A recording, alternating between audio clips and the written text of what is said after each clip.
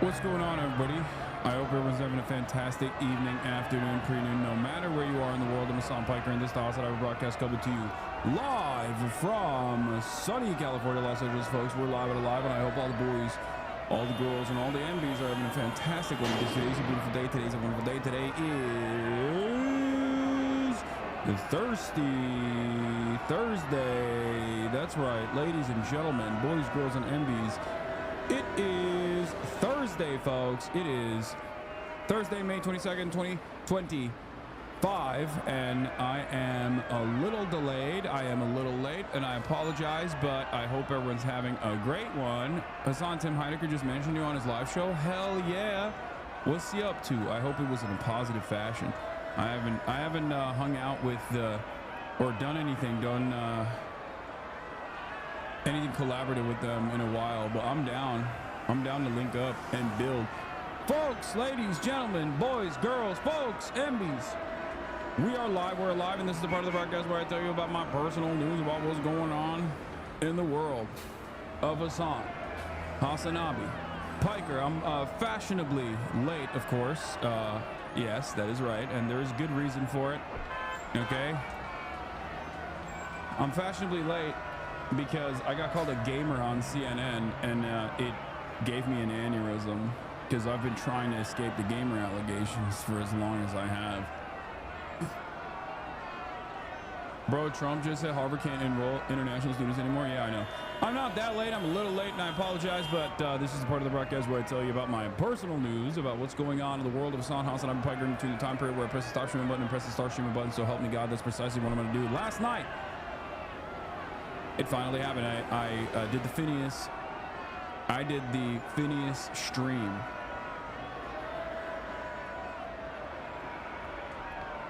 And you guys might have watched it. Not many of you did, I don't think. But Phineas and the boys hung out with them, had some spuds. Fucking hell! Got some spud, boys. Spud.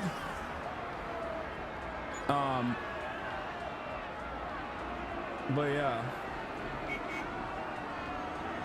KCL made you proud, yelling in a chat about using AI. Yeah, hold on. We'll cover that in a second. 30-minute latest peak ADD. I'm here for it, bro. Much love. Hey. I know. Hold on. It was sick. The Spud Boys are sick. They're dope. They're cool as hell. This was very funny. There was some very funny moments from it, I think. I can't believe they called him a gamer. Grow up. As I mentioned on Patreon side of Office Hours Live, offhandedly, but still, I've been waiting for Tim to talk about him in any form for a while now. I don't think chatters understand this. I've done Tim's show. I've hung out with Tim. Yeah, anyway. This is the post.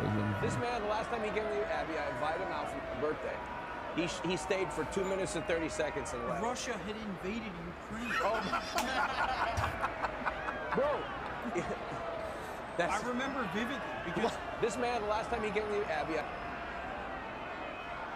The Uber driver last night was amazing as well. The Uber driver conversations are literally, I think, some of my best work. The Uber driver combos that I have are some of my best work. Thank you. We'll do debunking of the Trump white genocide nonsense that he was posting at the White House yesterday. H37 is trying to tie Noah Samson to the diplomat shooting and sharing the FBI tip line. Dude, they are completely they're insane. It doesn't work that way, dude. It doesn't work that way. You can't just like decide my favorite content creators like enemies online are responsible for stochastic terror. Like, it doesn't. Please, just don't even give it any air. They're fucking, it's the most annoying, smarmy, ridiculous, racist, heinous, delusional, self-interested fan base. Oh my God.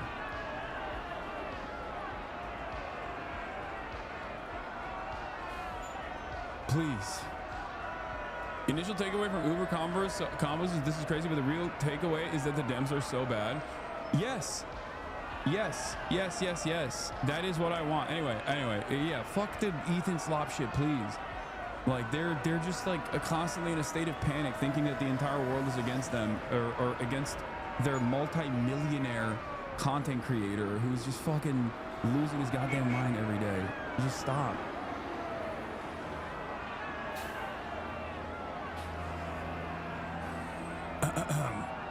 You about to be arrested? For what? Having a fucking fat cock? Don't think that's illegal until, I don't know, the Trump administration makes a move on that. All right, so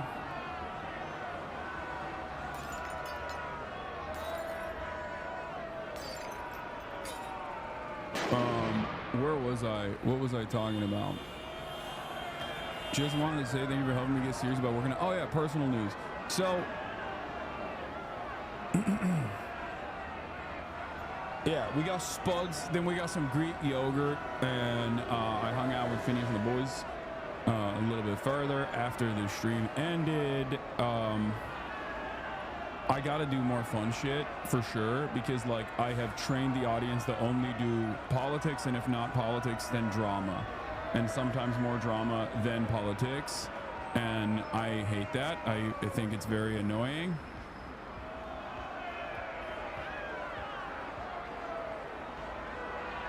So we gotta not let that happen, and we gotta have more fun IRL stuff. So Trump admin said Harvard can't enroll foreign students and current internationals must transfer. Yeah, I saw it. That's not going to happen. That's insane. Okay. You said this is the end of 2024 and somehow we've done less. Yeah, well, the reason why we've done less fun shit is because Trump is the president. Israel's doing a genocide. Russia is not ceasing its endless invasion of Ukraine. Look at the world. You know what I mean? Like, there are usually 10 to 15 stories that under normal circumstances I would cover. Under normal circumstances, there's like 10 to 15 stories that I don't even get to sometimes because I'm just like so tired by the end of like 7 hours where I'm like, all right, maybe I'll watch like one fun video. And it's like, it's crazy. Like, bro, it's so messed up. It's so messed up that India and Pakistan went at it. Like out of nowhere. Like nuclear powers are duking it out. It's just like people say nothing ever happens, but it's like things are happening all the time, man. Things are happening all the freaking time, you know? But yeah, we got a lot happening. We're gonna get to the Israeli embassy people getting killed. Obviously, that's like something that I'm assuming at least 2,000 people in here are waiting for me to talk about, just so they can immediately clip as much as they can from the broadcast to send directly to Jonathan Greenblatt, so they can fucking deplatform me or some shit, which is, you know, very cool for you guys. Good luck. Okay. The alleged shooter was a PSL member. Yes, I saw that. I looked at the background. Don't worry. I saw a bunch of stuff on it. Obviously, it's just like, once again, classic framing. I'll get to it in a second. Oh, personal news wise, let me tell you what I was doing. So last night, I feel kind of bad that I had the spuds. And then after I had the fucking jacket potato spuds, I'll have Greek yogurt, and I didn't keep up my diet. It was the first day that I've broken my diet since what's PSL? PSL is Party for Socialism and Liberation, which is a very cool political organization that I think is doing great work. This person was not, like, I don't think affiliated with them at that point. He has a manifesto out. We'll look at that as well. It's very damaging. We'll get to it. Because he left PSL in 2017. That makes sense. Yeah. No one that is like still an active PSL are active organizers.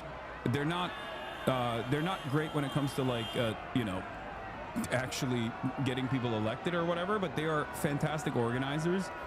And I will say that no one who is like affiliated, who is like a straightforward organizer, would do something like that. They wouldn't, because they know that the amount of attention, the negative attention that they would bring to the organization would be far too damaging. Even if they had this ambition, they would not. They wouldn't do that. Organizers won't do shit like that. And PSL are all organizers. It'd be mostly like a former member or something. And I do assume that like the government will use this. The government will use this as an effort to like basically make it illegal for PSL to continue organizing. And I'll defend that in a little bit, obviously. But that's neither here nor there. Personal news. So, personal news. Where was I? Oh yeah. Woke up early this morning. I balled my freaking face off. Okay, let me tell you, balled my absolute face off this morning. Destroyed my enemies in the marketplace of ball. Fucking destroyed them. Let me tell you, it was a great morning for basketball. Okay, I'm feeling real confident coming in, and one of those people that I destroyed was also Elum. That's right. Hello, Elum.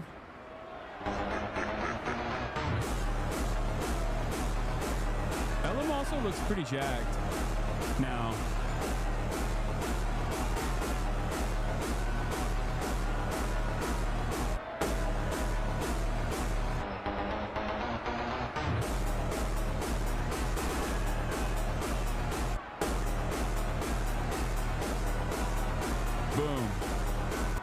He doesn't know how to ball. He doesn't. I know, but he's actually my post work's gotten a lot better too. Worst music I've ever heard. Aura.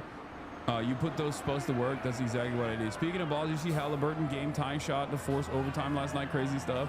I don't want to talk about it because like I felt kind of good for New York. Like things are looking up for New York. And then look at New York now. You know what I mean? It's like God had to fucking intervene. You can't have good things. If you're New York, you are not allowed to have good things apparently. And yeah, Midwest supremacy, whatever, blah blah blah. It's just like it's just messed up. Yeah, Halliburton did another 9/11 last night, and it's really fucked up. Why does New York have to experience this kind of? Why does New York have to consistently experience 9/11s over and over again? It's fucking bullshit. Considering that I don't have any sort of affinity or loyalty to the teams at all. I have loyalty to one man and one man only, and unfortunately his spotlight was stolen from him by the next generation of basketball players who have no respect whatsoever for the elderly. Okay, LeBron James is who I'm talking about. At this point, it's like, it's fine, you know, it's whatever happens, you know. I have no, as long as, you know, now that the Celtics are out, it's just respect to New York for doing that. That was an act of anti-racism, and the very fact that other teams are not letting New York win is kind of bullshit, because you should be in solidarity for the anti-fascist actions that the New York Knicks engaged in. But of course, the Halliburton is just disrespectful. The Halliburton What the heli? What the Halliburton? What the Haliban? This flash. This flash in every Knicks fan's eyes when Tyrese hit the choke emote. That's crazy. Indiana gotta have more races than Boston. So New York has had several Nazi rallies in MSG. Guys, this literally has nothing to do with the actual makeup of the area that we're talking about or the history, and everything to do with both the fandom and also like look at the Boston Celtics now. The Boston Celtics now is a black team, okay? The reason why people still say it's a white supremacist team is one, because it's a joke, and two, because of its history, and three, because of the fandom. Okay? Like, it's not like we are not living in the fucking, you know, Larry Bird era anymore, okay? It doesn't matter. Don't say that about the Celtics. They're white in my dad's eyes. See, this is what I mean. Exactly. Exactly. Celtics fandom will get mad at me, but only because I said they are no longer a white team, but a black one. And they'll get mad at me in the opposite direction where they're like, no, what are you talking about? No. The accent itself was wrong. The fuck are you saying, dude? They're still white to me. How dare you? It's a white man's team. Boston strong. People are talking about 9/11 tonight. But you know, it was a real Boston Marathon moment when the Knicks destroyed us and our chances.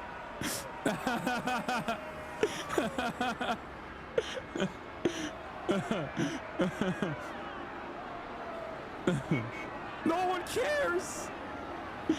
Anyway, Bill Burr ain't never coming on this stream. First team to ever draft a black player, first team to have an all-black starting five, first team to have a black coach, but yeah, the fandom is racist, can't deny that. Exactly.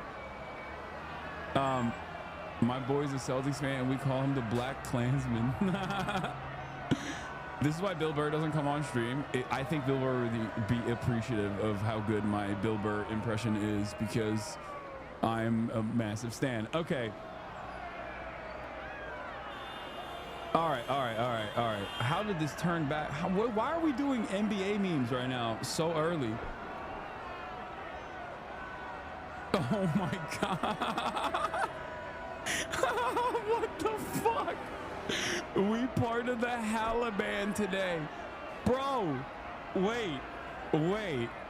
How tall is Tyrese Halliburton? Hold on now.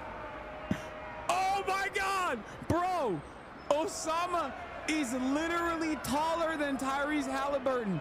Bro, Osama bin Laden was like 6'7". Bro. Yeah.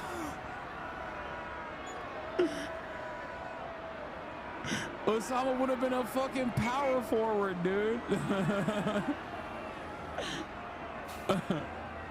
Yeah, he was. He was worried about the wrong rockets. No, bin Laden. I don't think bin Laden was 6'5". I think bin Laden was 6'7". Wait, let me see. Osama bin Ballin. Osama bin Laden height. Oh my God! Oh my God, I was wrong. Oh my God. Oh my God. Oh my God. Oh my God. Oh my God. I was wrong.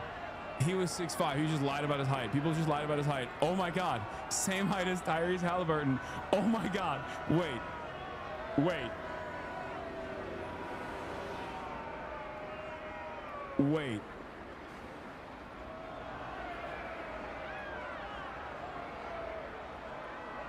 Bro, this is... I need to stop. I need to stop. You're gonna have New Yorkers instead. You're gonna have New Yorkers calling the FBI.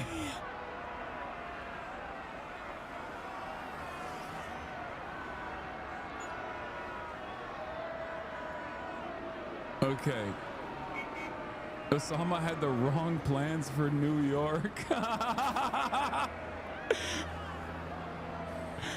Oh, Jesus Christ. Stop connecting the dots. It's too late. The dots have been connected. The dots have been connected, bro. This is crazy. Okay, okay. Okay, all right. But yeah, I'm getting ready. I'm getting ready for DreamCon. I'm getting ready for DreamCon. Very excited for it. What else? Not really much else. I did some big business deals this morning, as always. That's part of the reason why I'm late. NBA Twitter is undefeated. I know. NBA Twitter is some of the funniest shit still online.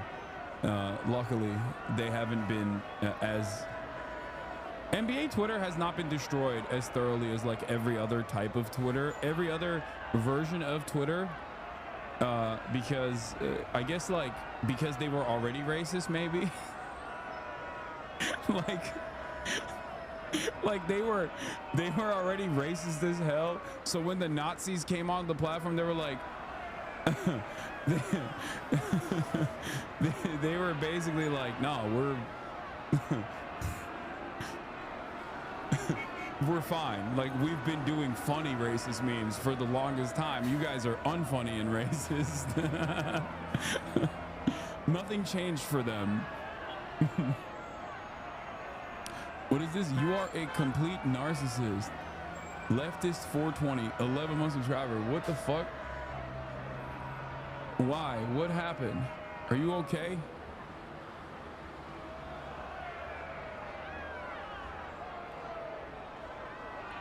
Yeah, I saw the DreamCon Twitter had to put out a statement apologizing because their incel intern running the account was retweeting jokes about Meg when she's attending. I saw. I have already stated that I am the Fedayeen as a hot girl, and I will defend Megan Thee Stallion with my life, and my life. People are triggered because you have Osama on screen. Lamau, what do you expect? Chatters to crash out? It's not. Dude, that's not Osama bin Laden on screen. That's Osama bin Ballin, brother. That's not. Hey, yo, that's not Osama bin Laden, dude. That's not. That's a different. That's somebody else. Oh no. Anyway. Yeah, what the Halliburton? Not you send telling people on stream. Yeah. Okay. The Taliban just bombed New York. That's crazy. Okay, we gotta stop. I can't be doing too many 9/11 memes right now, dude. Are you kidding me? This is like, I got the ADL up my asshole. And I'm over here making 9/11 jokes. What the fuck is wrong with this community? This is not the day to be making 9/11 jokes. Oh my God. I'm gonna get arrested, dude. Community has to lock in.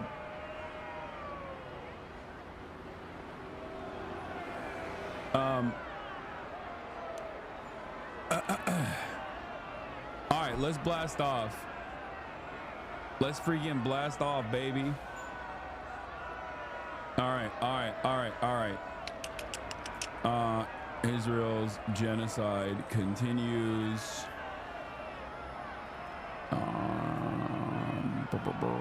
Two Israeli embassy officials shot in DC. Killed in DC as the ADL immediately tries to blame me for it.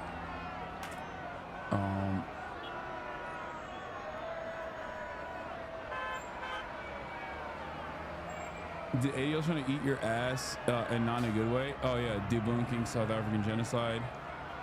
Debunking South African genocide narratives used Trump's mass tax cuts pass House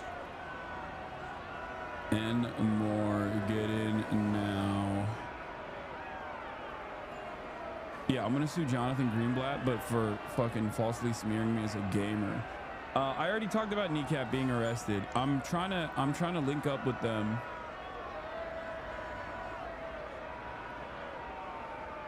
Democracy.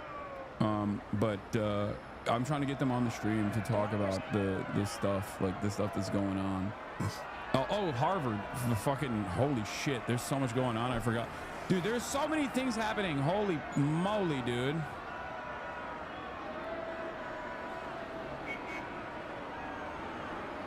DHS bans international students from Harvard.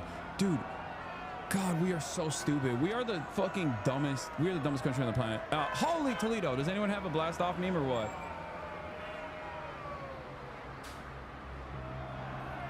No, I can't use it. Chatter, are you crazy? Chatter goes, yo, use this as your blast off meme. No, I'm not gonna do that, okay? Missed therapy appointment, so now I have to pay extra, and we're here. What is this? You about to be arrested? For what? Having a fucking fat cock? Don't think that's illegal. You about... True. All right.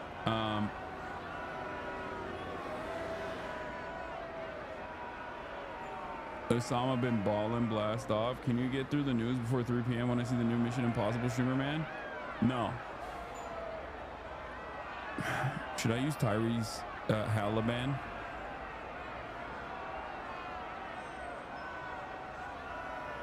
Should I do that?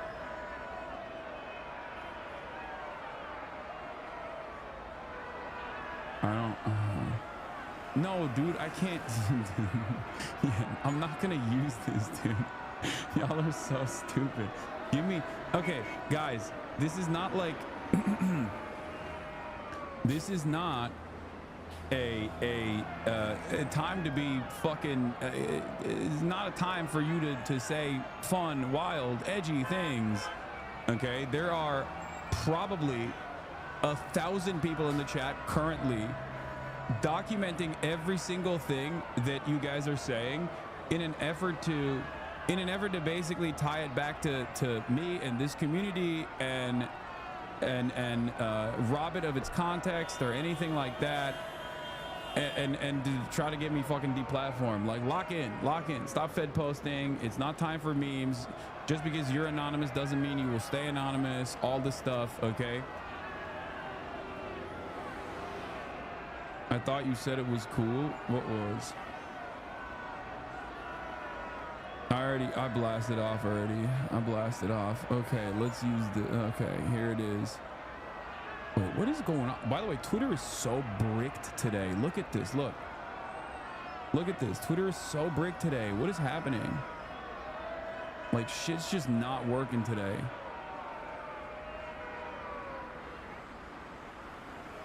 It's been cooked. It's been freaking cooked, dude.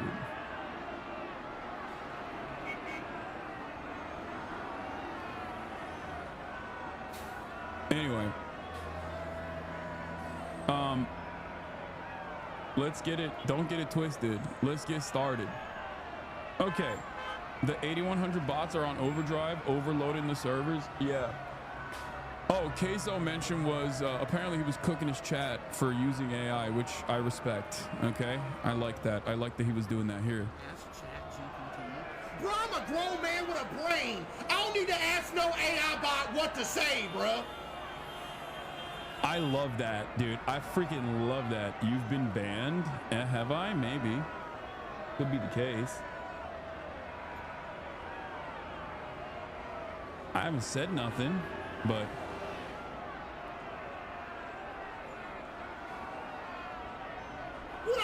What would the point be? That's goofy.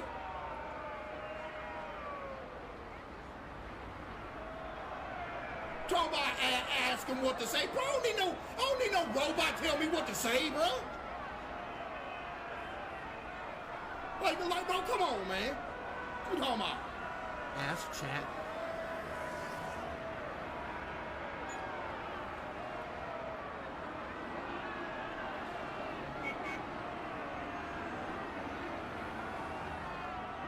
Nah, you haven't been banned on Twitter. My girlfriend was one of the 4 that was attacked last night. 2 killed were just young DC couple leaving a Jewish LGBTQ event. She was one of the primary witnesses and dove under a car as the shooting started. The police had her questioning for a couple hours. I would be interested in hearing from your friend if she wants to talk about it. Not that I don't think they want to talk to me about this situation, but I can't access your page, so you might have been banned. Okay, guys, shut the fuck up. I'm not banned. Twitter is just busted, okay? It's just bricked. It's broken. On New Year's, a possible Queso collab this year. Is this still happening?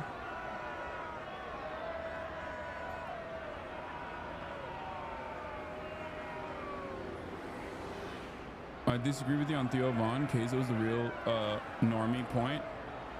Yeah, Twitter is so bricked. Oh my god. Okay, ladies and gentlemen, boys, girls, MBs, we are live. We're alive. Let's get started. I'm not banned. It's just Twitter is broken. Okay, calm the fuck down. Here it is. This is my blast off tweet. It is what it is.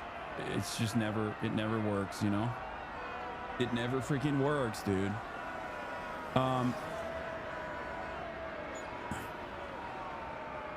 When we do a stream with Queso, whenever he wants, I'm ready. Okay. Lock in. All right. So, last night, 2 people that work for the Israeli embassy were shot. 2 Israeli embassy staff members were shot and killed outside of the Capital Jewish Museum in DC. Okay? This is breaking news.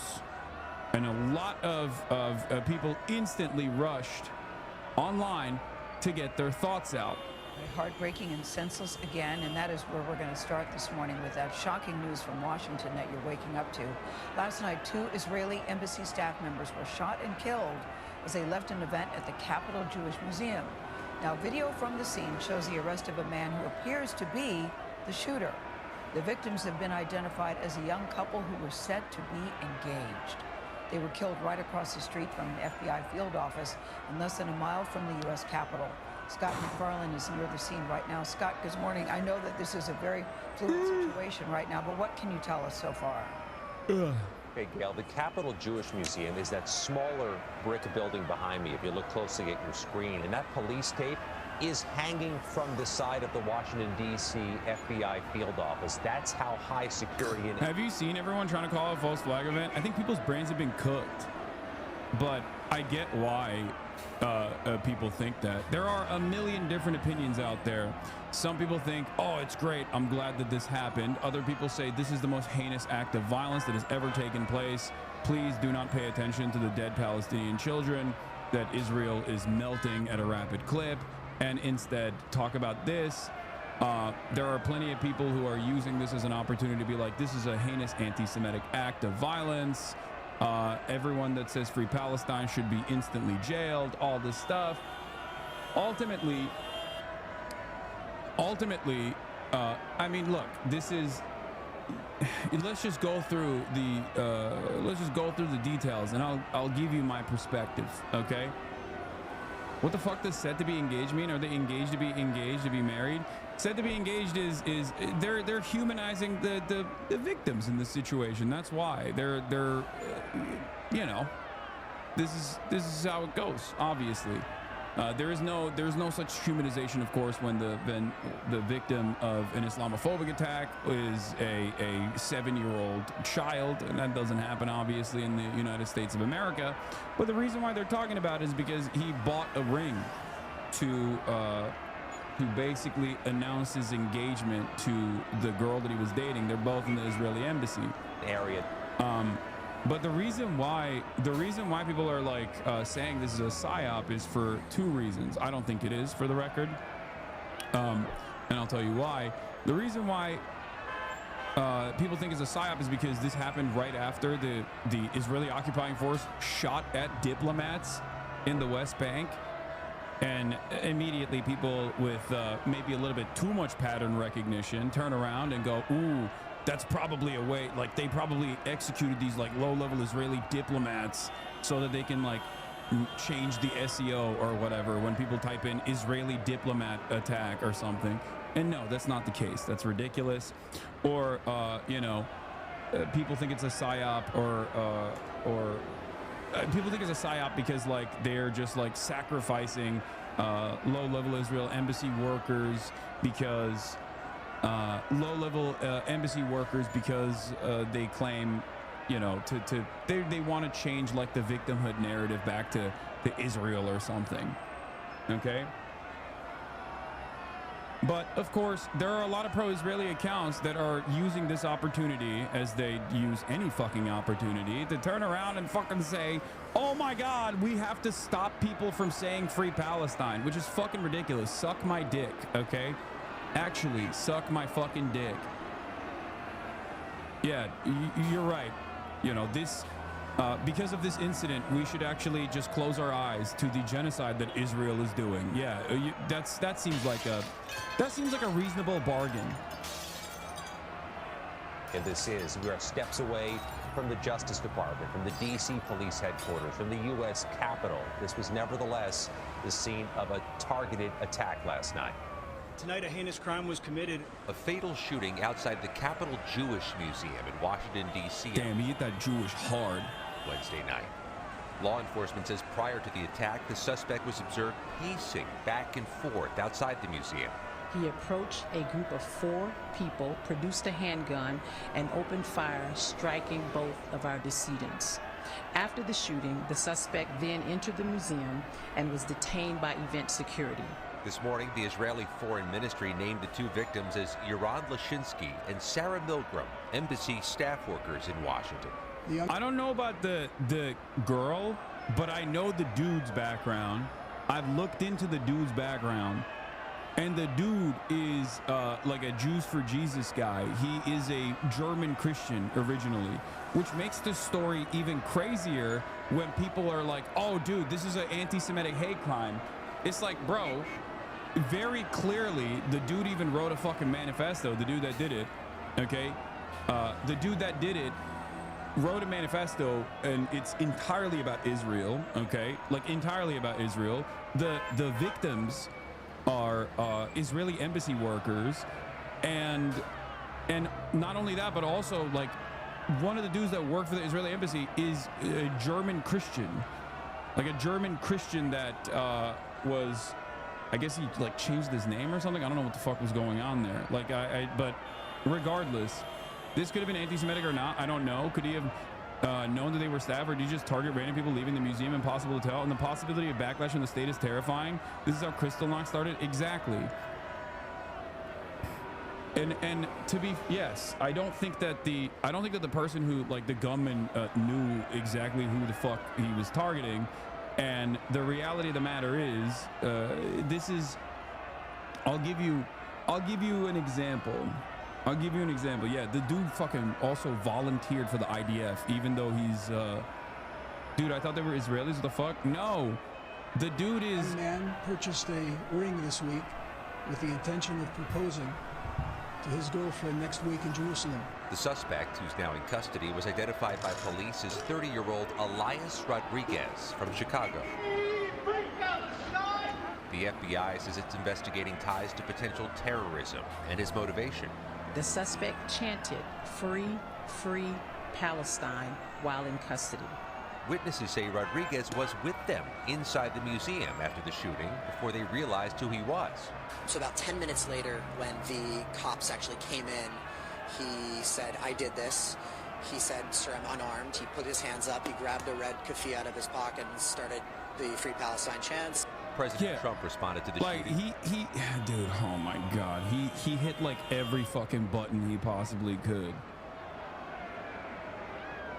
Yeah, by the way, he was Christian, she was an American Jew, none of them were Israeli, yet they are literally working for Israel. Insane that these people don't have to register as foreign agents. I know, it's kind of the point. That's how it works. Like, it's just, if he had yelled from the river to the sea, they would have nuked him. No, dude, him saying free Palestine and also having like the fucking red keffiyeh on the ground, like all of that is so perfectly placed for the government to say, if you have a red keffiyeh, you're going to jail, you're a terrorist. If you say free Palestine, you're going to jail, you're a terrorist. Like it is, I don't think it's a false flag or anything, but it's so perfectly designed for the government to utilize in an effort to stop people from saying like, Israel, please stop murdering children. Like it is so perfectly designed, okay?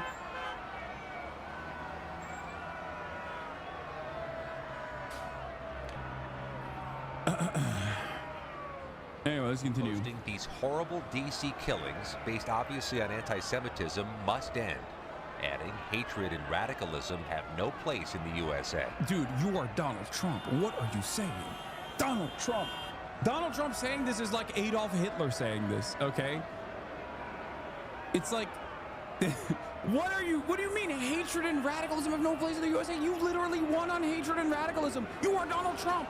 Did you forget who you are?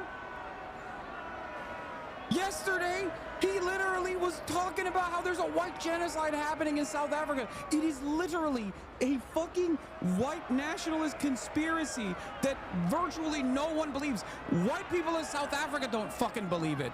And only a select handful neo-Nazis advance this conspiracy theory. And Donald Trump is one of those guys now.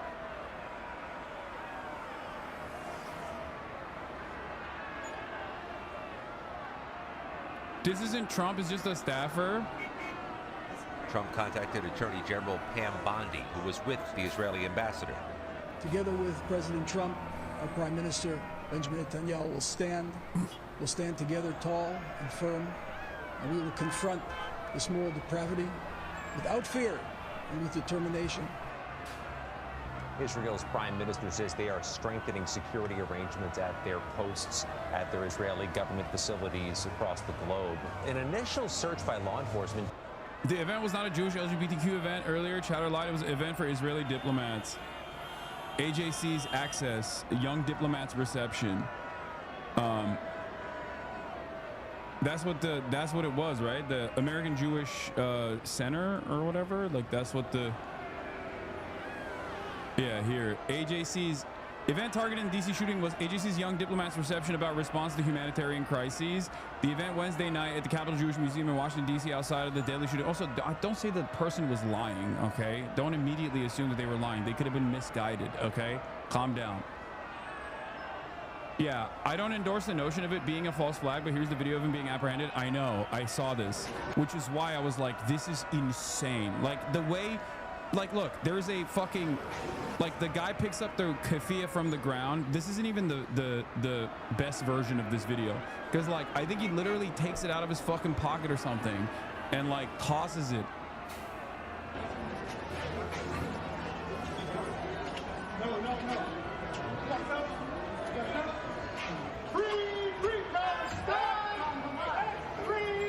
By the way, one of the craziest parts about this, in this video, is that there are dudes there. This guy just shot people. He is turning himself in. He says, free Palestine. And there's still motherfuckers there that are going from Hamas. I was like, bro, do you have no sense of safety? Like, how embedded is this in your mind? Like, automatically you hear someone go free Palestine and you go from Hamas. It blew my fucking mind. I was like, dude,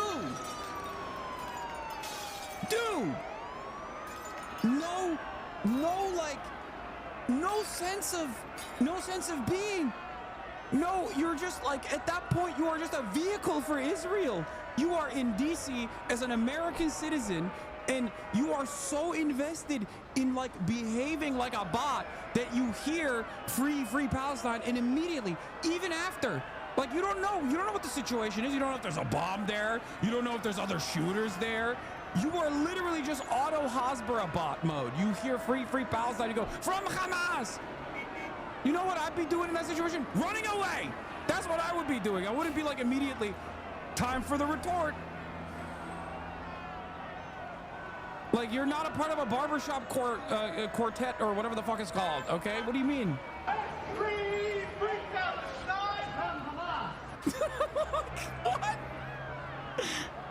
Like, that's insane. That's insane.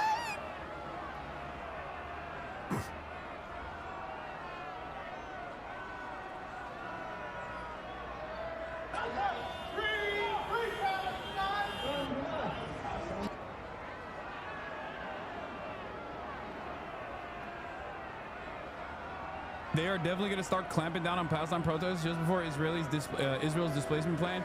Yeah, I think so too. I think so as well. I also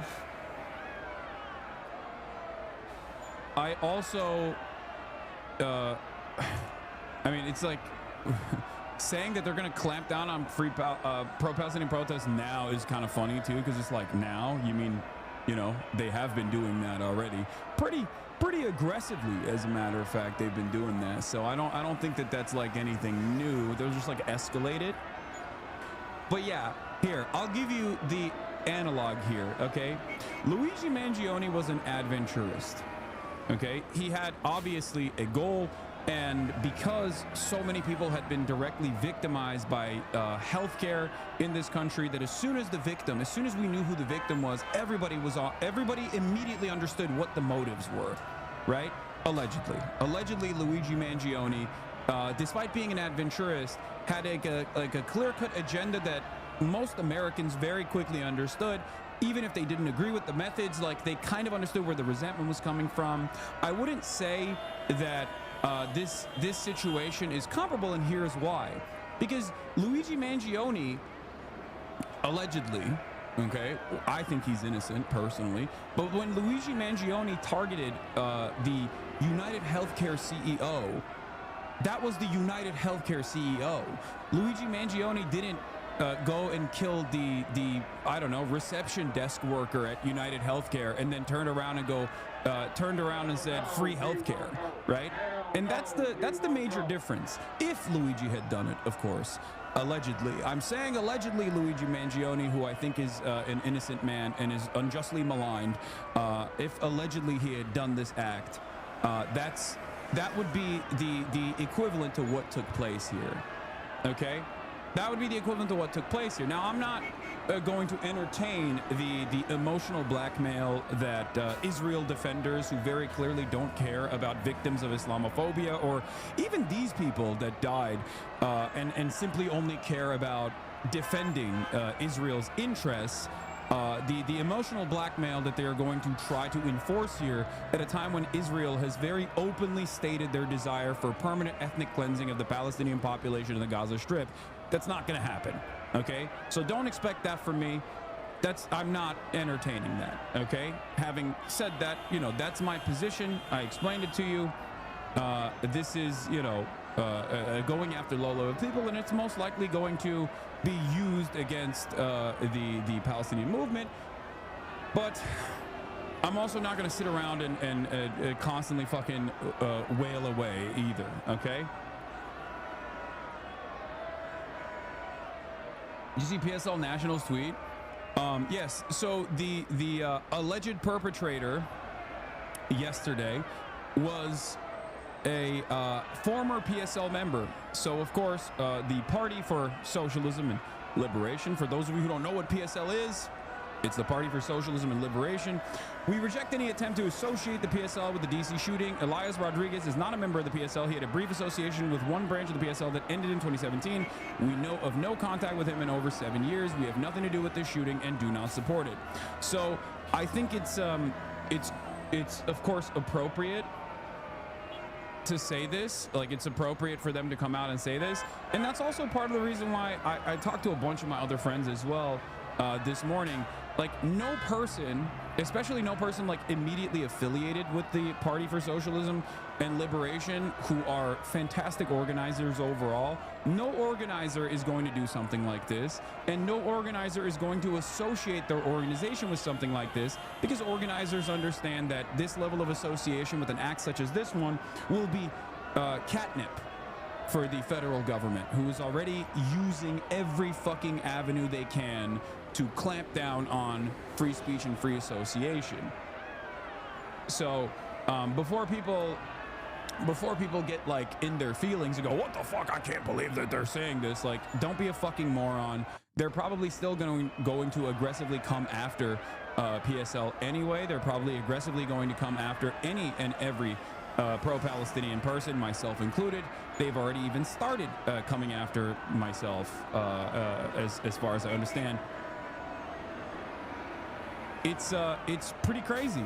It's crazy times that we are a part of, but you know, it is what it is. I'm going to keep saying the fucking truth. If you think that I'm going to stop saying the truth about Israel, about what Israel is doing, which is a live-streamed child holocaust that Israel is committed to, and the only way that they're able to do this is by unlimited munitions that they get from the United States of America. If you think I'm going to stop talking about that, you are out of your fucking mind. I think the real dangerous thing to do here is, if you are the president of a advocacy organization that is tasked with combating anti-Semitism, using that position of prominence at a time when anti-Semitism is skyrocketing to basically come after people that you don't like, people that you know are not anti-Semitic, in an effort to call for their deplatforming, is fucking psychotic. And of course, that is what I'm going to talk about now as well. The head of the ADL directly blames Hassan for the DC shooting. The full force of the U.S. government is about to come down on him. When these things happen, politicians look for a scapegoat to show that they're doing something. Hassan will be that guy. To which I quote retweeted, I said, Israel's an apartheid state doing a live stream genocide. I think it's wrong and dangerous to conflate these heinous actions with Jews. The Apartheid Defense League doesn't, because they think they can improve Israel's standing by silencing its critics. It won't change the truth. That is one of the most insane fucking things, by the way. One of the most insane things is, like, immediately after, like, the bodies haven't even gotten cold yet, and Jonathan Greenblatt goes on CNN to be like, you know who killed these people? Hassan. Hassan played a big role in this. It's like, there is unprecedented amount of overt anti-Semitism out there, and this fucking freak is looking to blame someone like myself for it. You are just such an unserious charlatan, dude. Quit, okay? Resign in disgrace. Disband the organization. Stop doing this. But all of us need to call it out. I'm thinking about the New York Times doing a gauzy profile a few weeks ago of this gamer, Hassan Piker, who regularly employs awful genocidal rhetoric against Jewish people in the Jewish state. Like, extremists. Like, that's so psychotic to say. No, I don't, okay? No, the fuck I don't. Against Jewish people, genocidal rhetoric that I regularly apply. Also, gamer? Gamer? Gamer? I haven't played a fucking video game in months.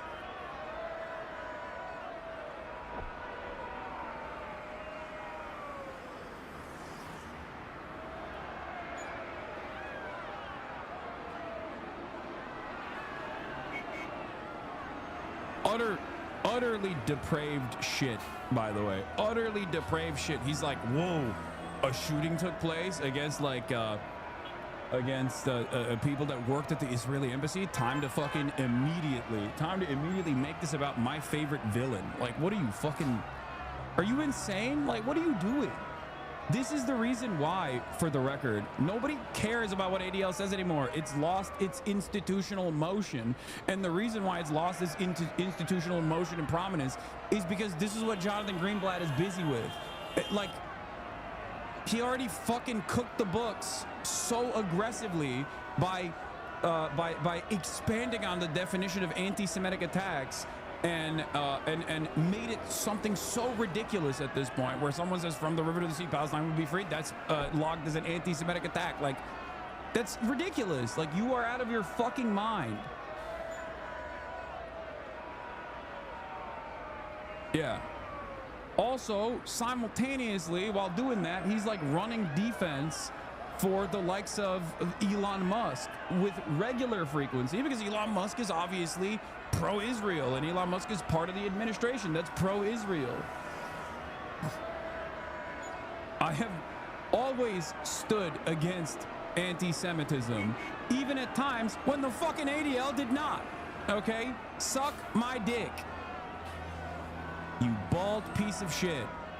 Anyway. Should not be empowered.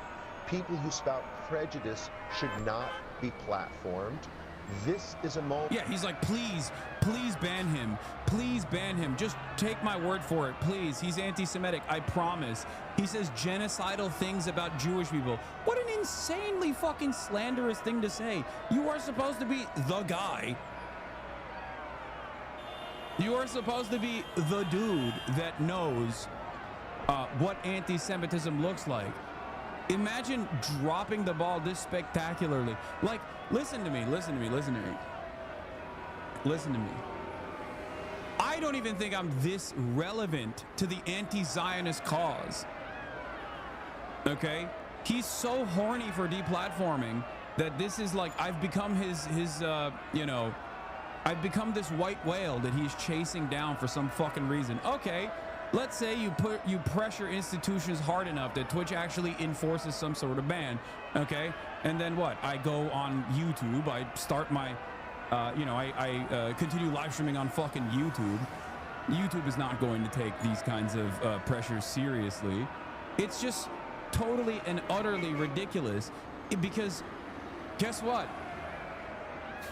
Even if I'm no longer on Twitch, even if I get banned on Twitch, you think that the overwhelming majority of Americans are going to turn around and be like, you know what? I think it was awesome that Israel has been doing this unlimited child holocaust for the past 19 months. I actually changed my mind because some random fucking dumbass named Hasanabi got banned off Twitch. So I think my opinion on this has changed surely. Yeah. Now that this guy's gone from this one fucking platform, okay? Now that we have banned this one guy from this one fucking platform, I'm saying 10M Israel highs every morning, as a matter of fact. Like, is that how you think this is gonna work? Like, what are you, fucking stupid? Are you insane? It's just so stupid.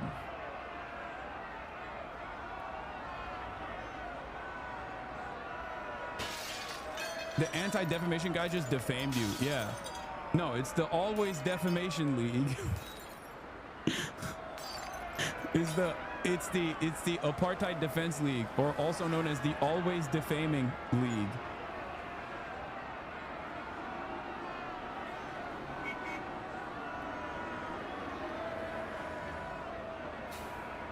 Anyway. Moment when we need to look ourselves in the mirror and say, we've got to stop this because the consequences are deadly.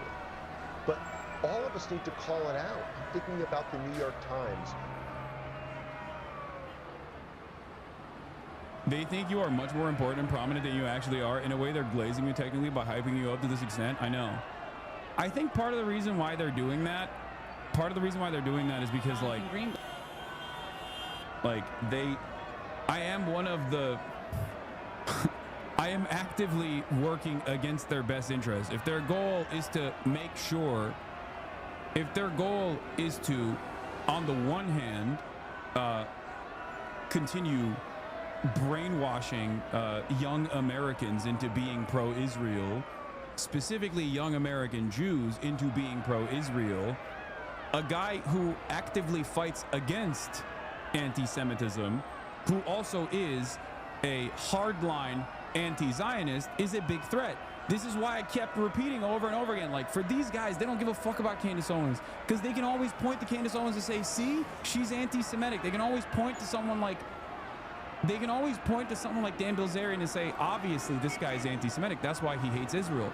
But for someone like myself, they have to stretch as hard as they fucking can to be like, I promise you he's anti-Semitic, just take my word for it, he's so anti-Semitic. Why is he anti-Semitic? Because he contextualizes how militant resistance exists against the apartheid state that has been doing an apartheid for 77 fucking years and now doing a unlimited genocide. Like, that's the reason why I'm anti-Semitic. Most Americans agree with me. Shut the fuck up.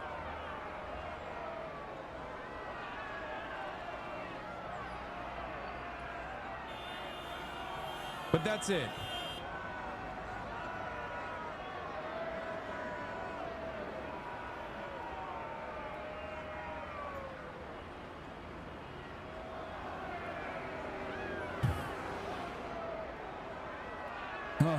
Let's see what the majority report said. Live, who went on CNN and went after Hasan Piker, who, by the way, was just detained for his speech coming back into the country. This is absolutely despicable. It's fascist. But all of us need to call it out. I'm thinking about the New York Times doing a gauzy profile a few weeks ago of this gamer, Hasan Piker, who regularly employs awful genocidal rhetoric against Jewish people in the Jewish state. That's a heinous smear. That's defamation. I would sue over that if I was Hasan. That's fucking. That is 100% slanderous. Go for it. I know, but like, I don't think there's a court out there that will be favorable to my opinion here. You know what I mean? Also, once again, a costly endeavor that I do not want to engage with. I feel like it's a distraction. He should. He's got money. He should sue him. Honestly, he should. That is beyond what I was expecting. I had not seen that clip. Well, they've shown. Sorry, Binder, I got heated. Go on. No, it's. I mean, that is a direct accusation of a very specific thing that Hasan has not done. And if I was Hasan, I would look into my legal rights here and go after them. What is happening with Twitter, man? Work, Twitter, work! Fucking Twitter, god damn it. Fuck you, Twitter, fuck you. You are such a piece of shit website. I can't even watch this. Someone linked me the fucking OG video with the time code. Someone is on the sideline waiting to make their bones from something like this. Keep that in mind.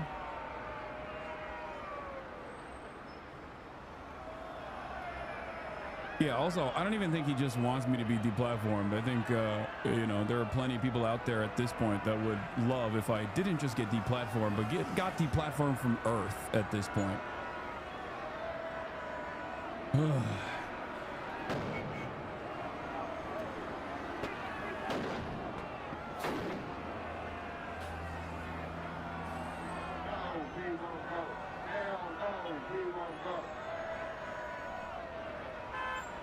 At a certain point, taking legal action and slander defamation becomes important when it actually does impact your profile to a significant event.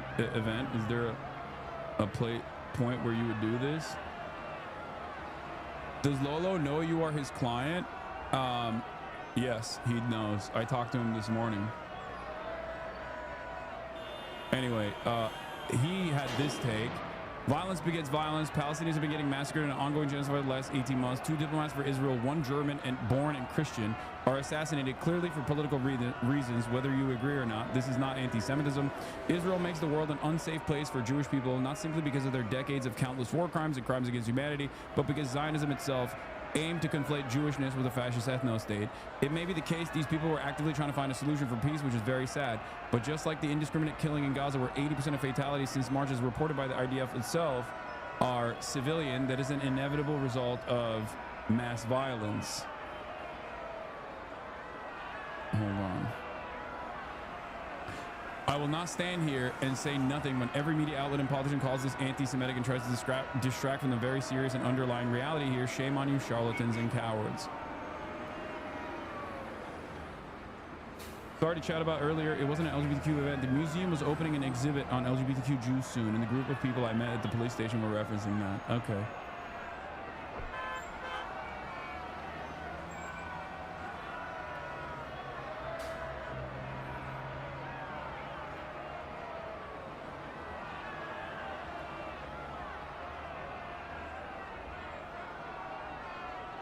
You should sue though, because your case is clear cut, can provide precedent that other smaller creators could use for cover. Sure, you don't care, but what if they use the same heat later for Frogan or Denner? Shouldn't you preempt that? I'll think about it. It is kind of wild that he got so horny that he just like hit me with a total fucking textbook case of defamation.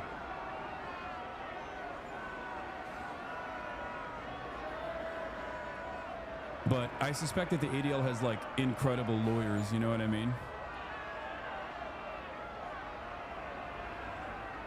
Has not done. And if I was Hasan, I would look into my legal rights here and go after this guy and the organization he's speaking for, honestly. The ADL has shown that they can be cowed by money. They accused, rightly, Elon Musk of anti-Semitism when he endorsed the Great Replacement theory on social media. then it's just like a little weird. Suddenly, they were really pro Elon Musk. Maybe less money and more just, oh, you're going to work with us because we're a fascist government doing fascism and you have the ear of the Americans. I mean, I think that it could be a coincidence, but also Starlink started to work with the Israeli government, and then what do you know? A year later, they're turning the other cheek when Elon Musk is endorsing the far-right German party that says that we should leave the Holocaust in the past and quit remembering, and then doing Nazi salutes at the inauguration, repeated, as AOC said at the time, for emphasis and clarity. They've shown that they can look the other way on that, but... Can we rewind a little bit just so I could fully hear exactly what he accused Hasan of doing? Because if he had claimed Hasan was sharing anti-Semitic rhetoric, that'd be a little bit harder to go after, because you could claim a lot of things are anti-Semitic. That's sort of in the eye of the beholder, right? But we have made clear.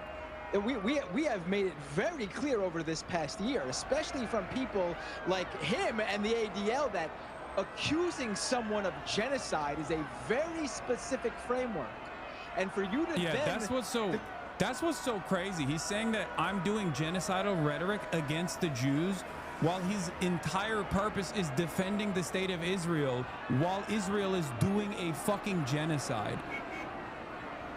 Like, my anti-genocide position, he claims, is a genocidal statement against all Jews. Like, what a psychotic thing to fucking say.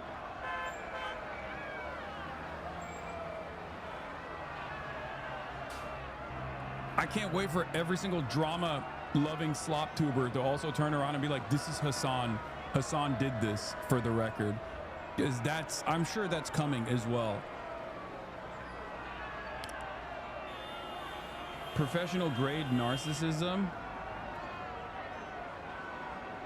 Yeah. Declare that someone is using genocidal rhetoric against a specific group of people, that is slander. And without a doubt, Hasan should go after them if that's indeed what he said, and I'm pretty sure he did. Let's hear it. But all of us need to call it out. I'm thinking about the New York Times doing a gauzy profile a few weeks ago of this gamer, Hasan Piker, who regularly employs awful genocidal rhetoric against Jewish people in the Jewish state. Like, extremists should not be empowered. People who spout prejudice should not be platformed. This is a moment when we need to look ourselves in the mirror and say, we've got to stop this because the consequences are deadly. But all of us need to call... But I mean, do you see how he conflates like Jewish people broadly with a Jewish state, like the ethno-nationalist state of Israel? And to be fair, like he's doing just like we were talking about with the South Africans, right? He's trying to make their inability to hold control over a state, a piece of land, as an ethno-nationalist state. Because we know that a lot of people in Israel who are Zionists think that the one-state solution, the state where they have equal representation for Palestinians, equal representation for Israel, is the genocide they're referring to. They're not referring to the total eradication of Israelis, Jewish Israelis by Arab. They're referring to a changing of the structure that prevents there from being an ethno-nationalist state, an apartheid state, which provides special rights for Israelis and that creates a permanent underclass of Palestinians. And unlike in the situation with the white South Africans, they are able to more readily reference and index an actual genocide that happened to Jewish people and cloak themselves in the veil of people who, are Yeah, Randy Fine, by the way, in response to the killing of the Israeli embassy staff in Washington, a Republican congressman went on Fox News and suggested Gaza be nuked like Hiroshima and Nagasaki. This is deemed an appropriate response to the killing of 2 Zionists. Then what is an appropriate response to the murders of tens of thousands of Palestinians? Zionists routinely call for genocide after experiencing a fraction of the violence they subject Palestinians to daily.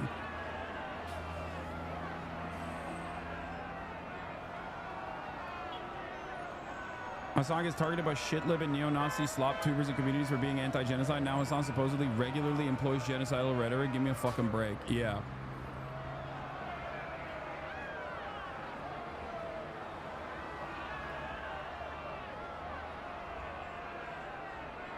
Yeah, this is basically, Adolf Hitler reincarnated. The fact of the matter is the Palestinian cause is an evil one. Yeah, and Congressman, there is a ceasefire deal on the table right now that the White House is hoping both Israel and Hamas will sign on to. Does this shooting change anything when it comes to the course of the war or the negotiations to end it? Well, I think it speaks to the importance of the only end of the conflict is complete and total surrender by those who support Muslim terror. In World War II, we did not negotiate a surrender with the Nazis. We did not negotiate a surrender with the Japanese. We nuked the Japanese twice in order to get unconditional surrender. That needs to be the same here. There is something deeply, deeply wrong with this culture, and it needs to be defeated. We've heard in books. The fact of the matter. Freak.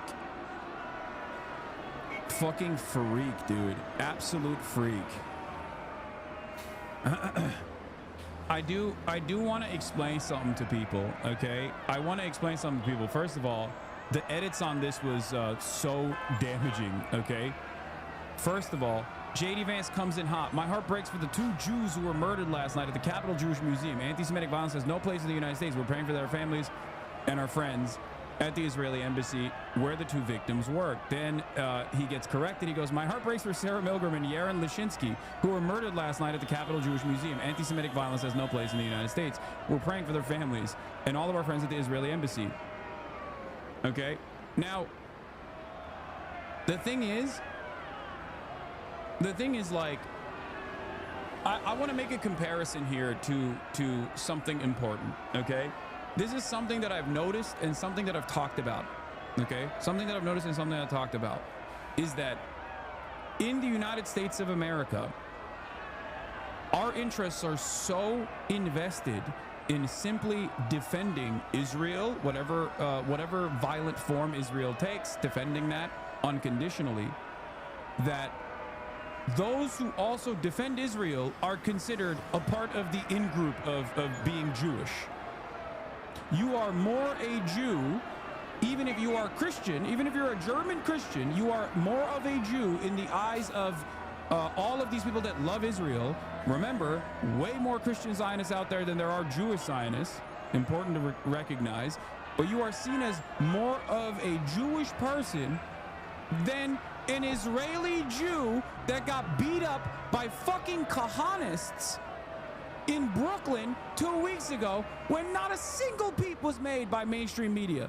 That was an Israeli Jewish woman that got beat up by rabid sociopathic Kahanist terrorists on Brooklyn streets, and not a single peep was made by mainstream media, despite the fact that she was literally a person who has an Israeli fucking passport. Why? Because she was an anti-Zionist. Okay? If you are a Jew and anti-Zionist, you're no longer a Jew in the eyes of those who want to make a statement about Israel. And if you're not Jewish, but you work for Israel, if you're not Jewish and you literally go and you fucking serve in the IDF, you are more of a Jewish person in the eyes of the media than someone who literally is an anti-Zionist Jew with a fucking Israeli passport. It is ridiculous. It is fucking ridiculous. Clearly, these motherfuckers don't give a shit about anti-Semitism, okay? They don't care. Like, what are we doing? What the fuck are we doing here? And the dangerous underlying premise there is you're not a Jewish person if you're not pro-Israel, okay? The dangerous underlying premise here is the notion, the false notion that all Jews are monolithic and love Israel and love the child murder that Israel is doing. They are fully on board. It's like literally offensively saying, if you don't like ISIS, you're Islamophobic. It blows my fucking mind.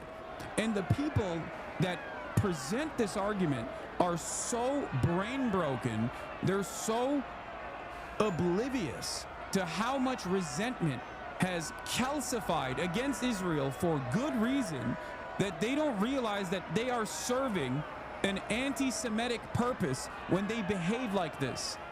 when they literally make blood libel the reality in the eyes of so many people that are uninitiated, that don't really think about these things at all.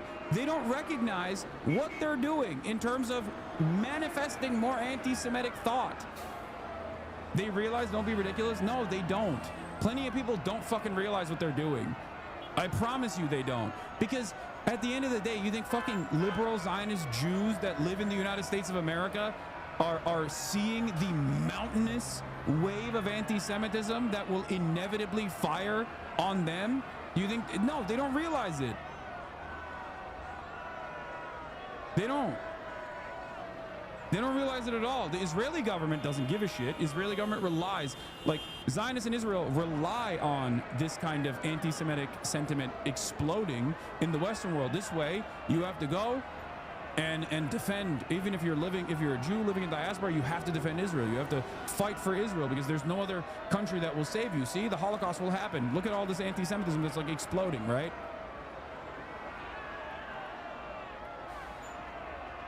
That is the attitude that like the Israeli government broadly has. They don't mind anti-Semitism existing in the West. They actually benefit from it.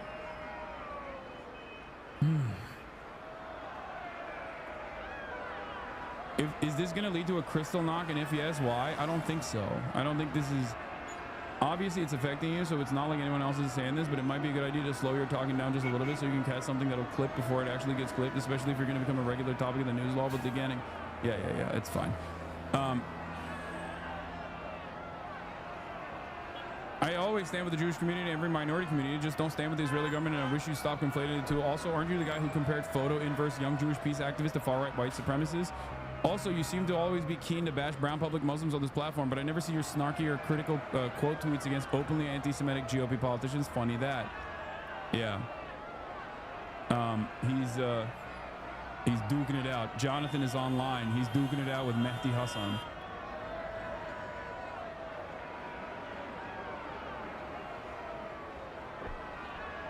Just like, look, I'll tell you the short-sightedness of this kind of sentiment.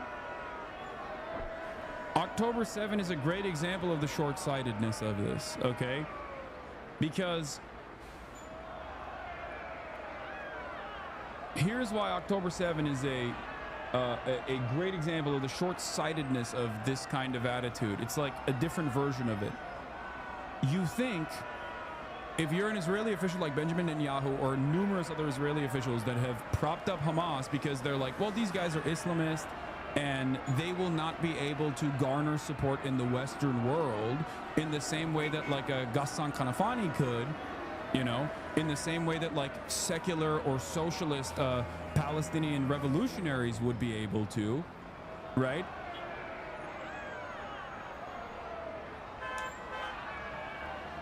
I can't like his tweets. Did he just get banned?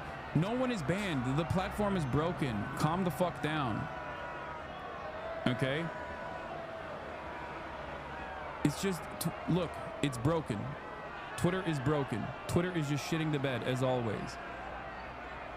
Milking for all it's worth. Disgusting. Good Lord, this is broken record. How many years deep at this point? Just fucking fix the problem. Twitch rants don't count. No, it's not fine. What are you saying? You're mad at me? What do you want me to do? Like, oh, I'm sorry that fucking prominent like advocacy institutions are fucking trying to get me deplatformed. My bad, dude.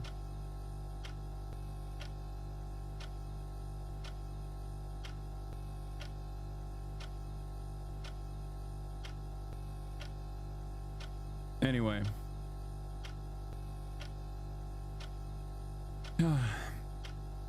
All right, let's just get back to the news coverage over it, okay? Let's just see what else the response is. Anything about Elias Rodriguez? We expect to hear from law enforcement again later this morning, Gail. Boy, Scott, thank you very much. Sarah Milgram and Yaron Lashinsky were a young couple who worked at the Israeli embassy in Washington, D.C. Just yesterday morning, a colleague said, "We were still laughing together by the coffee corner."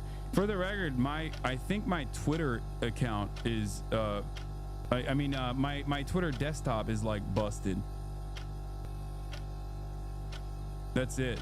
That's like, That's the only thing that's like busted. It's not, my Twitter on my phone is fine. Now all that remains is a picture. The couple were at an event last night at the Capitol Jewish Museum, right in the heart of DC. They left the building around 9 p.m. and were shot at close range by a man who lay in wait. Police said the gunman had been seen pacing back and forth outside the building, then approached a group of 4 people as they left, pulled out a handgun and shot 2 of them. Police have identified the suspect as 30-year-old Elias Rodriguez from Chicago. After the shooting, he entered the building, and at first, witnesses said he appeared distressed and gave him water. The security guard happened to let this guy in. I guess they were thinking that he was a victim. So about 10 minutes later, when the cops actually came in, he said, "I did this." He said, "Sir, I'm unarmed." He put his hands up. And then he reaches into his bag and pulls out a keffiyeh and says, "I did it. I did this for Gaza." That traditional keffiyeh scarf to show solidarity with the people of Gaza was handed to police as the suspect was taken in. Like, either this is an adventurist who fucking thought that he would get like Luigi Mangione level prominence off of this or something, or just a dude who thought that this was the best possible thing to do. But like I'm not Mr. False Flag at all, but like every single thing that he did in the aftermath of the shooting is so fucking crazy that it's like you could not have fucking designed a incident like this. You could not have designed a better false flag incident like this. I'm not saying it is a false flag incident at all. I'm not saying that. I think this is just a one dude who is genuine in his actions and maybe, you know, a little bit brain broken, okay? But it is crazy.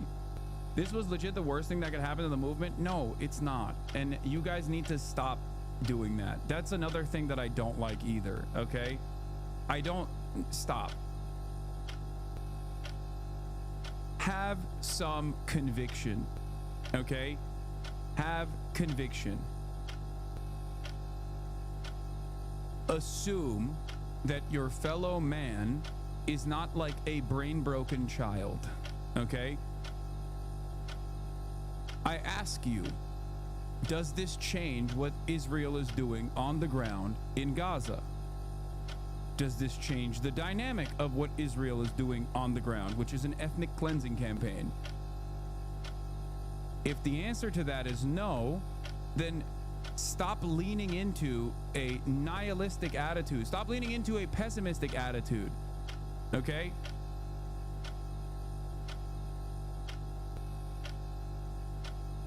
It is ridiculous.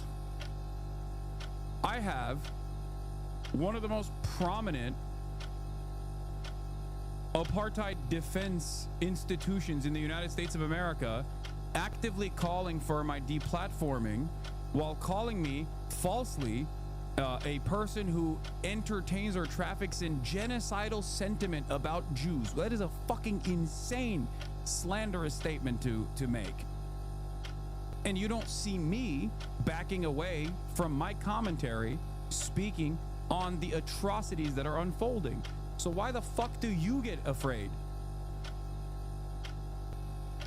If you think that if you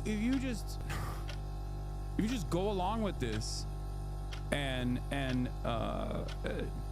start the process on conceding to power without, you know, ever even like conceding ahead of time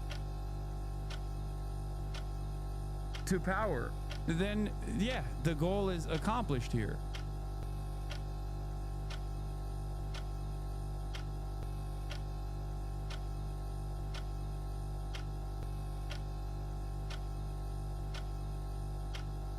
Into custody and appeared to make his motivation clear. Free Palestine! Free Palestine! I can't get over the guys in there being like from Hamas. That's crazy. Organizers said the event had been about humanitarian aid and trying to bring both sides together. Now a cold-blooded murder in the heart of Washington, D.C. has left the Jewish community in fear. This thing is, I think, going to shake the whole community. Right now, it's like every trauma. It's a shock. Never seen this before. 2 Jews shot dead in the street in Washington, D.C., just like that. But we'll have to... I think the ADL is relatively niche. The claims made by them and you is pretty sideline stuff, no offense. I think the main issue here is the mainstream media coverage on this. False flag or not, this immensely bad press, similar to Lake and Riley. It will be used to clamp down any Palestine speech. I know that this will be used to clamp down on Palestine speech. It is up to us, people like myself with a platform and people like you that will go out and fucking protest against that. That's the whole point that I'm trying to make here. Don't entertain these fucking notions ahead of time. That's the... Like, what do you... there is no reason to be like, wow, I guess, like, we should just give up. I guess we should just, like, stop protesting. You know what I mean? Let's obey in advance. This seems good.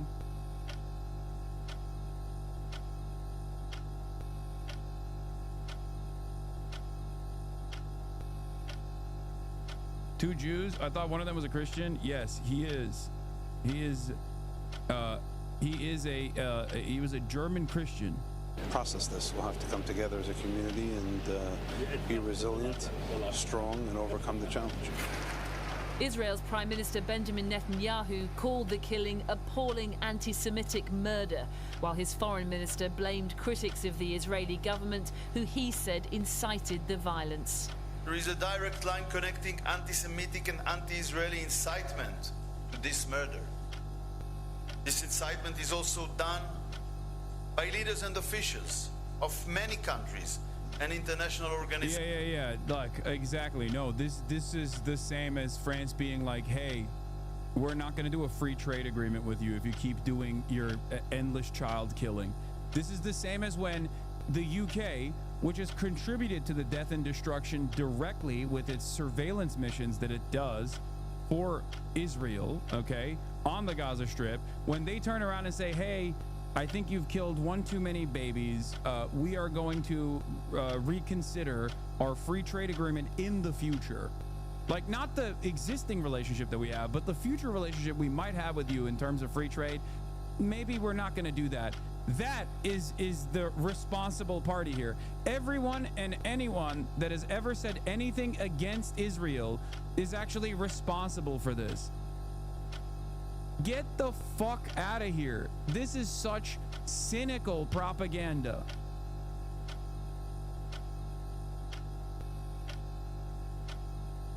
Who is responsible for the deaths of tens of thousands of Palestinian children? No one, because Israel is a natural disaster. You must understand, it had to do this. What else could it have done after October 7? Because never forget, nothing justifies October 7, and everything Israel does is justified because of October 7.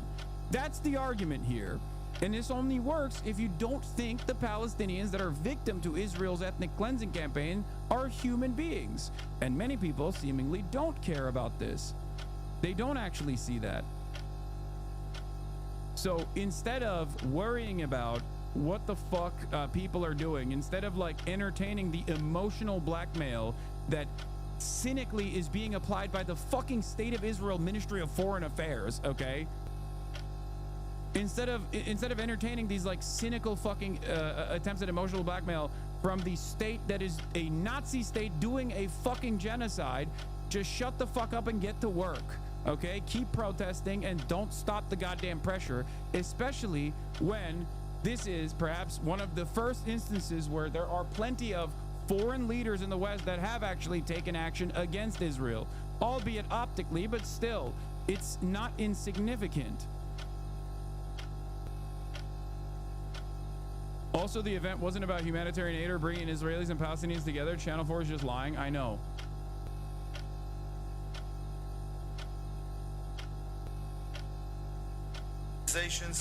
Especially from Europe.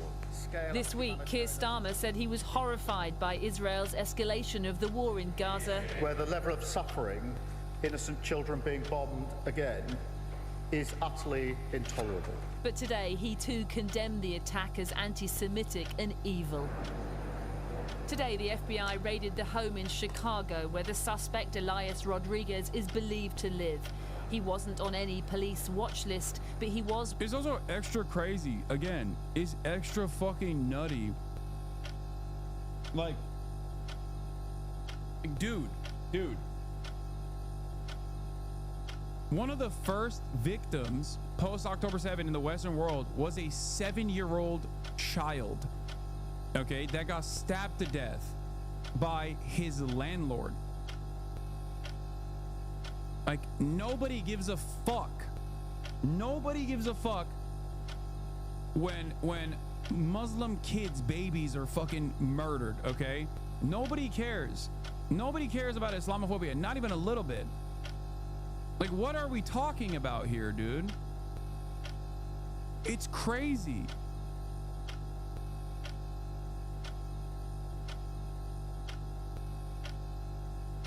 Zionists killed a 6-year-old Palestinian kid in the suburbs of Chicago. 3 Arab Americans wearing keffiyehs were shot in Boston and are now wheelchair bound for life. Now we will observe how they assign different values to human lives and apply the label of terrorism selectively.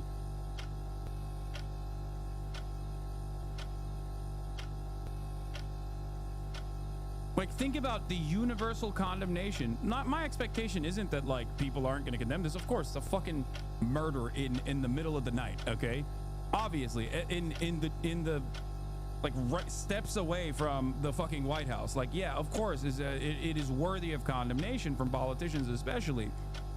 It's just that it is not even remotely comparable. Not even like when Muslims or Arabs are fucking murdered or are victims of hate crimes, it does not get elevated to this fucking status at all. Okay, it does not ever get elevated to the status at all. And not only that, but the reason why I'm bringing this up is specifically because we're talking about Islamophobia. We're talking about fucking Islamophobia in the Western world. This is before we even talk about what Israel is doing, because Israel is a criminal entity. Okay, that's it. And defenders of Israel, no matter where they are, no matter what their background is, are defending a Nazi state doing a live streamed Holocaust. This is the reality. Anyone that tries to move the attention away from said reality, is just fucking delusional or cynical. That is the main problem. Yeah, it wasn't Boston. It was Burlington is where the 3 kids wearing a keffiyeh were shot. Yeah, and here, this is the expectation that these people are actually important or noteworthy is gone. 61 martyrs as a result of Israeli airstrikes on the Gaza Strip since dawn today. The names of 2 Israeli embassy staff are all over the global media, where you won't find the names of any of the 61 people counting and killed by the Israeli army today. Those people also had dreams. Those people that were killed were also human beings. Those people also probably wanted to maybe one day get engaged to their fiance. They had girlfriends and boyfriends. They had mothers. They had fathers. They had their favorite books, but we don't even think about that. Because there is no fucking parity here with the humanity. Palestinians are never treated as humans. A single death is a tragedy, 1 million deaths is a statistic, and this is precisely how Israel operates.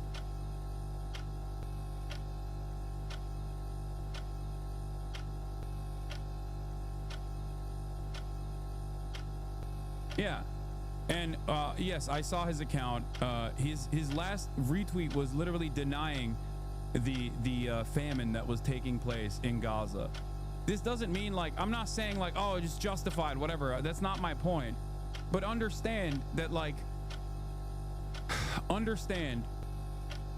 that the hyper focus on this, or the attention being placed on this, is very cynical. It's not because these guys are pacifists, okay? They're not. They're not fucking pacifists. They're not humanists. They simply want to defend Israel, and they will use any victim to push for that cause.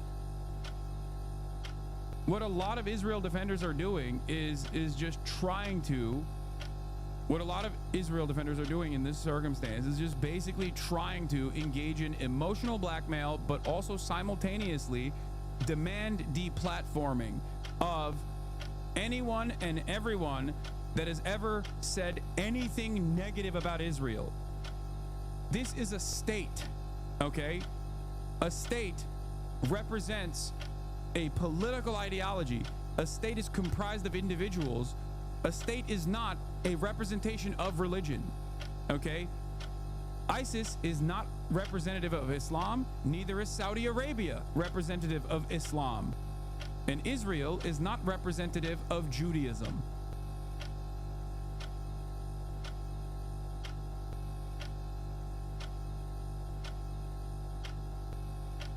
Once a member of a left-wing group known for sharing anti-Israeli rhetoric, and posted a manifesto on X last night condemning Israel and referring to an... Yeah, he defended the murder of the Red Cross workers, celebrated the murder of Hassan. Like, of course he did. He works for the fucking Israeli embassy. He is the dude that died is literally like, this is the dude that died was demonstrated in the classic case of the zealotry of a convert, okay? Zealotry of the revert. He's basically, if roles were reversed, he would be treated, if this wasn't about Israel and if Judaism was not applied as like a defensive shield here, you would look at him like Johnny Jihad, you know what I mean? Like the classic like Salafist white guy who reverts to Islam and then goes and joins ISIS. Okay, that's because that's what he did. That's like, that was his. Be careful with using the post facto uncovered posts of the victims in any way, even if you say it's not a justification. There's zero evidence the shooter knew the people. Yeah, no, I know that. It's not a part of this calculation at all. I don't know what the shooter's calculation is. I suspect that he saw that it was a diplomat event and was like, maybe I'll be able to get a fucking Israeli diplomat here. Okay, that was his goal. That was ultimately his goal. This is adventurism regardless. It's not a way to build a cohesive movement, a coherent movement. That's why I'm while Channel 4 is actively trying to bring this back to like PSL, for example, no fucking organizer would ever do such a thing. Okay? No organizer would ever do such a thing. I'm simply talking about the difference between like this and Luigi Mangione, for example, and also simultaneously talking about the media narratives and what trappings not to fall into. Armed act that was apparently about to happen. In the early hours, President Trump said the killings were obviously anti-Semitism, and hatred and radicalism, he said, have no place in the USA, while his Attorney General visited the scene this morning. What we saw last night was disgusting. I saw a young man's body being taken away who was about to get engaged. He had an entire life in front of him, and that was taken away. The hate has got to stop, and it has to stop now. And this person will be prosecuted to the fullest extent of the law. As she spoke, officials were conducting the Jewish ritual of painstakingly clearing the site where the couple perished. A couple that were due to travel to Jerusalem to get engaged next week. The gold ring already bought by 30-year-old Yaron for his 26-year-old fiancé. I'm gonna cover the manifesto as well, because Kate Klippenstein posted the manifesto. Don't worry. To be Sarah. Now both their young lives taken in a seemingly never-ending cycle of hatred and violence. Well, that corner behind me that you can see there is the exact spot where the young couple were killed last night. And in the last... Yeah, people forget that Israel targeted a diplomatic Iranian consulate and killed a whopping 16 people. In fact, the New York Times tried to justify it. Exactly. Israel bombed an Iranian embassy complex. Is that allowed? Israel gets to do whatever the fuck it wants, especially over there. Israel could probably do whatever the fuck it wants, even over here, but that's a totally separate question. That's a totally separate dynamic. But just make no mistake, yes, Israel is an extension of the United States empire, and they get to do whatever the fuck they want because it's a continuation of what America is doing. Okay?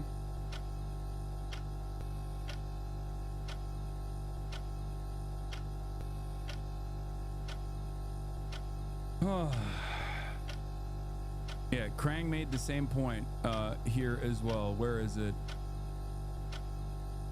Compare the media's reaction to 2 Israeli embassy workers being murdered last night to the reaction when Israel literally bombed an embassy last year, killing all 16 workers inside. The contrast will be striking. To be clear, killing embassy workers or civilians of any kind is evil. It's evil when it's done to Israel. It's evil when it's done by Israel. I wonder if supporters of Israel agree with me on that. No, of course they don't. And they don't have to. That's the problem. Just like they will always say, oh, do you condemn October 7? Do you condemn Hamas? Do you condemn Hamas? But no one is ever entertained about being... No one is ever asked to condemn Israel. There will come a day when those condemnations will come. I don't know which... I don't know how. I don't know what kind of framework those condemnations will come through.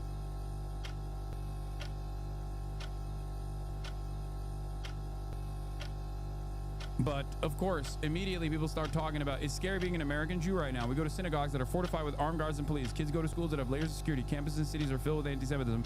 This is the world I grew up in. It's disgusting and disheartening. This is Jake Sherman from NBC News. This isn't the world I grew up in. It's disgusting and disheartening. I don't know how it will end. To which Noah Colwyn, friend of the show, responds, it's not scary being a U.S. Jew right now. We have more privilege and physical security than most of the world has ever known. Talk like this is ridiculous and only makes sense if you ignore the genocide that Netanyahu, the guy Jake fawningly interviewed last year, is overseeing. I think if Jake Sherman really cares about anti-Semitism, then he should consider what it means to suggest the fate of American Jews in the hands of how people respond to Israeli policy. It is this conflation that is deadly, and it is deadly for people who aren't me or Jake. Yeah, also, Noah's dad is a fucking rabbi, for the record.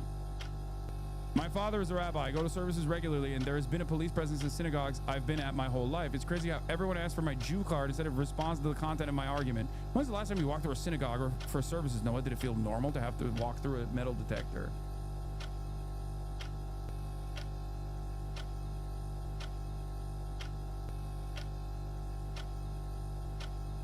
To be fair, one of the differences between our side and their side is that our side values moral consistency while theirs don't, so it doesn't behoove us to slide to their level of moral inconsistency, which is why I don't think these deaths should be justified in any way if you're a true leftist.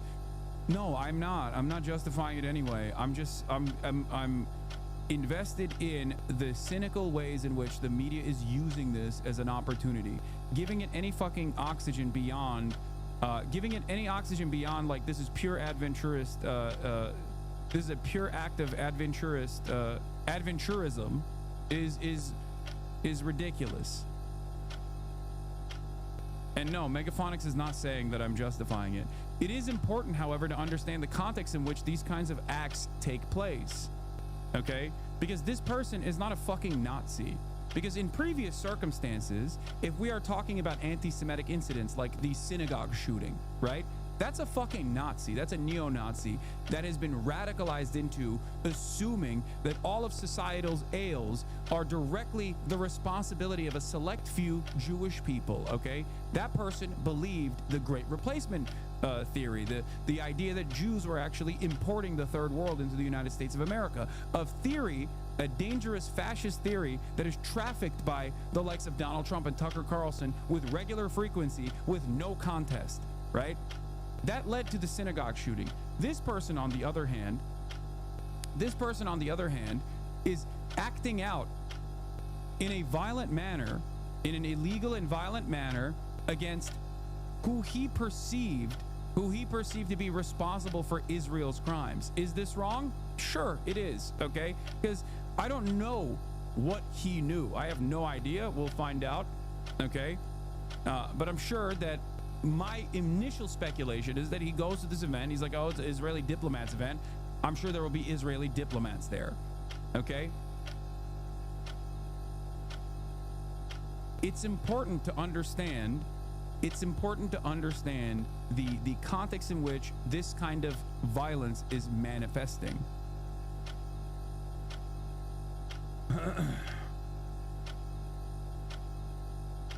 Just like it's important to understand Just like it's important to understand what those who are invested in defending Israel are using this to say. And they are using this as an opportunity to go back to a permanent victimhood cycle for poor Israel, the Israeli state, and its defenders. Okay? I am not in the business of vigilante justice. I'm not in the business of vigilante justice. Having said that, it's important to understand where this resentment is coming from. I'm in the business of real justice. Real justice means that the legal bodies, the international governing bodies, put an end to this fucking Holocaust, okay? That's it.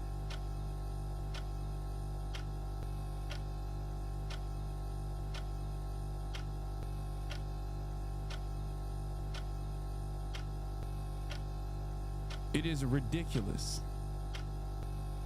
Israeli officials are immediately honing in on the angle that campus protests for Gaza organized by terrorists were directly responsible for the killing of 2 Israeli embassy staffers tonight. Yeah. The government will most likely use this as an opportunity, potentially. I don't know. I'm saying most likely the government will use this. The federal government will use this as an opportunity to go after PSL and to go after any kind of fucking organizing that takes place against Israel in this country. It's very clear that they are interested in this anyway. Israel in New York says, we are devastated by the horrific act of violence that occurred this evening at a Jewish event at a Capitol Jewish Museum in Washington, D.C., where 2 staff members of the Israeli embassy were shot at close range. Consul General of New York Akunis. This is a direct result of severe incitement and unprecedented riots organized by terrorists on U.S. campuses. Unfortunately, there were those who listened to the calls of Intifada even here.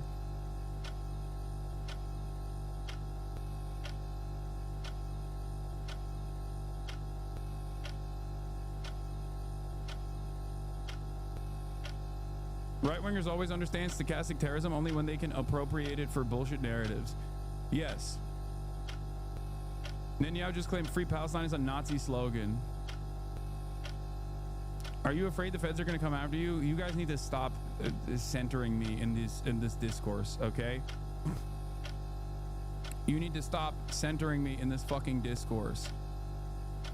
What we have seen tonight is the outcome of incitement on campus, says Danny Danon.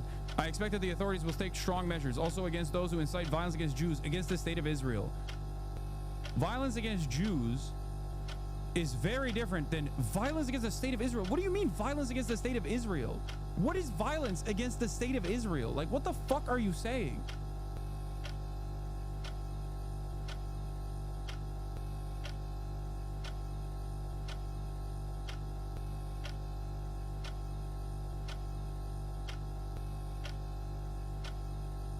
New York Times insinuates the couple was pro-Palestine. The woman's family is anti-Trump. Interesting. They were days away from getting engaged. Then they were killed in D.C. Also, what do you mean they were fucking pro-Palestine? They were getting married in Jerusalem. He wanted to fucking propose to her in Jerusalem. They work for the Israeli embassy. I'm sorry. That's insane. It's just, again, propaganda.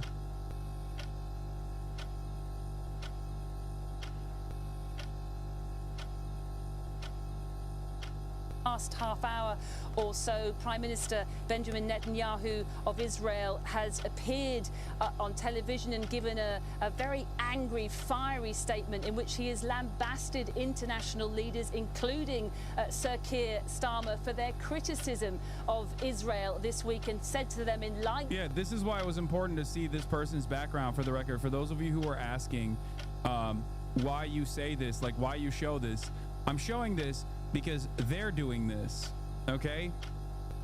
They're doing this.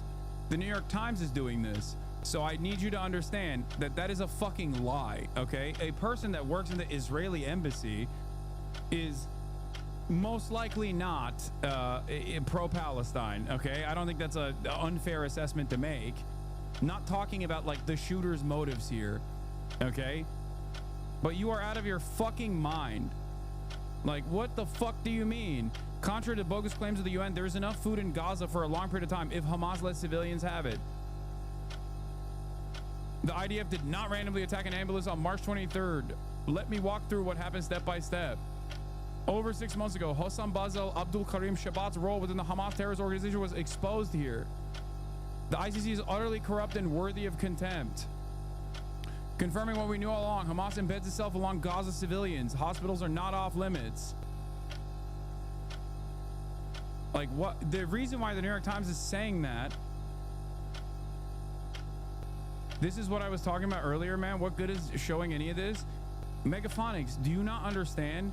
I'm saying this has nothing to do with the shooter's motives and everything to do with disparaging what the New York Times propaganda is. Listen to my words. I just told you. The New York Times is making it seem as though these guys were on a pathway to forging peace and they were real humanitarians in an effort to present a false narrative. That's it. I'm not saying that the shooter was aware of any of this.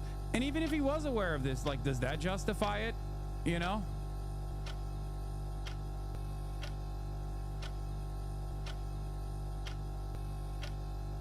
I do understand. I'm not saying we do character rehab. I'm just saying it has no relation to their victimhood. No, I don't disagree with you. I'm simply stating that the reason why I'm mentioning this is because the New York Times' coverage on it is lying. Okay? A big part of what I do here, as you know, is to go through media narratives on any event and how they present, how they structure a narrative. Did they catch a shooter? Yes, he gave himself up and then said, "Free, free Palestine."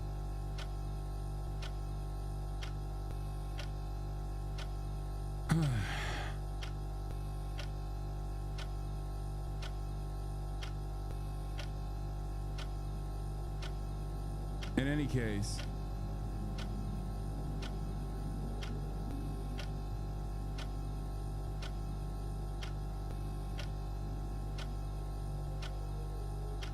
after this coverage is done, we'll get to after this coverage is done, we'll get to the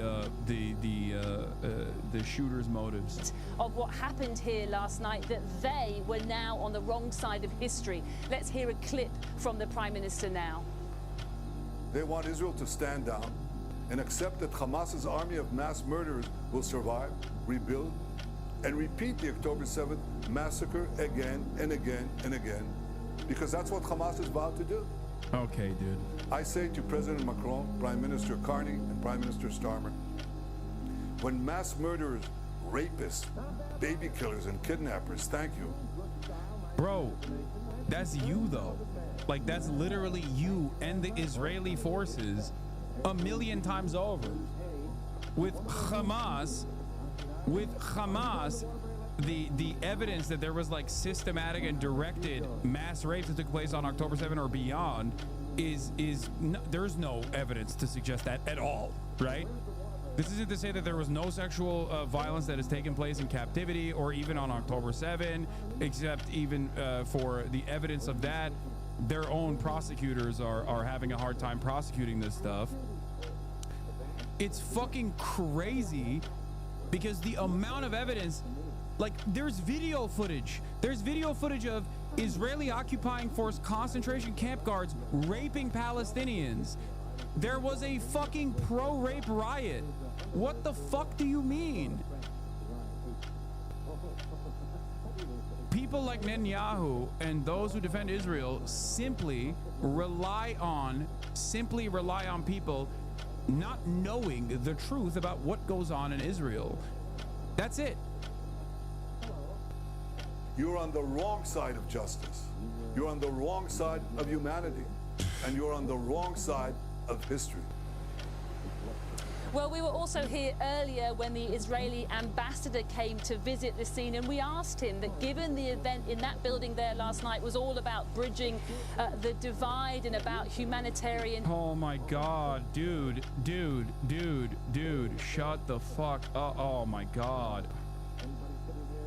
It's always like these are the fucking peacekeepers, you know? These were the guys who were they were just on the verge They were just on the verge of actually finding a solution to Israel's ethnic cleansing campaign.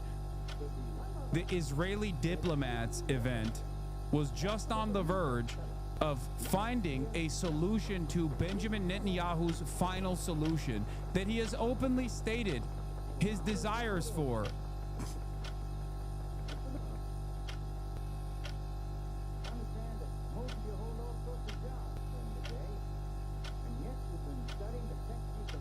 This is Channel 4, and Channel 4 normally is probably one of the most like critical in the Western press out of all of the outlets that are critical, or out of all the outlets that cover anything that Israel does. Channel 4 is usually one of the most critical.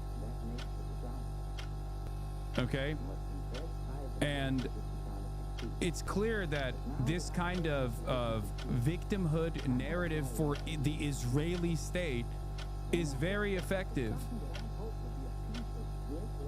Not to say the victimhood narrative for the people that died, okay? But like, it's very clear that they're not just saying like, look, this is an act of violence. It's born out of the anger and resentment that a lot of people feel. It's, you know, you could say it's unjustifiable, all of that. But then simultaneously fucking refuse to reset your coverage on the children that are being fucking slaughtered by Israel every day. It is ridiculous. Aid was now the time. But yeah, this is precisely the reason why it's important for people to understand that like this isn't a justification of the shooter, but it's important to cut through that media narrative of like these guys were just invested in fucking building bridges. Like, get the fuck out of here. Get the fuck out of here. I mean, look, if you're gonna lie about it, I have to correct the record. You know what I mean? For Israel to really knuckle down. Like, for example, people are like, oh, this person was Jewish and he was killed for being Jewish or whatever the fuck. Like, no, he wasn't. He was not Jewish. He was a German Christian. Okay.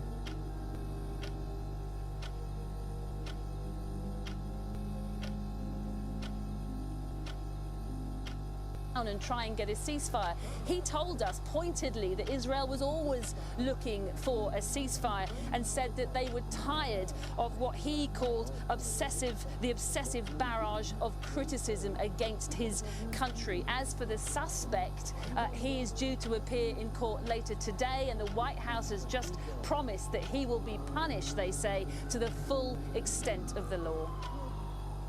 Siobhan, thank you very much indeed there from Washington. Well, before Prime Minister Netanyahu... Yeah, his dad was Jewish, his mom was Christian, a practicing evangelical. Yeah, and I think he's like now, he was like on the process of potentially converting to Judaism or something. I don't fully understand the details. But... statement.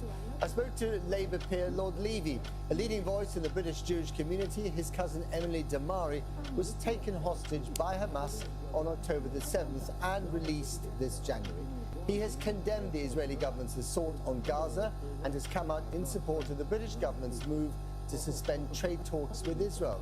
I asked him if, as a member of the Jewish community, he feels increasingly unsafe.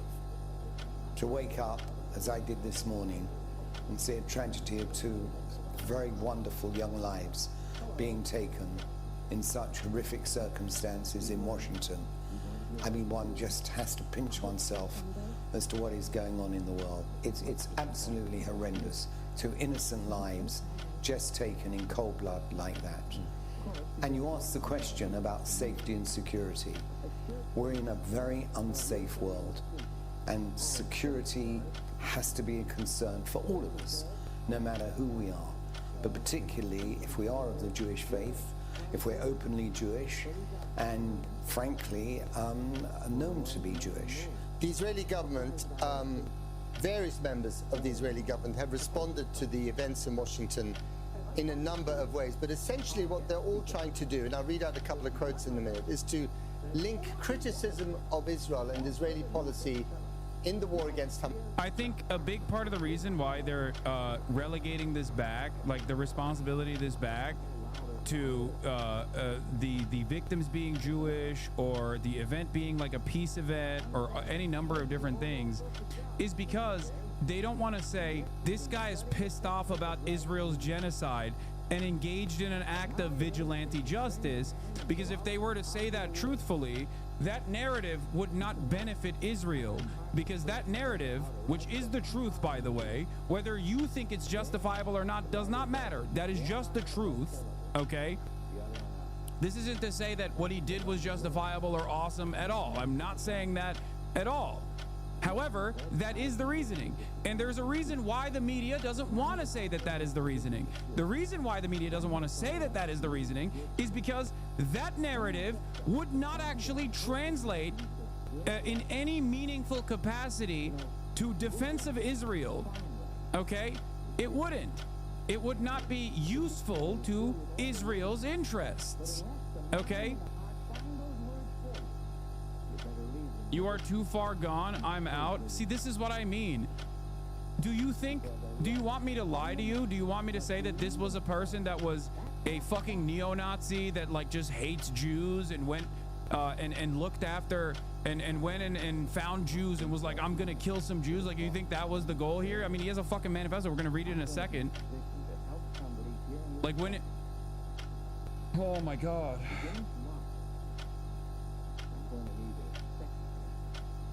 It is important to identify why these kinds of events happen if you don't want it to happen in the future. Okay?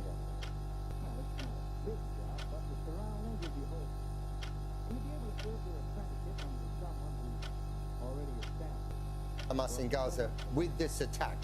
The Minister for Diaspora Affairs has directly named Keir Starmer, Emmanuel Macron, and Mark Carney for their criticism of Israel, and said that if they hadn't criticized, more or less, if they hadn't criticized Israel in this way, these attacks might not have happened. Do you think that's a fair point to be made by the Israeli government? Frankly, for him to say what he said is absolutely outrageous. To blame Prime Minister Starmer, President Macron, and Prime Minister Carney, these three who are absolutely wanting peace. But then you take the other side of the coin, and Yair Golan has said what Netanyahu and his government are doing, they, because of what is going on in Gaza, are unfortunately, they are the catalyst for what happened and what is going on. I mean, the Prime Minister, Benjamin Netanyahu, without naming Keir Starmer or Emmanuel Macron, essentially said that criticism of Israel at the moment is tantamount to a blood libel that leads to these kind of attacks. This is the head of the government making... Yeah, like, come on. What are we doing here? What the fuck are we doing here? Like, oh, it's blood libel to say the truth about what Israel is doing because Israel has packaged everything it's doing with Judaism.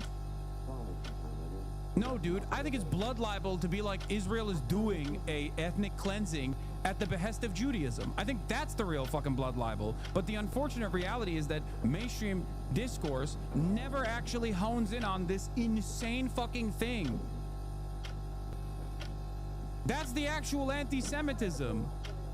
That is how you make Jews less safe all around the world.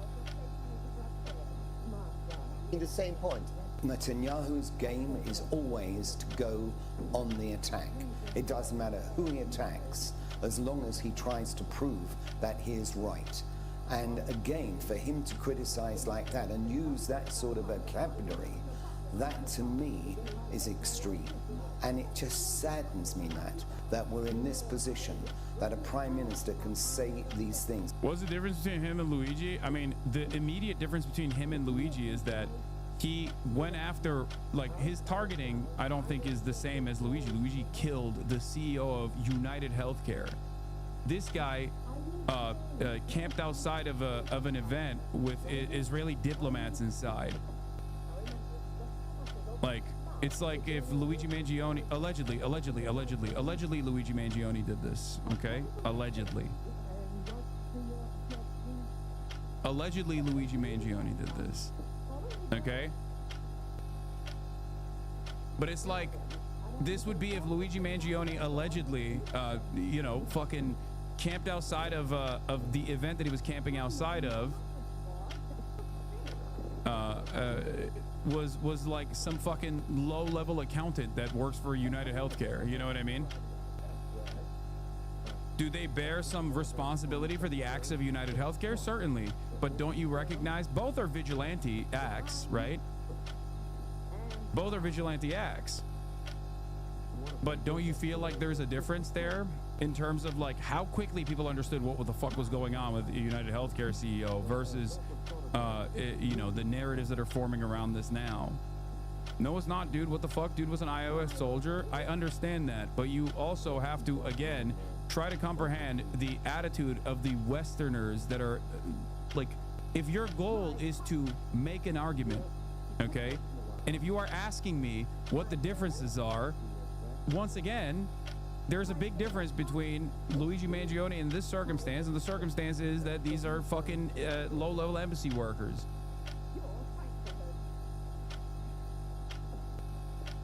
And you also have to contend with how people actually analyze the situation. That's it. As a Prime Minister of Israel, let him look in the mirror. Let him see what he's done over this last period of time, and then perhaps let him reflect.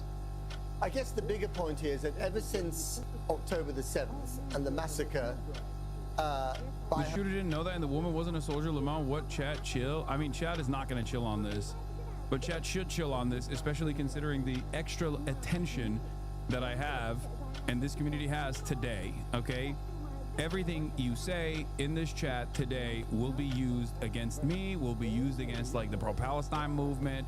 It will be used as evidence for deplatforming, because a lot of these guys don't give a fuck about what took place last night beyond how much they can use this as a mechanism for deplatforming pro-Palestinian voices. Okay? Hamas, of which your own cousin was caught up in. She was a hostage, released recently, Emily Damari. But ever since then, the Israeli government has been very clear that criticism of its policies, criticism of it, is tantamount to anti-Semitism or anti-Zionism. And do you think it is possible to criticize the government of Israel without being anti-Semitic? Of course one can be critical of a government. Of course one can be critical. Yeah. Well, yes and no. You know? I love when people say, like, of course one can be critical of the Israeli government, except in most circumstances where one is critical of the Israeli government, I will say that they are being anti-Semitic regardless. You know, you can be critical of the Israeli government if you dare, if you fucking dare. And if you're critical of the Israeli government, it must be within the neat little confines that I decide. I saw someone saying the shooter was your fan before you even went live. Yeah, I know, except the shooter doesn't even fucking follow me. So, fun little connection for a lot of opportunists here to, again, try to desperately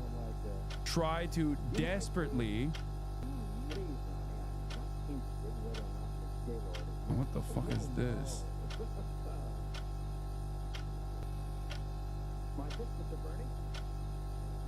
Look for a way to deplatform a prominent pro-Palestinian voice.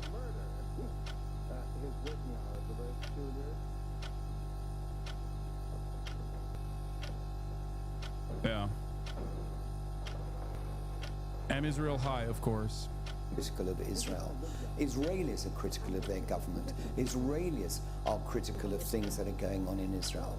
Does that make someone who's critical of something that's going on in Israel an anti-Semite? Absolutely not.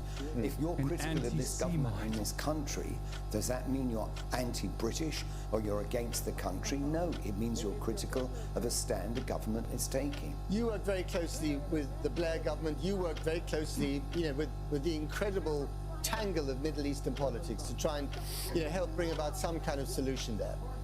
Do you think it is time for this government now, the government of Sir Keir Starmer, to recognize the Palestinian state? Ultimately, should there be a Palestinian state? Yes, there should be. On what terms should it be? On what basis should it be?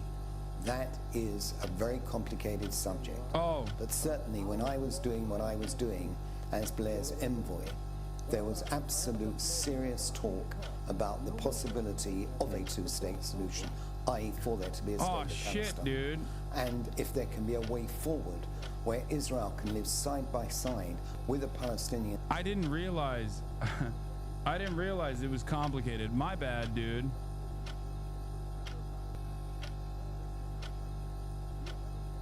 Shit.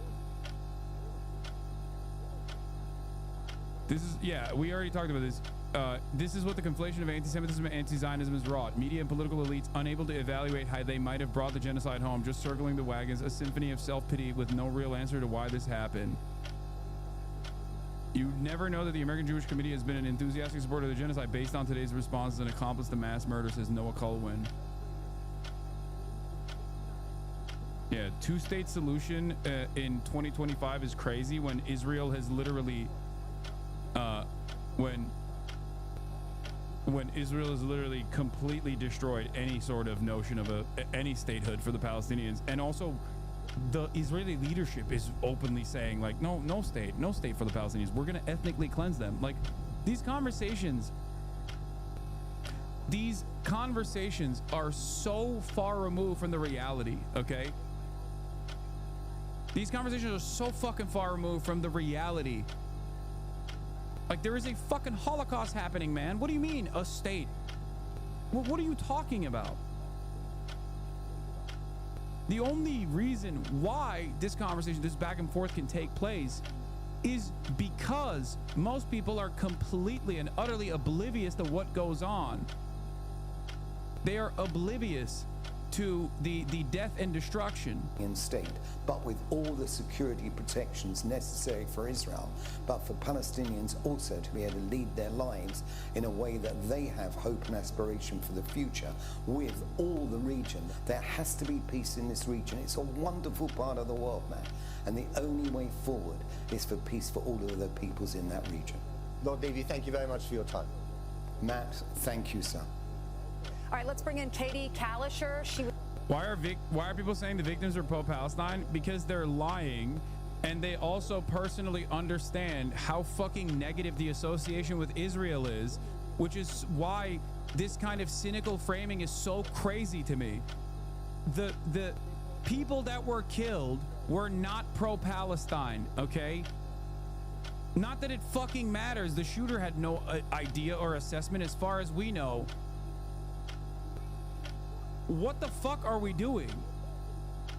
What's crazy about it is the reason why they have to say that, the reason why they have to package the narrative this way is because it's so insidious to defend Israel in 2025 after 19 months of live streamed child holocaust is such an insidious and such a cynical affair that you have to literally act as though this person wasn't actually motivated by whether you think it's justifiable or not, doesn't matter. This person wasn't motivated by what he had seen, okay? What the violence that Israel's brought about to the people of Palestine, and instead by pure virile anti-Semitism, and that the victims themselves were actually fucking pro-Palestine. It's ridiculous. Both of these narratives are wrong, okay? I'm not making a value judgment on the shooter's actions, but the idea that both the fucking shooter was purely fucking motivated by anti-Semitic reasoning, that he just like wanted to kill Jews randomly and he chose this event because there would be Jews at this event, and also the very fact that the people that he ended up killing were all pro-Palestinian peace activists is fucking ridiculous. It's ridiculous. It was inside the Capitol Jewish Museum when those gunshots were ringing out, and she actually was the one who took that video that we've been showing of this suspect being arrested and yelling "Free Palestine." Katie, thank you so much for sending us the video and coming on with us this morning. Sure. Good morning. Good morning. What was going through your head? Describe what's happening here. So I was at the museum for this nice event, and suddenly we heard some gunshots coming from outside the building, maybe 10, 15 gunshots. And we didn't really understand what's going on, but there was a man who came in, and he's like saying, like, call the police, and he's covered in rain, and he looks very distressed. And so we're trying to offer him some help, and even one of my friends asks him, like, are you okay? Can I get you some water? And he's like, yeah, actually, that'd be great. And I'm like, so do you like this museum? And he's like, kind of playing dumb with me. He's like, oh, what kind of museum is this? And I'm like, it's a Jewish museum. And he asks, do you think that's why they did it, in reference to the gunshots we had heard? And I was like, yeah, maybe. I don't know, but I don't think so. I hope not.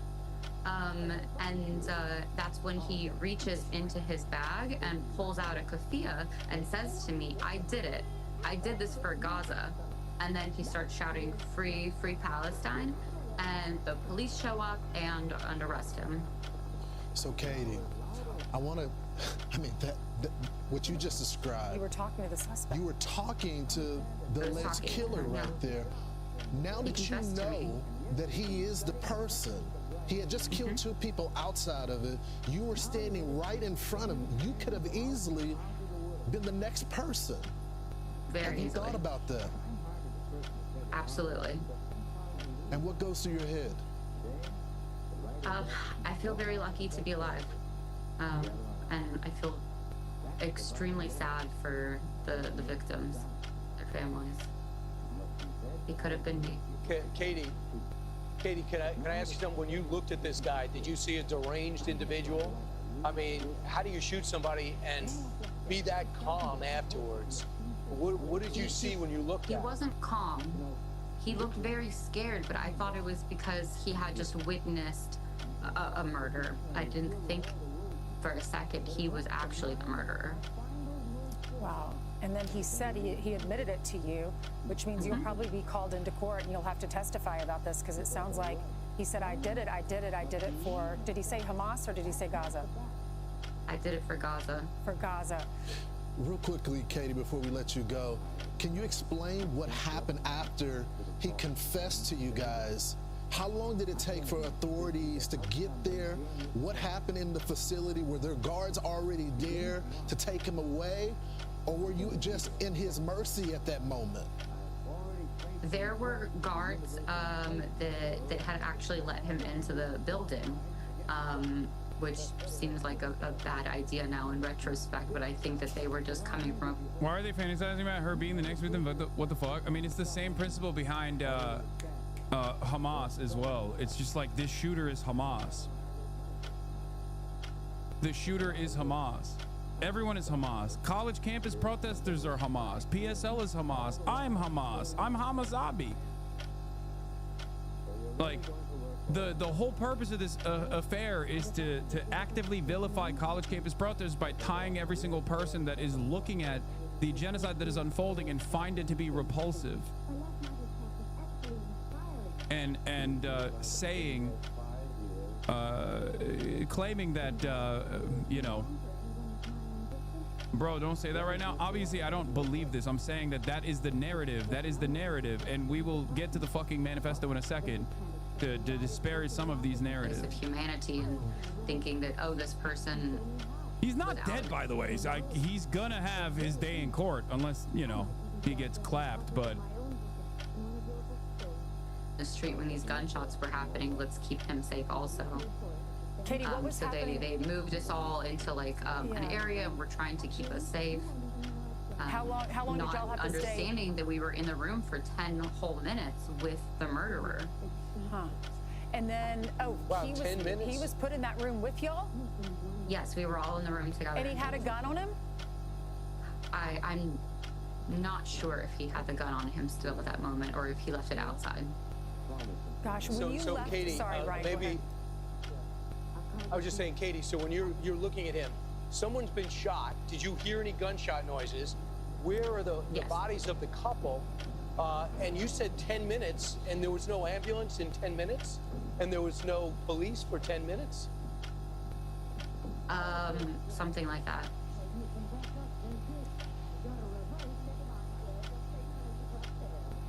So if you were seen in for 10 minutes, did you know that there were bodies outside? I didn't understand what was going on. In fact, I really didn't get it that he was a murderer until I had spoken to the police. I thought that, you know, when you go to these Jewish events or pro-Israel events of any kind, there's often protesters that are... They're both trying to do what you're saying and also making it ridiculous, like Israelis shooting each other, thinking the other was Pasadena, Florida some months back. Yeah.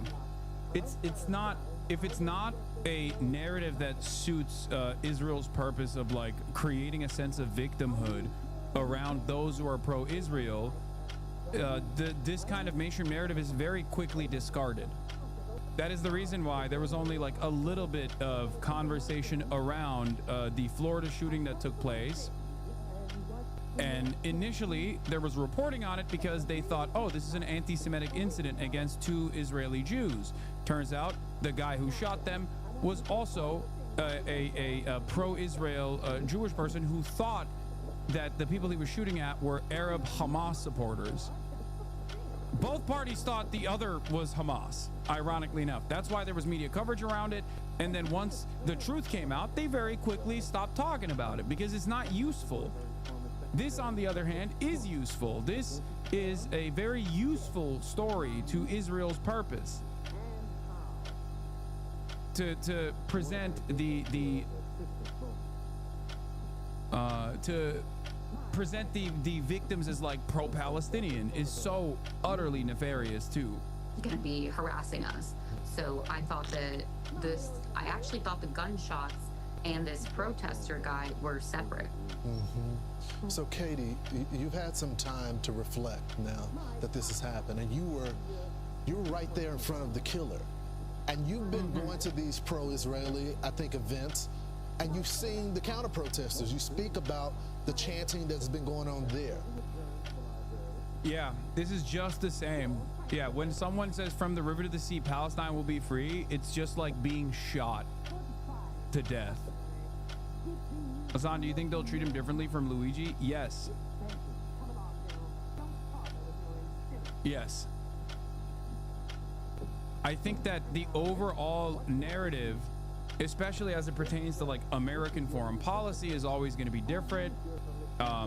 They like the media is way better equipped at creating a victimhood narrative around people who are pro-Israel. They do this all the fucking time, as opposed to like a CEO of a healthcare company. And the other difference here, of course, is that like if this was like Itamar Ben-Gvir or something, then the media narrative would be the media would have a much harder time going against the shooter in the eyes of like many people. Having said that, in this circumstance, like it's easy to present these people as like random victims of vigilante violence, and then also change the motivation of the shooter to something different, something that people have seen time and time again, because Jews have been victim to random acts of violence in this country. What do you think about the state of America now that this is allowed? This is a clear escalation. We have the killing now of 2 Israelis. Do you feel safe? Do you think more needs to be done? I think that anti-Semitism is out of control in this country. This is not the first time that I've been victim to an anti-Semitic attack. I'm actually lesbian, and I go to a lot of nightclubs in D. Oh my God, Fox News. Like, dude, by the way, Fox News, all of a sudden, Fox News is like, oh my God, we, of course, are famously very pro-LGBTQ friendly here. Like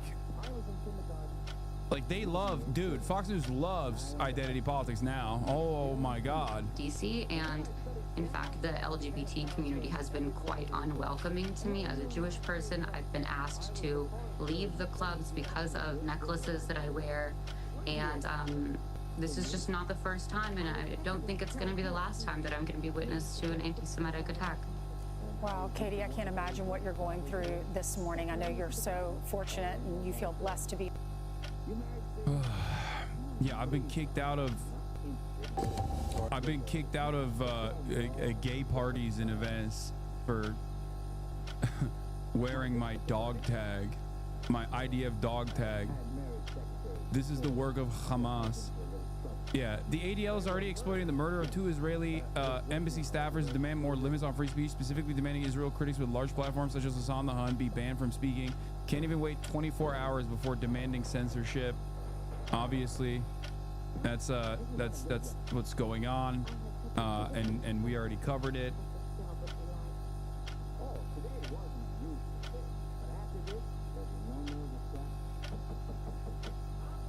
Brown Joe Gary, this is discussing projection. Few orgs have done more to endanger Jewish people than the ADL with their efforts to conflate a religion with a genocidal apartheid state, Free Palestine. So, let's click off this. Where is the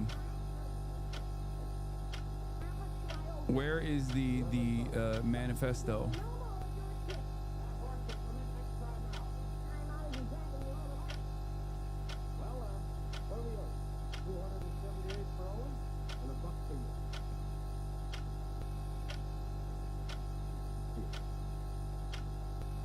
I know it's on Ken's Substack. I'm trying to find. Oh, here. The manifesto is indeed that of the Israeli embassy shooter. He previously used his email address, elias94@gmail.com, for the account Kyoto Loather, but was, oh shit, it got suspended in the meantime. But he claims banned after DMing death threats to Will Stansel. Okay, well, we can't actually read it from that any longer because his account got nuked. But here is the alleged manifesto written by Elias Rodriguez. Kenny Clips has it. Suspecting the killing of 2 Israeli embassy staffers in Washington, D.C. I believe the document to be authentic for several reasons, including the fact that it is signed by Rodriguez and timestamped well before he was named by law enforcement or any media.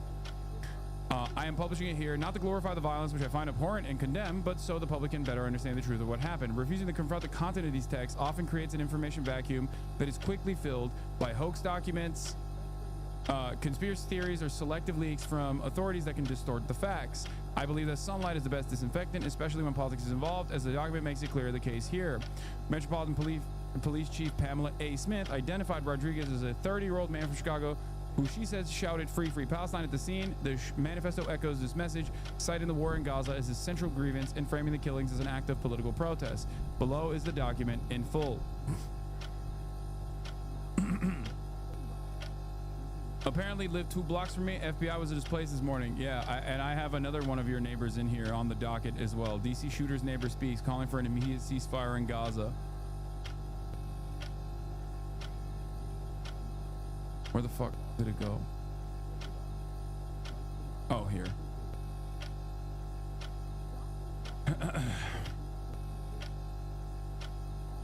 Before reading the manifesto, I think it's important to remind people that adventurism and propaganda of the deed is overwhelmingly ineffective as tactics. Anarchists were wrong about adventurism, such as ad hoc actions mainly just gives the state an excuse to do repression. Yes. I, of course, will not stand for any kind of state repression in this circumstance. Why are you doing cooked? He was not following me. What the fuck do you mean? He was, however, following a bunch of, I mean, he was following Joe Weisenthal, you know what I mean? That's why it's so crazy that these motherfuckers are like lying and saying that this guy was a fan of mine or something.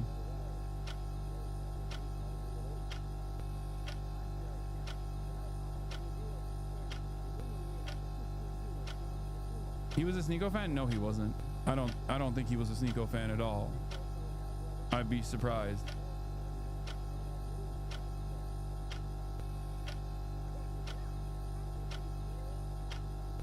You get Thanos snapped if he ever spoke your name on the internet.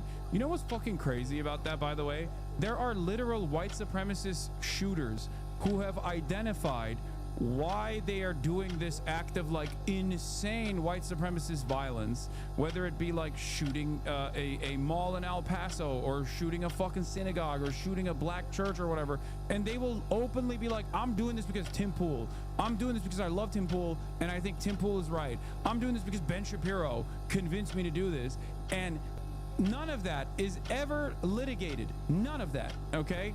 That's First Amendment protected. That connection is not stochastic terrorism. That doesn't work. Meanwhile, all of those people will then turn around without even a shred of decency, a hint of irony whatsoever, and turn around and be like, this guy, he's Hasan. Instead of Hamas, I'm saying Hasan.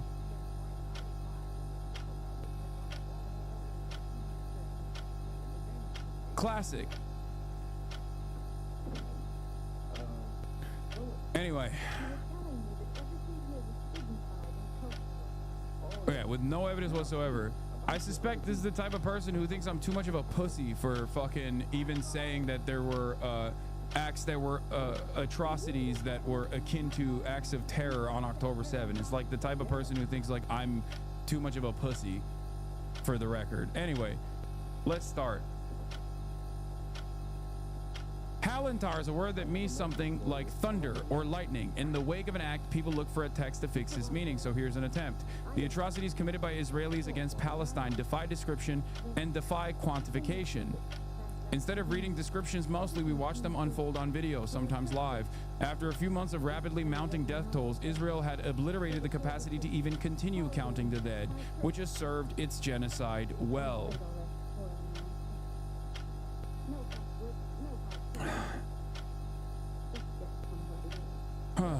At the time of the writing, the Gaza Health Ministry records 53,000 killed by traumatic force, at least 10,000 lie under rubble, and who knows how many thousands more dead of preventable disease, hunger, with tens of thousands now at the risk of imminent famine due to the Israeli blockade. All enabled by Western and Arab government complicity. The Gaza Information Office includes the 10,000 under the rubble with the dead in their own count. In news reports, there have been those 10,000 under the rubble for months now, despite the continual making of more rubble and repeated bombing of rubble again and again, and the bombings of tents amid the rubble. Like the Yemen death toll, which had been frozen at some few thousand for few years under the Saudi, US, UK bombardment before being belatedly revealed to stand at 500,000 dead, all of these figures are almost surely a criminal undercount. I have no trouble believing the estimates that put the toll at 100,000 or more. More have been murdered since March of this year than in the Protective Edge and Kaslet put together. These are two previous sieges that Israel implemented on Gaza in the past.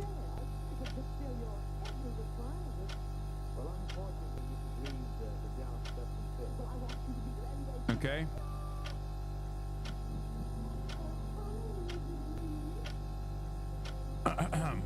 What more at this point can one say about the proportion of mangled and burned and exploded human beings whom were children?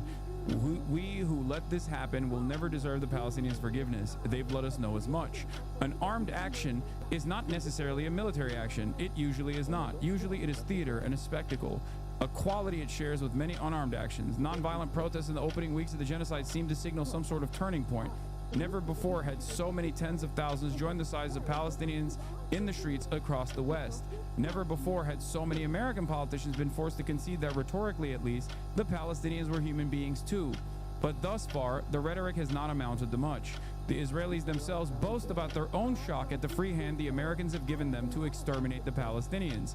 Public opinion has shifted against the genocidal apartheid state, and the American government has simply shrugged. They'll do without public opinion then, criminalize it where they can, suffocate it with bland reassurances that they're doing all they can to restrain Israel where it cannot criminalize protests outright. Aaron Bushnell and others sacrificed themselves in the hopes of stopping the massacre, and the state works to make us feel their sacrifice was made in vain, that there is no hope in escalating for Gaza, and no point in bringing the war home. We can't let them succeed. Their sacrifices were not made in vain. The impunity that representatives of our government feel at abetting the slaughter should be revealed as an illusion then. The impunity we see is the worst for those of us in immediate proximity to the genocidaires. A surgeon who treated victims of the Mayan genocide by the Guatemalan state recounts an instant in which he was operating on a patient who'd been critically injured during a massacre when, suddenly, armed gunmen entered the room and shot the patient to death on his operating table, laughing as they killed him.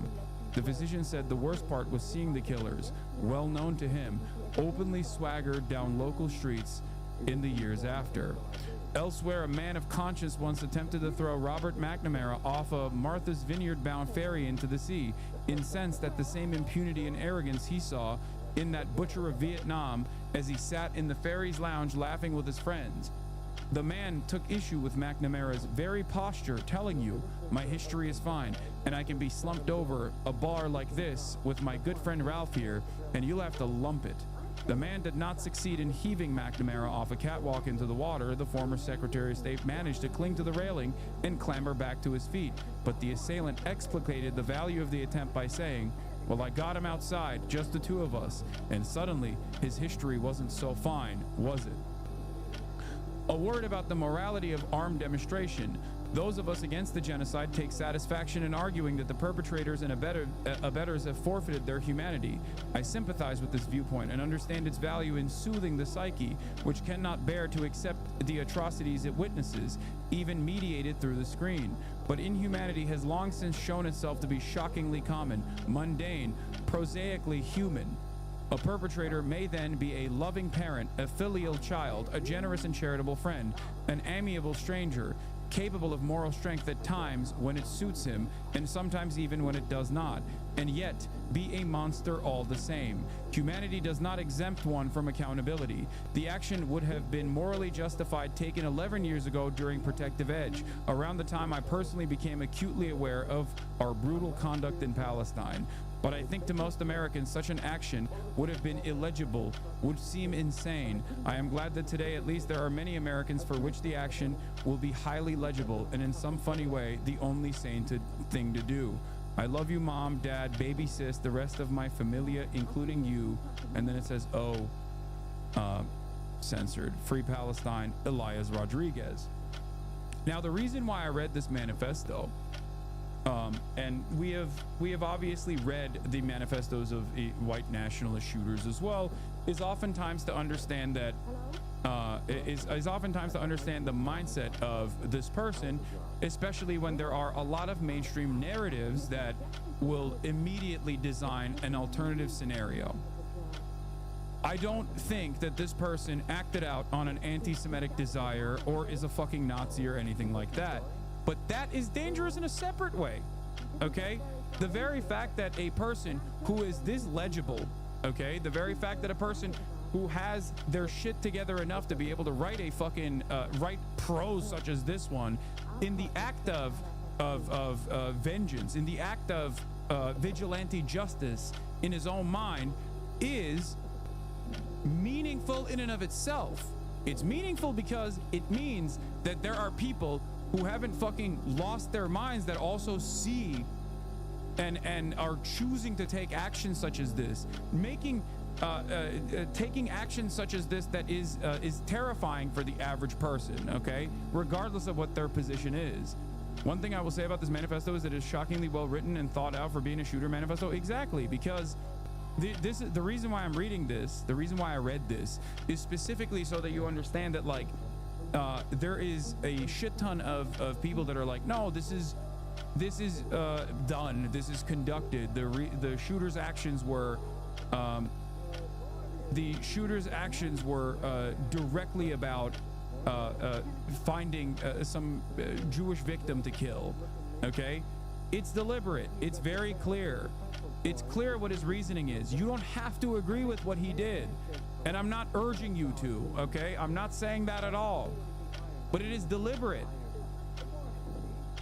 Now, ask yourself why the media is not saying that the shooter did this because they were distraught with the violence that they had seen unfolded in Gaza. By his own admission. They don't have an issue saying the shooter is a fucking white supremacist when the shooter is a white supremacist. When a shooter writes a manifesto and they're a fucking white supremacist, okay, the media will at least take parts of that manifesto to dive deep into the consciousness of the fucking stochastic terrorist. they don't have an issue then. They will openly be like, this is a white supremacist shooter. He went to a fucking area where there were black and brown people, and they wanted to kill as many black and brown people as possible to fucking spark like a race riot or whatever fucking dumb shit that these crackheads believe, okay? The reason why the media won't actually fucking cover the purpose here is because they are worried about copycats, number one, even though they're obviously worried about copycats in every single circumstance. That's an understandable fear to have. But more importantly than copycats, the reason why the motivation here is left to whatever the Israeli government is saying, even though they're fucking thousands of miles away, the reason why the narrative is set in this way is because this, if shown to the average American is not exactly favorable on Israel. The average American is not exactly going to, they're already selfish. They're already violent. We are predisposed to violence in this country. We have an incredible, an incredible amount of tolerance for violent acts. That's the reason why they don't want to fucking, mention this shit. That's the reason why they won't talk about this.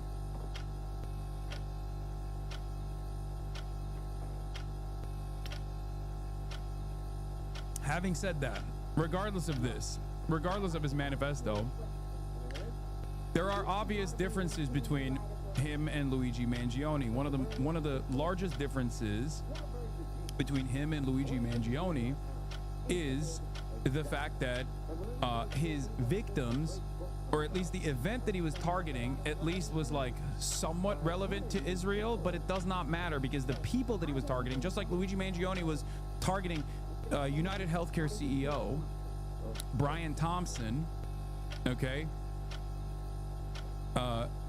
allegedly Luigi Mangione was allegedly targeting United Healthcare CEO Brian Thompson at a healthcare conference that Brian Thompson was attending. But Luigi Mangione allegedly, or whoever the shooter is for the United Healthcare CEO Brian Thompson, whoever the shooter is, maybe not Luigi Mangione, allegedly, didn't just go to that conference and shoot whoever came out, okay? There is a major difference. There is a major difference in these two events. Do you see what I'm saying?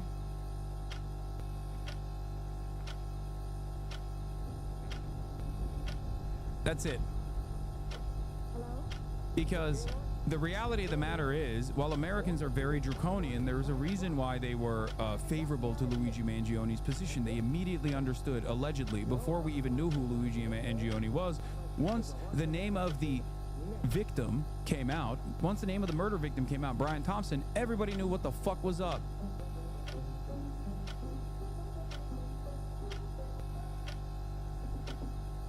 Shooter outed as a 4chaner, likely Habbo Hotel and Nazi 88 via Chad Loader on Blue Sky. I don't know about all that. Please check logs. I'm serious, says Barack Hussein Obama. Okay, yes, I know Harvard is no longer allowed to have international students. I know.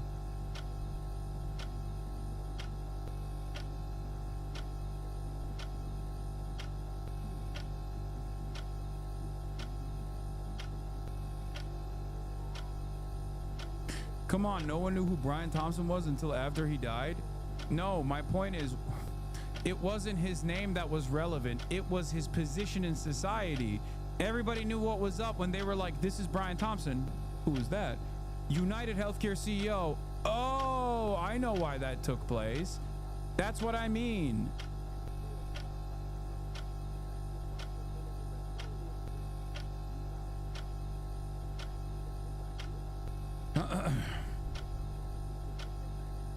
In any case, ultimately, knowing full well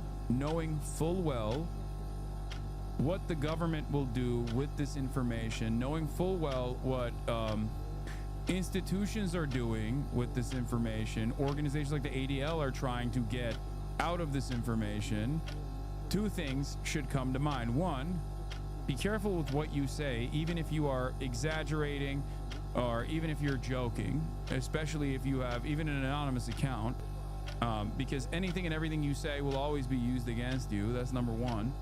And number two, do not fucking allow any oxygen for victimhood narratives as it pertains to Israel. Okay? That's it.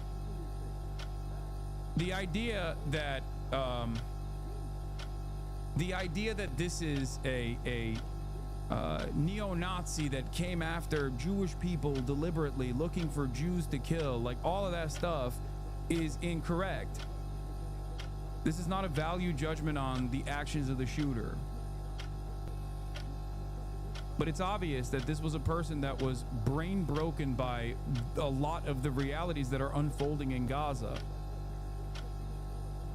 And now it's being used by those who seek to defend Israel to try and turn around and further prosecute those who say free Palestine. So many of the Hasbro accounts on the timeline are either A, coming after me and numerous other pro-Palestinian content creators and speakers, but they're also just saying insane shit like the keffiyeh is actually the Nazi armband, or the mention of free Palestine should be fucking considered like it's you know, the mention of free Palestine should be considered as though in the same wavelength as the same wavelength as like a neo-Nazi sentiment.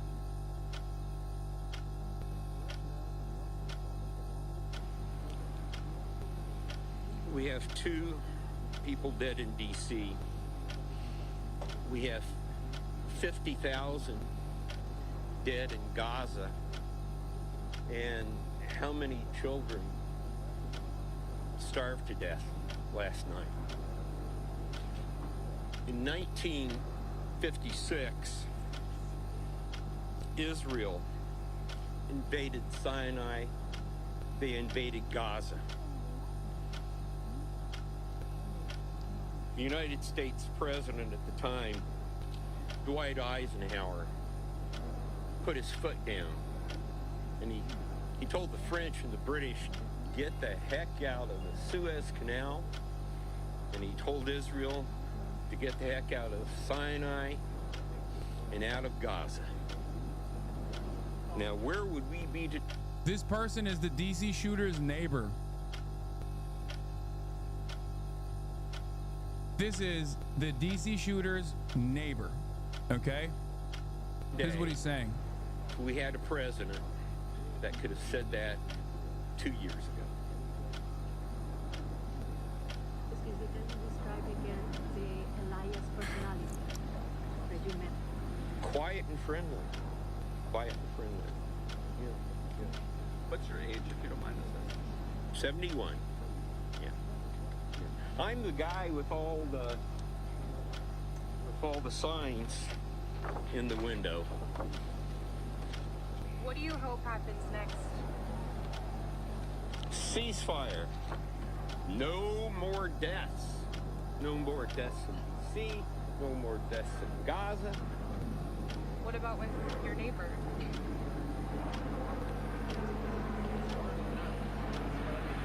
I don't know.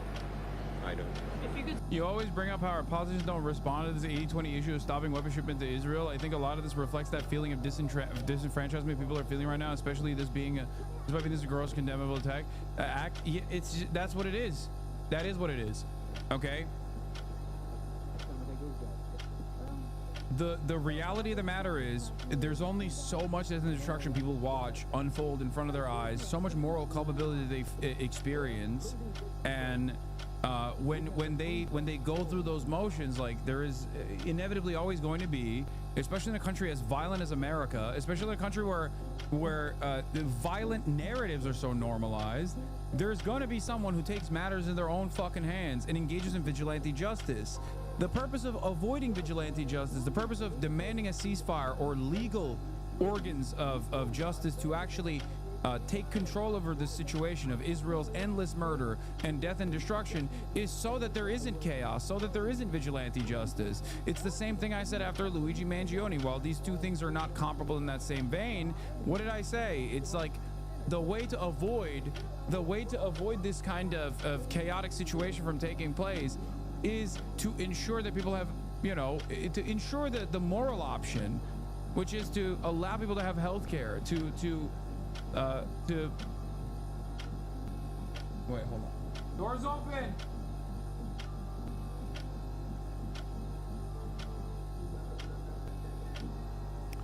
This isn't to say that like more of this will happen. I don't know. I don't think so, but it doesn't, but I don't know. I have no idea. But there are eventually going to be people that feel so fucking hopeless in all of this, okay? Say something to him right now. What would you want to communicate to him?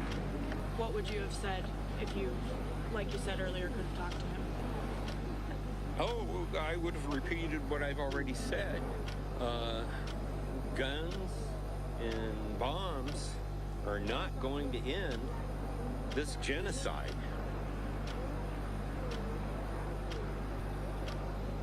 John, can you tell us whose apartment is that right there with the Rosanna Rodriguez sign? Mine.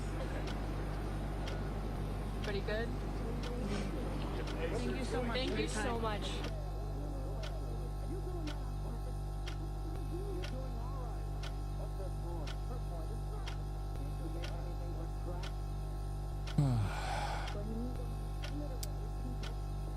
Anyway, here, Israeli embassy staff shooting part of a wider trend of anti-Semitic attacks. We're taking you live to West Jerusalem. Were they official and are being downplayed as staff to seem more like regular people? No, I think they're just like low-level Israeli embassy employees. They're not like a significant cog in the machine or whatever. And not that it matters. Like they are still active participants of what Israel is doing. Obviously, they work in the fucking Israeli embassy, and you know, that's not.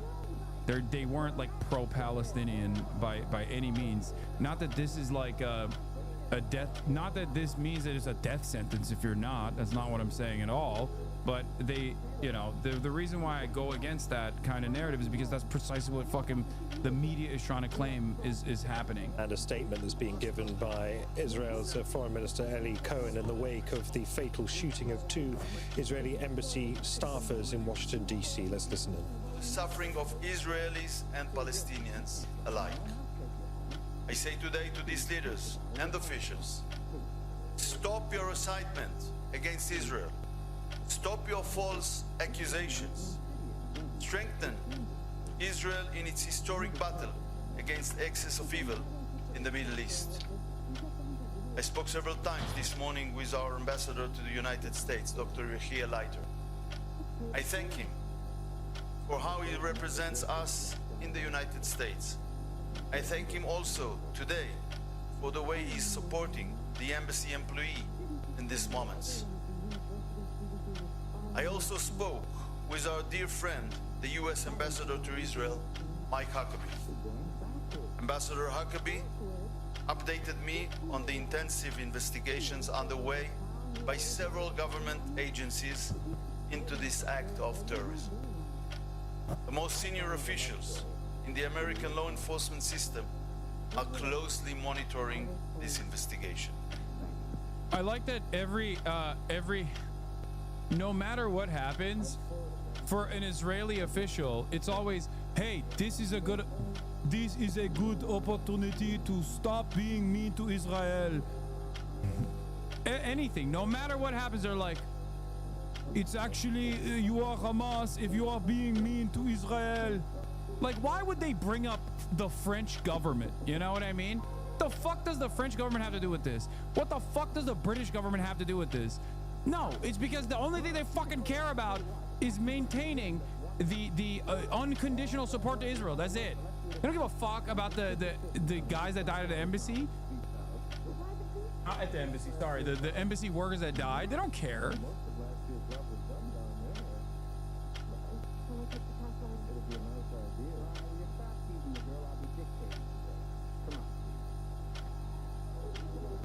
We appreciate this.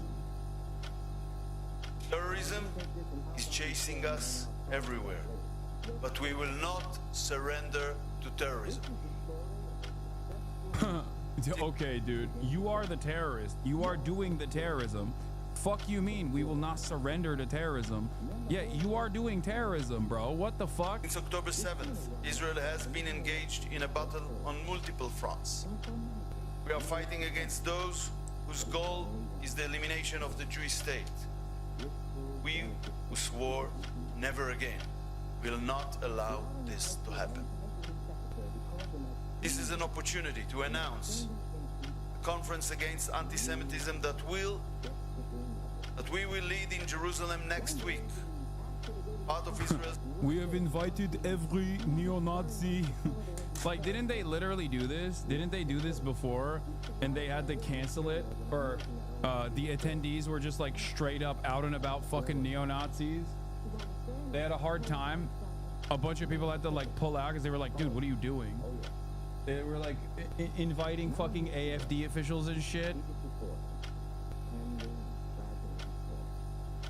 They were inviting people who were, you know, either defending or directly a part of like Vichy France, the regime, or were directly related. Crazy stuff. presidency of the International Holocaust Remembrance Alliance. The conference will be attended by foreign ministers and other ministers of IRA member states.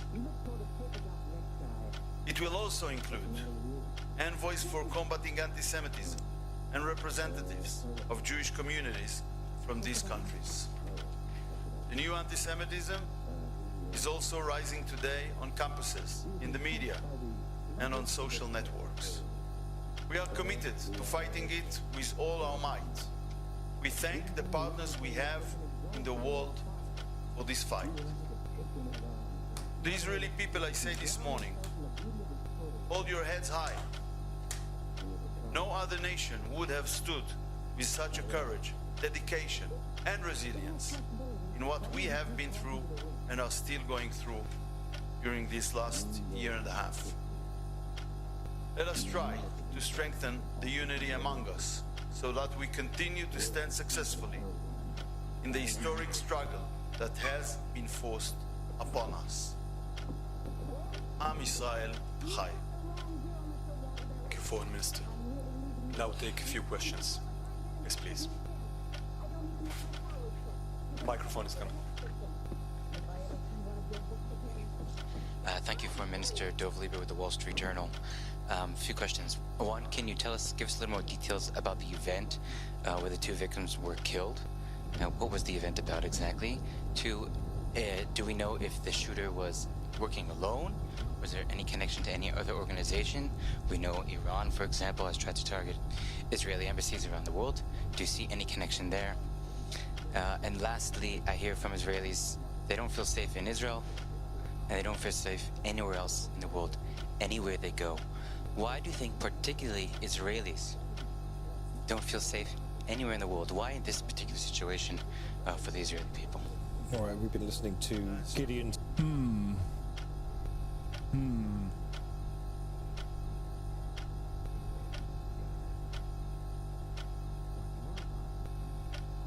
No, that's actually, by the way, at first I was going to criticize the reporter, but that's actually a really good fucking question. That's not a bad question at all. It's a question that also is like begging the answer. Let's be real. He's not like, I'm sure the government envoy is going to say it's because of unprecedented anti-Semitism, everybody hates Jews, all that stuff, but like, I think a lot of people understand the real reason as to why that's taking place.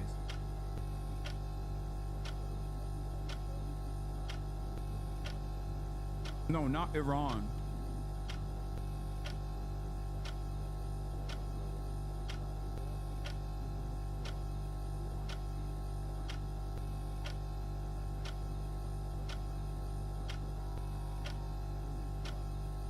It directly cuts into the argument. It directly cuts into the argument that like Israel is actually the only state for Jewish safety. it's a really damaging argument for Israelis in general, for Jews across the board.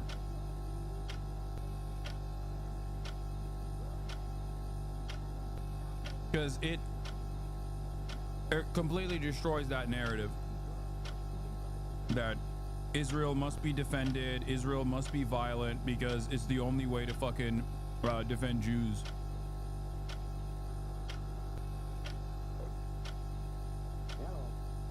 Saar, Israel's foreign minister there in West Jerusalem, talking in the wake of the fatal shooting of 2 Israeli embassy staffers in Washington, D.C. Earlier. He has been linking what he believes these attacks to a form of anti-Semitism that has also been repeated by Benjamin Netanyahu and also Isaac Herzog, the Israeli president as well. Hamda Salhoud is covering the story for us. She's in Amman because the Israeli government banned Al Jazeera from reporting inside Israel itself and the occupied West Bank. So, Hamda, we are seeing lots of top officials, one after another, coming out and denouncing this attack. They are in no illusion in their minds, at least, that they see this as an anti-Semitic act of violence.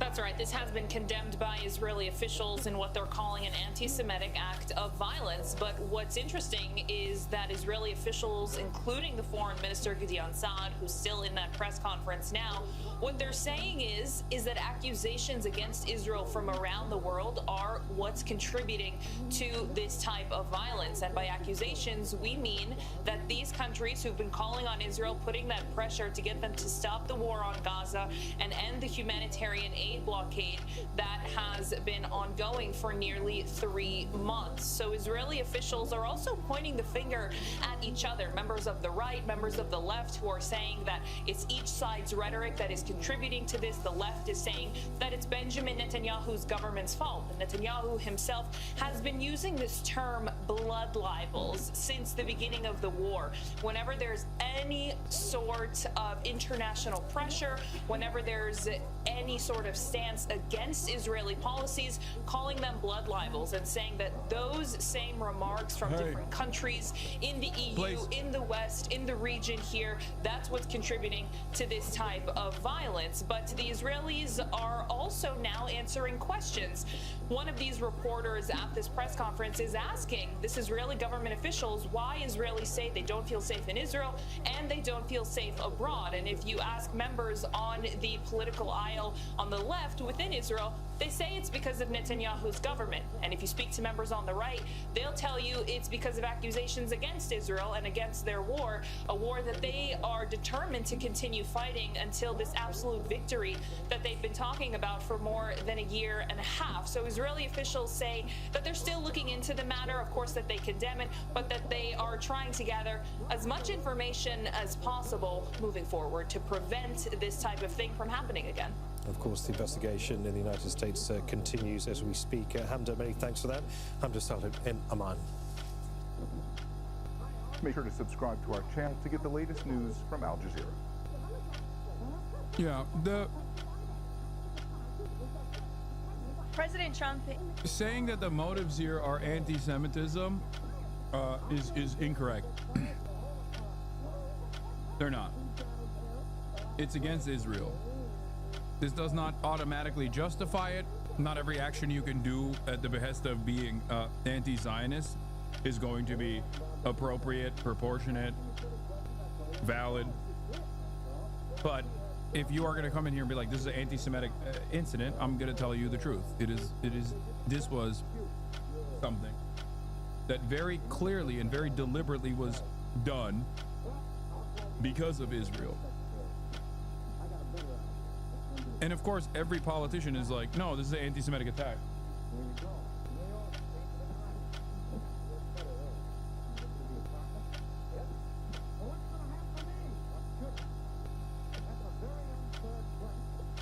Why does Zoran call it anti-Semitism? I don't know. Because he's running for a fucking mayor and he's scared.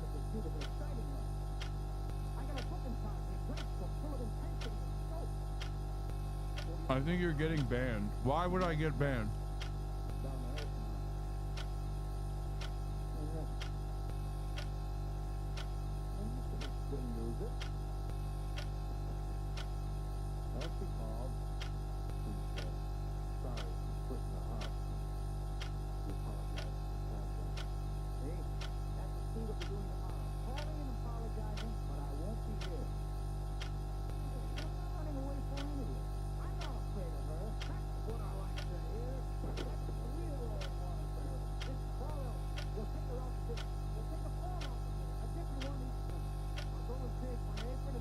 the thing is, what worries people and what the reason is for why immediately people say this is an anti-Semitic incident and, like, you know, pro-Israel people are under attack is because they worry that if they were to actually say, no, the shooter did this because he fucking hates what Israel's doing in Gaza, too many people would potentially say, yeah, I think that that is appropriate. I'm not saying I'm saying that. I'm not saying that, okay? But I think the worry here is that if they were to tie this back to, like, what the shooter perceived to be justifiable use of force against anyone that is pro-Israel or anyone that is, like, working within the Israeli structure, people are too afraid that this would create more copycats. Okay? It doesn't, because the idea is that, like, Israel's popularity is in the shitter.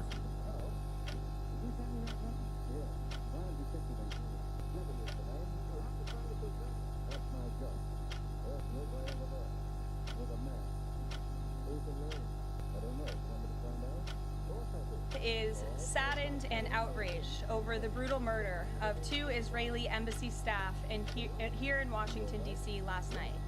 Yaron Lashinsky and Sarah Milgram were a beautiful young couple. In fact, we learned that Yaron was planning to propose to Sarah next week in Jerusalem. Yaron's father, Daniel, spoke about the young couple's devotion for one another this morning. He said, "They were in love, one for the other. The embassy told us they were like a star couple at the embassy. I never expected something like this. He had his whole life before him." These words, especially every parent knows, are heart-wrenching. The evil of anti-Semitism must be eradicated from our society. I spoke to the Attorney General this morning. The Department of Justice will be prosecuting the perpetrator responsible for this to the fullest extent of the law. Hatred has no place in the United States of America under President Donald Trump. All right, here we go. I'm Janine Pirro, the United States Attorney. Welcome. Our community today is reeling. Yeah.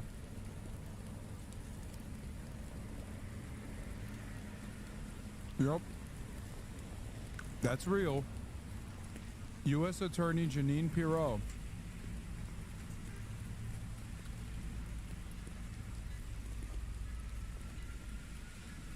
Nope, you are not imagining it. Yes, she is now officially a U.S. Attorney. Yes, she most likely is drunk. Next question. As a result of one person's actions, 2 families now are left to grieve for dreams that will never be realized.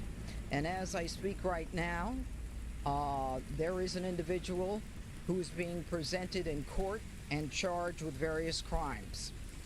31-year-old Elias Rodriguez of Chicago, Illinois, is now charged by complaint after his initial appearance before U.S. Magistrate Judge Matthew Sharbaugh with the following: murder in the first degree for the murder of 30-year-old Yaron Lashinsky, a foreign official and official guest of the United States. Mr. Lashinsky was here on official business for the State of Israel. The defendant Rodriguez is also charged with 2 counts of murder in the first degree for both Yaron Lashinsky along with 26-year-old Sarah Lynn Milgram of Kansas. In addition, there are several felony firearms charges for discharging a firearm in the middle of a violent crime and for causing the death of an individual through the use of that firearm. Now, this investigation is continuing, and as you can see, we have most of the stakeholders here today who will be given an opportunity to speak with you. But what I want to be clear about today, since this is the first time you're hearing from me, it would be illegal for her to drive.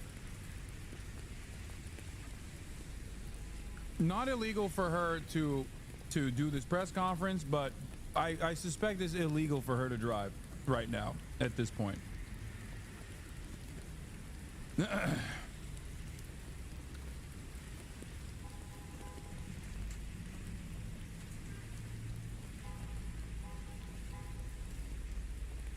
Another DUI hire.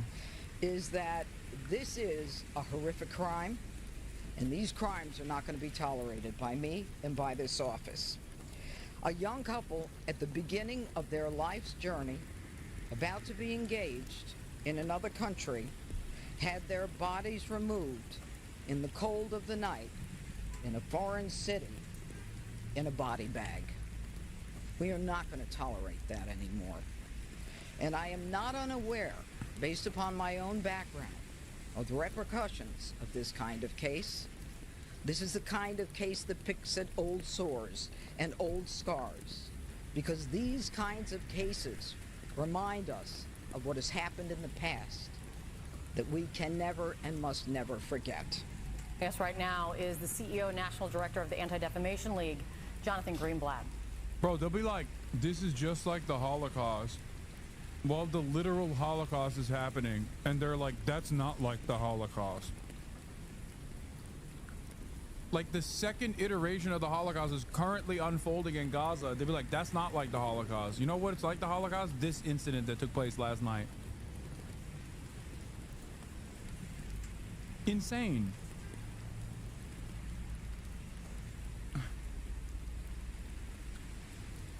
Jonathan, thank you for being here. But, I mean, what do you do with this? It is just horrific.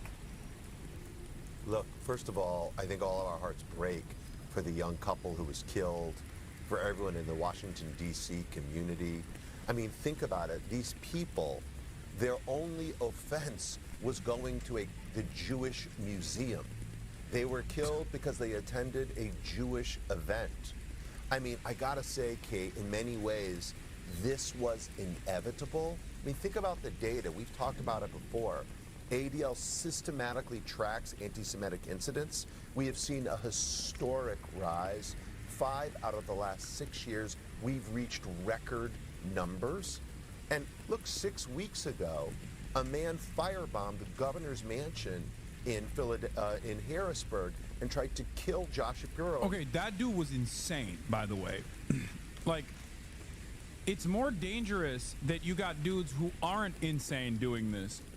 Because the dude who did this last night is not insane. Like, the guy who fucking firebombed Josh Shapiro's governor's mansion was, like, so mentally ill. He thought that Josh Shapiro was, like, actively trying to kidnap his daughters or some shit. This, on the other hand, is not the work of an insane person.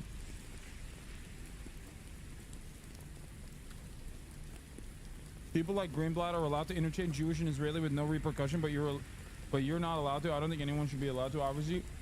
Yeah, I mean, he's doing it as a defensive posture. That's what it is. Ironically enough, he probably would go after super fucking hard the likes of neo-Nazis who do the same thing.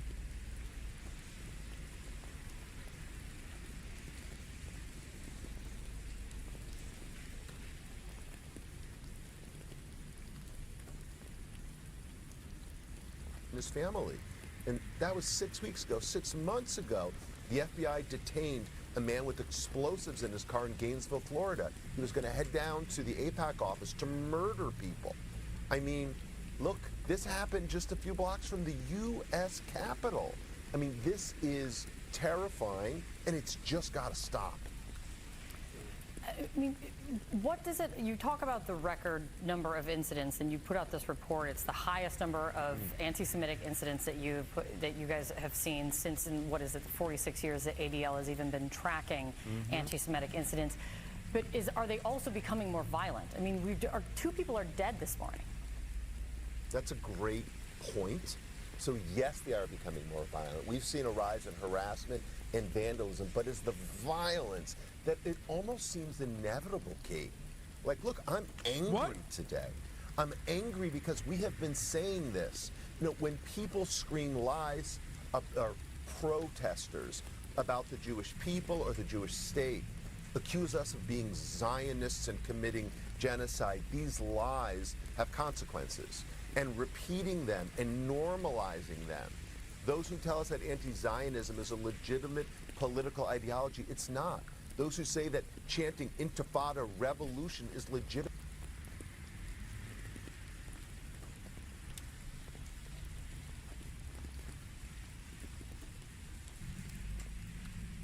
What a fucking piece of shit this guy is. It's crazy. He's literally, oh God, he is fucking farming this shit. He's farming this so hard. He's like, one other thing. I went down to my favorite halal guys, halal brothers stop, and they shorted me $5. And they gotta fucking stop doing that. You know? That's bullshit. This is the peak of anti-Semitism. He's like, whatever irrelevant thing is out there that he thinks is really fucked up is now peak anti-Semitism. Like, he just genuinely said accusing Israel of committing a genocide is peak anti-Semitism. It's violent and dehumanizing rhetoric. It's just the truth.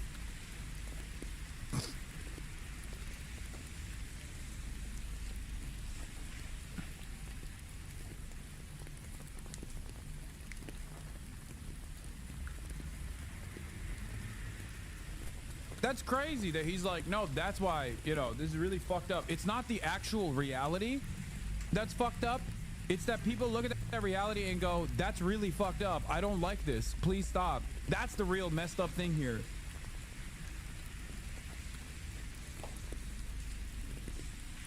On the issue of Israel, there is not much daylight between Fox News and CNN for this reason. Now, every now and then, CNN will have the likes of someone like myself on. Obviously, Fox News would never have someone like myself on. They would only have me on in a negative fashion, you know. But usually, there is not much difference. Like, what is the difference here? Like, Jonathan Greenblatt would say the exact same shit right here as he would on fucking Fox News. This is the same shit that Fox News says.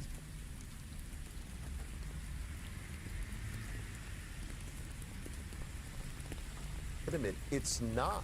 And so when you call for violence, we shouldn't be surprised when violence actually ensues. And now we've lost two beautiful young people as a result, and it's a tragedy for the whole country. There is a question if there was any security failure, if this person was on anyone's radar. That I don't think is yet to know unless you've heard anything. Well, but what do you I mean, have you heard anything? Well, look, the ADL Center on Extremism monitors extremist groups like the Party of Socialism and Liberation, or PSL, that this man was associated with. He was associated with another, that is an anti-capitalist, anti-Western, and anti-Zionist group which regularly employs anti-Semitic rhetoric. So we know people. Yep, that's the real goal here, by the way. He's there to turn around and be like, we have to put an end to this PSL business. We have to put an end to this PSL business, dude. We gotta stop it, you know? Dead in its tracks. They're organizing too much against Israel and America. And America, remember, they're anti-America. They're anti-capitalist. They're so scary. All of which is supposed to be protected speech, by the way, even though throughout American history it rarely ever was, but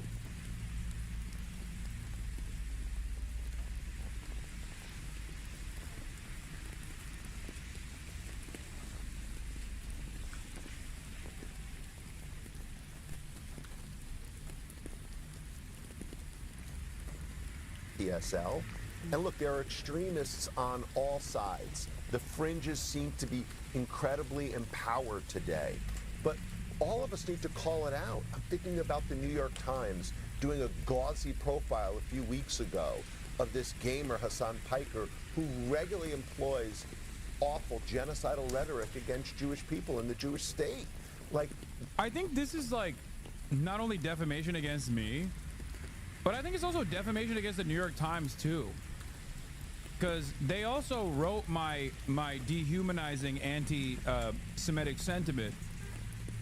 Of course, they wrote it in the most New York Times way possible, but they put it in the record where they said I accuse Israel of doing a genocide.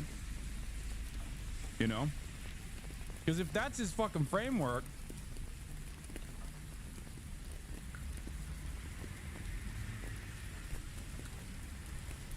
did you know that that was coming? Yeah, I saw it this morning. It is defamation. He's a fucking slanderous piece of shit.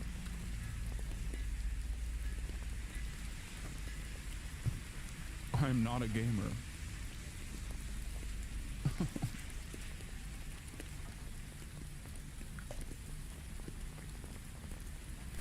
No.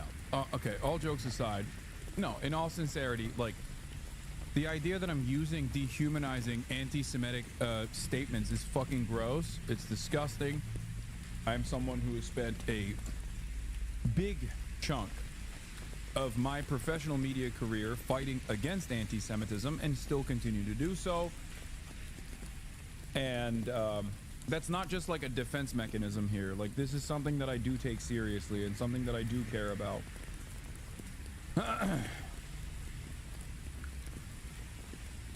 He's just a monstrous piece of shit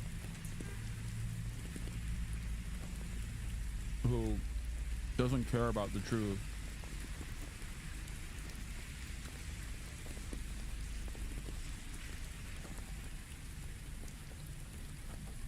And only cares about cutting propaganda for Israel. And obviously he sees me as a fucking major threat.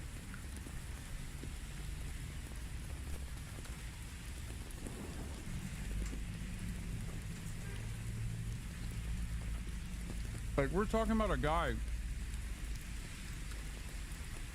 who flies back and forth between Israel, like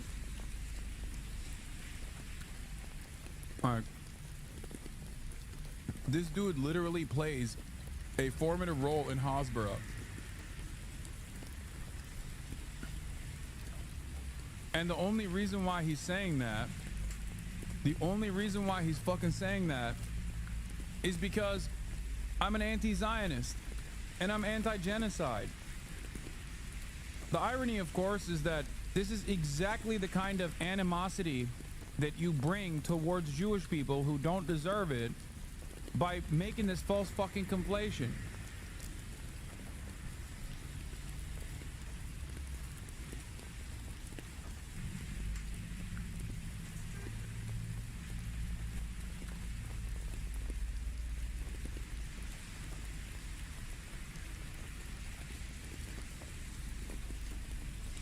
Does the ADL officially conflate anti-Zionism with anti-Semitism? They didn't used to, but they do now.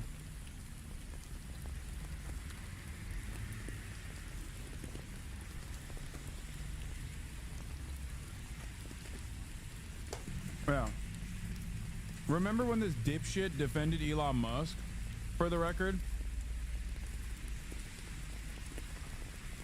When Elon Musk hit the fucking double Sig Heil, this guy came out and defended him.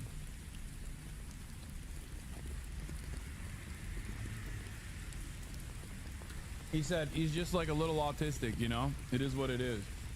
I wonder why.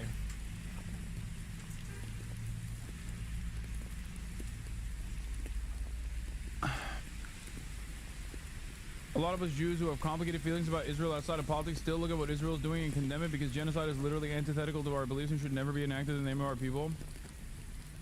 Yeah. Yeah, remember, this is what he said about Elon Musk. I am unconditionally anti-genocide. I am unconditionally anti-Zionist. Look at the words he used to describe me. Now look and compare the words he used to describe Elon Musk hitting the double Sig Heil in front of the entire world. The double Sig Heil in front of the entire world at the inauguration. This is a delicate moment. It's a new day, yet so many are on edge. Our politics are inflamed, and social media only adds to the anxiety. It seems that Elon Musk made an awkward gesture in a moment of enthusiasm. Not a Nazi salute, but again, we appreciate that people are on edge.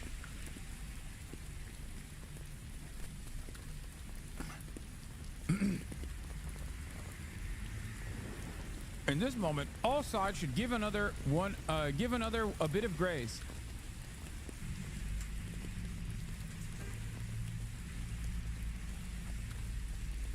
This is a new beginning. Let's hope for healing and work towards unity for months and years ahead. Extremists should not be empowered. People who spout prejudice. Yeah, notice how they're not. Normally, the ADL, at the very least, okay, would talk about, like, things that white supremacists are talking about. Because, like, they have a glossary and a database for hatred. And they need to have that. Because if they don't have that, then they're not a serious institution. Then they're just doing pro-Israel propaganda. So obviously, in an effort to justify their position as an institution that cares about anti-Semitism, they're normally supposed to constantly be updating their glossary or constantly be calling out, like, new waves of neo-Nazi movements and sentiments. It's not just about anti-Semitism. Have they talked about the white genocide theory?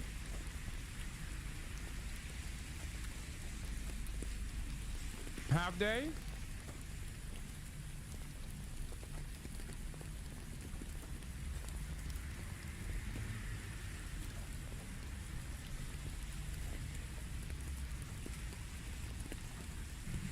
Just saying. Have they recently? Donald Trump straight up had the South African leadership over to fucking lie about white genocide taking place in South Africa. They've basically dropped the ball on combating anti-Semitism in every way, shape, and form. They are so singularly focused on attacking pro-Palestinian content creators and pro-Palestinian protesters. They're so singularly focused on that right now that, like, they're not even entertaining the other side of the story, even if it's for optics. Because if they were to at least consistently undermine neo-Nazi movements and stuff, there would probably be more Jews on board. There'd probably be more people who are like, yeah, you know what, the ADL, sometimes they go a little overboard, but, like, I agree with them. They do care about anti-Semitism. They've dropped that. They don't even give a fuck. They literally don't care to even present themselves as though they are in any way, shape, or form against anti-Semitism.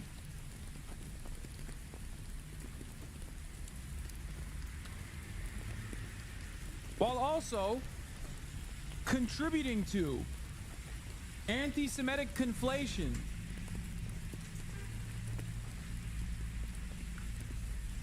Between Zionism and Judaism.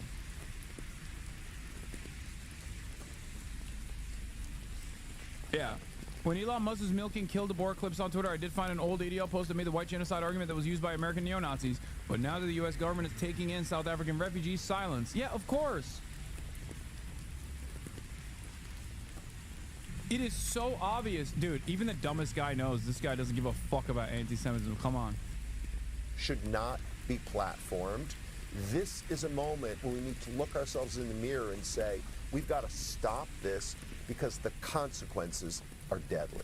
Yeah, because the reality is security is already heightened at Jewish institutions, synagogues, all over the place. If you go into a synagogue... I like that she didn't even push back, by the way, which is, again, journalistic malpractice. Shouts out to the CNN anchor who was just letting my man go off and defame the fuck out of me. Like, what are you doing? There are other journalists on your platform that have literally asked me to go on their shows. There are other journalists on your platform that have done extensive coverage on what I do, including me targeting fucking disinformation and anti-Semitic narratives. It's not just Donny O'Sullivan either. There's plenty of other. It's like crazy that you just like let him fucking spit like this. Ay, ay, ay. Hey. You're going through a magnetometer and you're walking past police. It's like, I'm not done. I want to keep going back to this Hasan guy. He fucking sucks. Can we just talk more about him? He's about to like pull a Ethan Klein and start talking about my feet or something. You know what I mean? He's literally about to, he's about to be like, listen, Kate, we're not done here, okay? Have you seen this guy's fucking armpits? Have you seen this guy's armpits? Why is he posting his armpits on the timeline? He's so stupid and so sexy. I fucking hate it. I hate it. I hate it so much. Stupid, sexy We always Hasan. thank them for their time. How much more secure are all these Jewish institutions going to have to get? But think about that. Last year we had more than 1,700 incidents at Jewish institutions, Kate. More than 1,700. Every Jewish institution has metal detectors, bulletproof glass, like police presence. It's not normal. We shouldn't normalize it. We've got to do something before it gets even worse. and it's horrible today because 2 people are dead.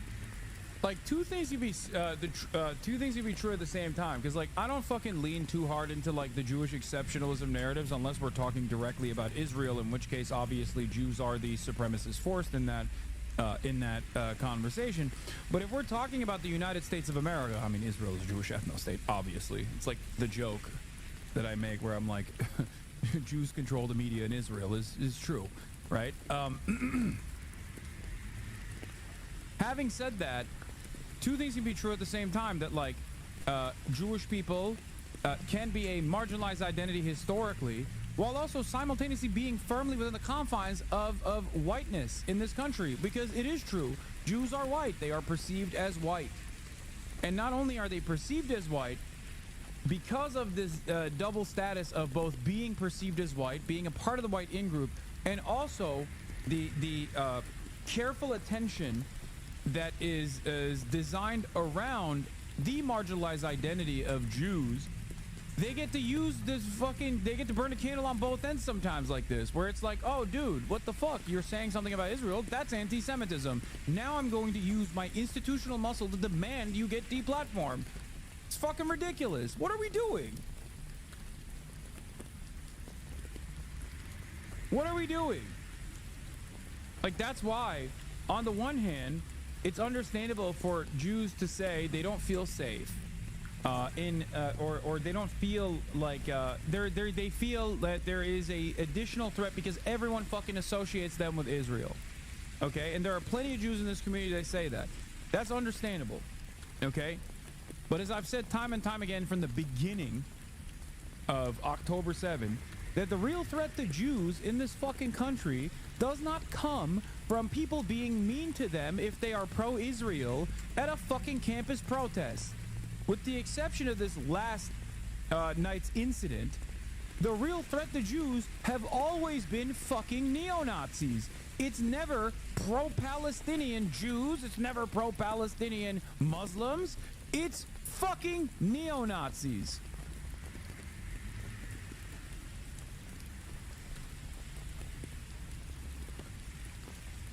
It's so ridiculous to just be like, no, you don't understand, dude. You don't understand. The anti-Semitic incidents are overwhelmingly being done by pro-Palestinian protesters. Okay, but the range of anti-Semitism for you is quite literally saying from the river to the sea Palestine should be free next to a Jewish person, all the way to literally killing a Jewish person outside of a fucking synagogue. The real fucking shit is happening on at that level, not at the fucking speech level. Okay?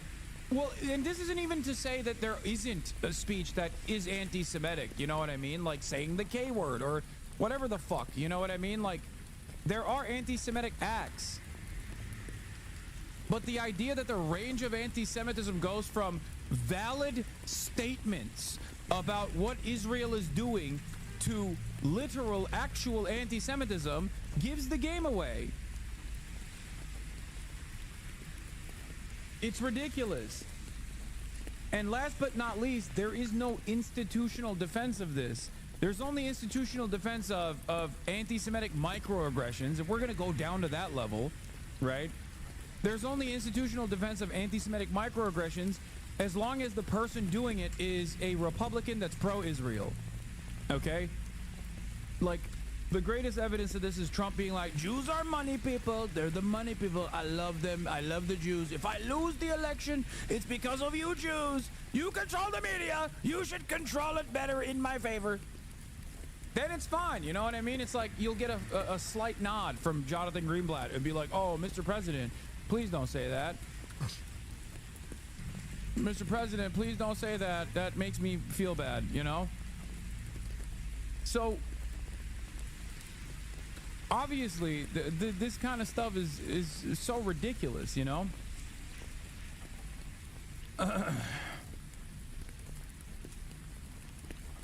What is this? Apology accepted. I am done with anti-Semitism. Apology accepted. It's still time to talk. Your invitation to the Adam Friedland show is still active. Your move, sir. I'm ready.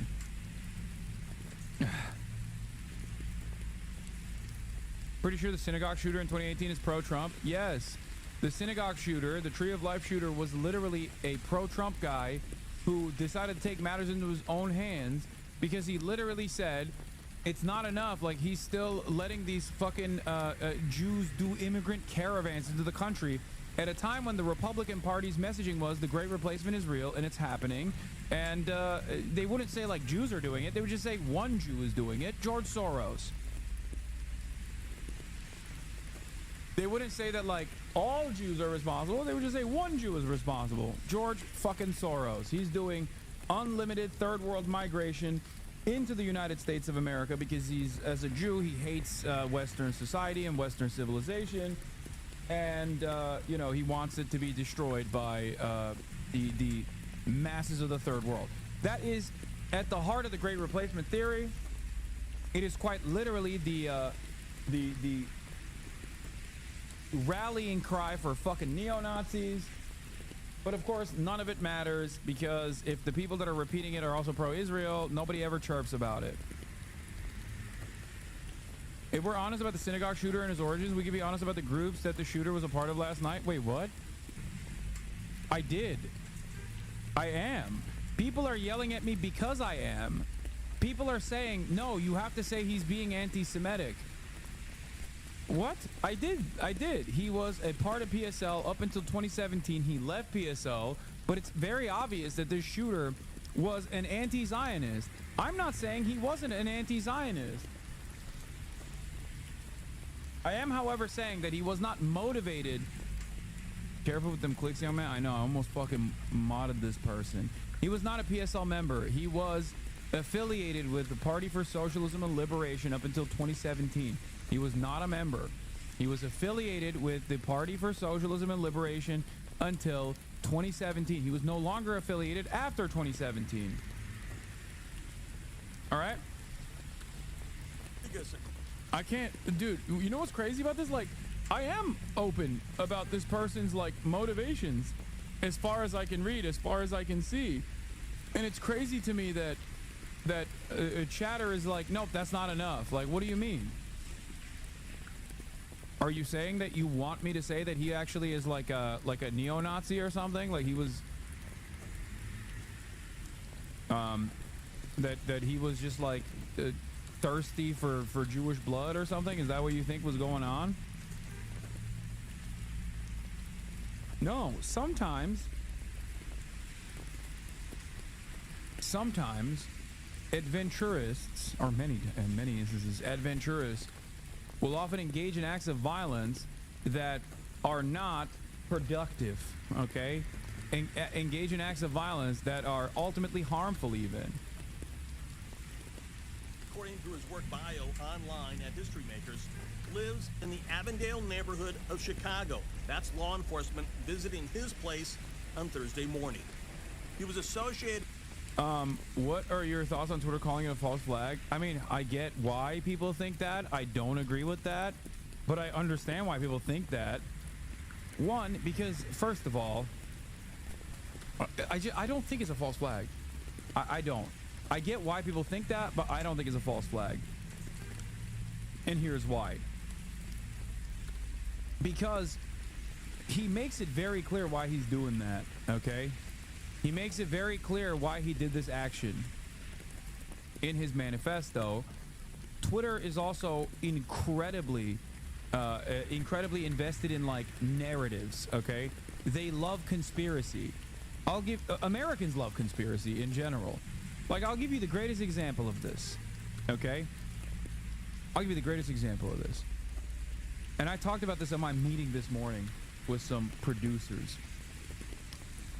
If I were to tell you a group of shadowy individuals get together multiple times a year to design a society and how it should continue to move, and they make decisions about our lives that we have no say on, and then I were to tell you it's happening at the Davos summit, people would be like, ugh, shut up. Or if I were to tell you it's capital owners, people would be like, oh, shut the fuck up. But if I were to say it's the Jews, then everyone's like, oh yeah, oh, it must be the Jews, you're right, oh. Because people love these fucking idiotic conspiracies because the truth is boring and banal, okay? That's it. That's why people look at the World Economic Forum and they go, oh, this is the work of communist Jews. How are you saying that about the World Economic Forum, an institution designed specifically to make sure that the neoliberal monoculture continues as the hegemonic force of existence? Ridiculous. Entirely comprised of capital owners. No matter what their ethnic background is or religion is or whatever their creed is, they are all capital owners. I mean, this is an obviously pro-Palestine, anti-Zionist way, but it was an inevitability that someone would do vigilante violence in the name of Palestine. In fact, I hate to say it, but I'm kind of surprised it's taken this long for something this serious to happen. I mean, it's true. And the reality of the matter is, the less people, the more people use this to clamp down, the more people use this to fucking clamp down on pro-Palestinian speech, or the more people use this against people like myself who are obviously not anti-Semitic and simply just anti-Israel, anti-Zionist, anti-genocide. Like, the more people do that, the only available alternatives are going to be the fucking anti-Semitic right-wingers, okay? Anti-Semitic, out and about, weirdo fucking right-wingers.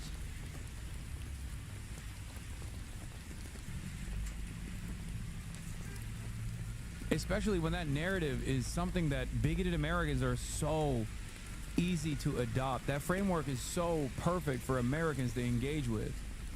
With the Party for Socialism and Liberation, which is a far-left group that regularly posts anti-Israeli rhetoric on social media.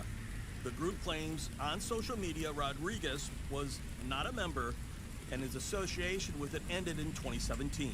Reports say he did attend at least one Black Lives Matter protest in Chicago in front of the house of then-Mayor Rahm Emanuel. He currently works at the Chicago-based American Osteopathic Information Association as an administration specialist. His employer says, "We were shocked and saddened to learn that our employee has been arrested as a suspect in this horrific crime. We're ready to cooperate with the investigation. We extend our deepest sympathy to the victims' loved ones." Previously, Rodriguez worked for the History Makers. Also, the reason why people are saying it's a fucking false flag, the reason why people are saying it's a false flag is because he literally fucking shot the people, went inside, was like, I did it, then had a fucking keffiyeh that he had on him, dropped the keffiyeh, someone else picked it up, said free Palestine. Oh my god, someone said from Hamas in the chat. Oh, they're joking. Okay, never mind. Because that's what the other people in that room were saying, which I thought was fucking crazy. Yeah, that person's just making a joke. But isn't that exactly what he would do if he was doing it for the propaganda of the deed as well? Yes. I think so. That's why I'm saying I don't think it's a false flag. But it's so perfectly designed as a way for pro-Israel groups to just turn around. Pro-Israel groups to just fucking turn around and use the clamp down on any kind of speech. Like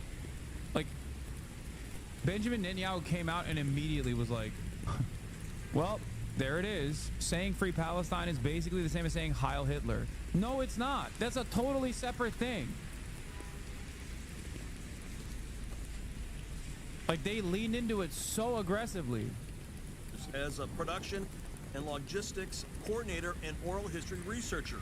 It's also based in Chicago and is a national nonprofit which preserves untold stories of both well-known and unsung African Americans.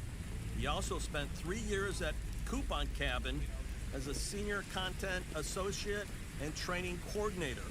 Rodriguez only has 8 connections on his LinkedIn page and hasn't posted anything for months. Chicago. Anyway, here is what Dana Fash is saying about this. Of course, classic. Just heard the alleged. Yeah, we should just fuck it, dude. If you say anything but Israel is awesome, you should just go to jail. I think. That's what I think. I think, like, saying anything beyond I love Israel and Israel should kill more Palestinian children it should be met with criminal scrutiny, criminal punishment. Yeah. We will not stop until every single person is saying 10 M Israel highs a day, okay? This certainly will not breed resentment towards Jews and enmity towards Jews in America, because Americans are incredibly selfish people. I repeat this over and over again. And they, for the most part, don't care about wars that are going on over there, but they do care about it from the perspective of their tax dollars going over there. They care about it from the perspective of these foreigners fucking constantly bullying our politicians, okay? And they certainly do care about having free speech. To a degree where if you start doing shit like this, Americans are gonna be like, okay, well, fuck these guys. You know what I mean? Okay, you tell me that this unlimited baby murder that we're sponsoring is done for Jews. They're gonna fucking learn the wrong lesson.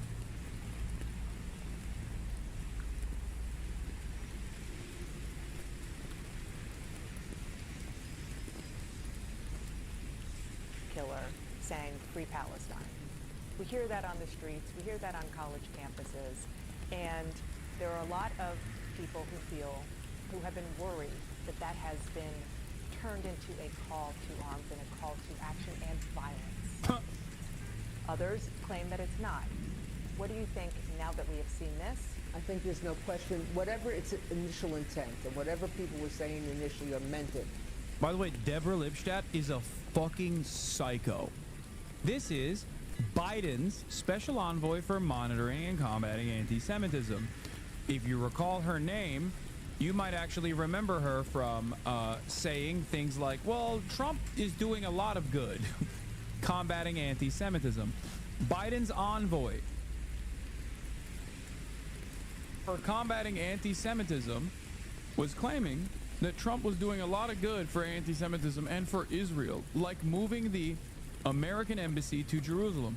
She's also famous for making a beeper joke in the aftermath of the terror attack that Mossad conducted in direct violation of international laws, booby-trapping pagers and beepers, or booby-trapping beepers that fucking healthcare personnel were using, as well as members of the Lebanese parliament that actually killed a child and exploded in crowded areas inside of Lebanon. If you remember, you know, that act of terror that even the former CIA, former head of the CIA said was a terrifying precedent to set and was directly an act of terror that seemingly many members of the media, many prominent members of the media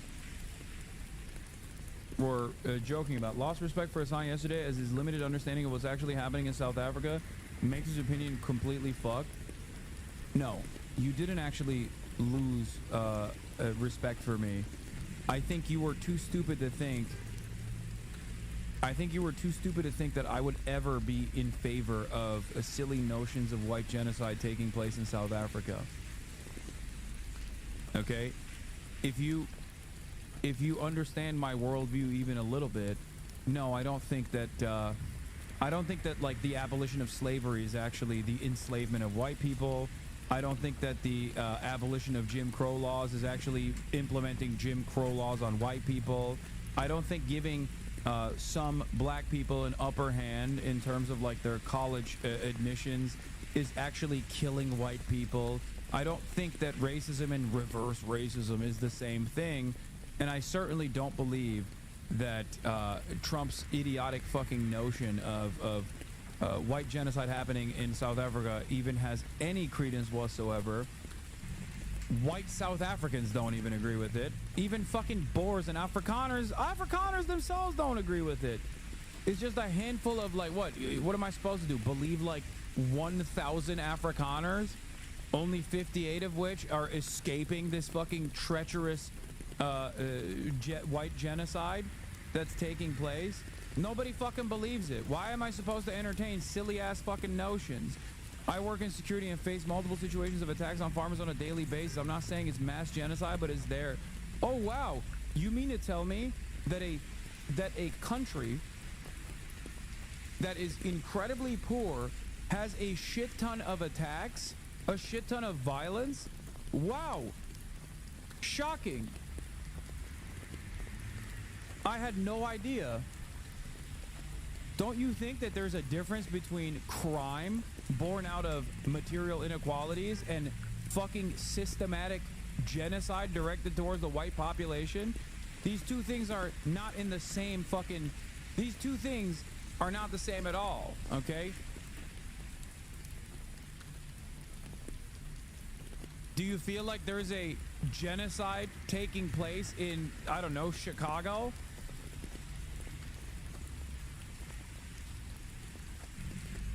Chatter even admits it's not a genocide, so why did he lose respect for Hasan? I don't know.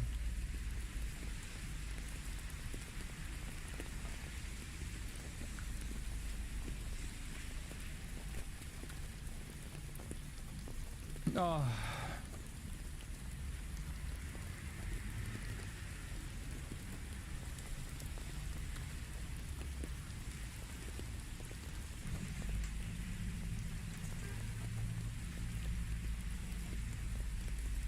An incredible amount of anti-white genocide is taking place in South Africa. That's why 8% of the population maintains 72% of the land in South Africa.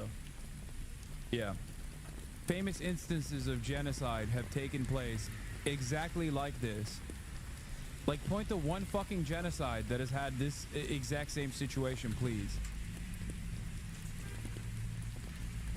Wild that white genocide was a red line. It Yeah. has become a call for violence, and not violence against Israelis, which is wrong. Yeah, an extremely poor country has people that are attacking the landed gentry. Stop the fucking presses. Yeah, and even in that process, like, the overwhelming majority of victims are still black farmhands. So what the fuck's this guy talking about?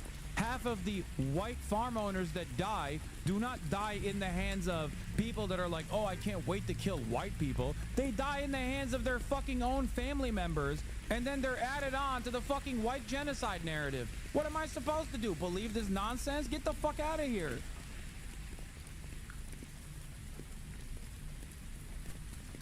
It's the same exact fucking principle behind, like, October 7 was a genocidal act. Everything post October 7 that Israel has done, not a genocide. Like, okay, sure. But violence against Jews. And anybody who tries to separate the two.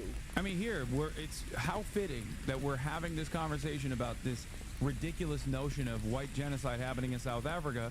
Meanwhile, Biden's fucking anti-Semitism envoy is on CNN alongside Dana Fash being like, you know what's the real genocide that's taking place? Don't say in Palestine. That's actually genocidal rhetoric.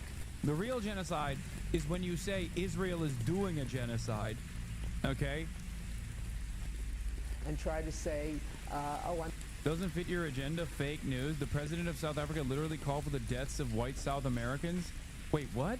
White South Americans? You mean white South Africans? And no, Malema is not the president of South Africa, you racist baboon. Shut the fuck up. That's so funny. This guy, of course, the people that believe that there is a white genocide taking place in in South Africa are also too racist to recognize that the leader of the EFF is not the fucking leader of the ANC, nor is the leader of the fucking country. Remember when I told you this, by the way, yesterday when we were watching Donald Trump play that clip compilation, that dumb fuck racist Americans were going to be like, well, these two people are the same people, I think. Here, you got unbanned Burberry bloodstains. As a white South African myself, can the other white South Africans in the chat stop fucking whining about your own anecdotal evidence? Take your head out of your ass and look at the facts of our country. You are embarrassing as fuck.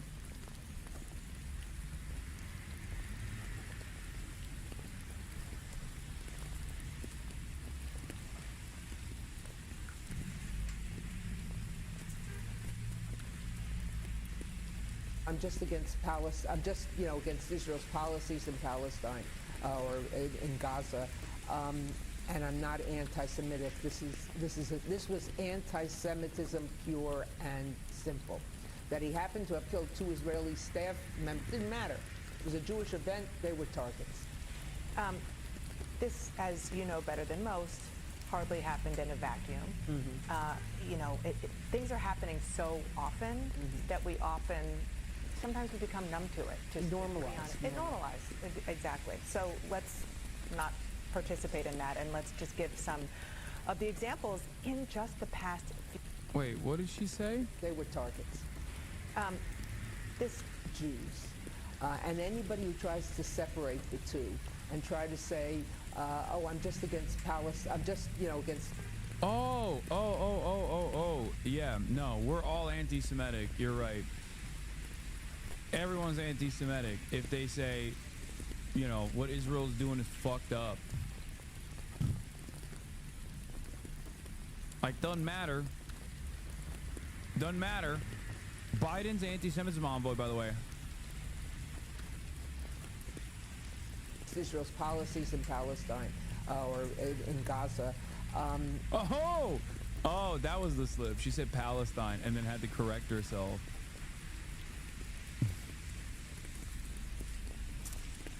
Yeah. Netanyahu's policies in Palestine. I mean, Gaza. That's not real. That's not. I'm sorry. Explain that. One marker for a lot of defenders, dick riders of Israel, is that they never say Palestine. They're worried that if they start saying Palestine, that there would be recognition of its existence. Because they do not recognize Palestine. They do not believe that it exists. It's fake. It's made up to them. Because when you do recognize that Palestine exists, all of a sudden, there are additional responsibilities. Like sovereignty. If you're a nation state, a recognized nation state, if you're a recognized nation state with people, with a culture, then all of a sudden, what Israel's doing is really fucked up. You can't engage in mass displacement. If you call them Arabs or Gazans, then they are already a part of a larger group of Arabs that can be just sent to any other Arab nation, really. Who cares where they go? And I'm not anti-Semitic. This was anti-Semitism, pure and simple. That he happened to have killed 2 Israeli staff members didn't matter. It was a Jewish event. They were targets. This, as you know better than most, hardly happened in a vacuum. Yeah, I don't know if I heard her right, but she said the reason why they were killed was actually because they were Jewish and they just so happened to be Israeli. Yeah. And the event itself was for promoting tolerance for Palestinians. Things are happening so often that we often, sometimes we become numb to it. Just normalize. It normalized, exactly. So let's not participate in that, and let's just give some of the examples in just the past few months. We saw a man arrested for allegedly planning a mass shooting at a New York Jewish center. Tel Aviv restaurant stabbing. The perpetrator arrived from the U.S. Then this is Tel Aviv restaurant stabbing. Okay. The fuck?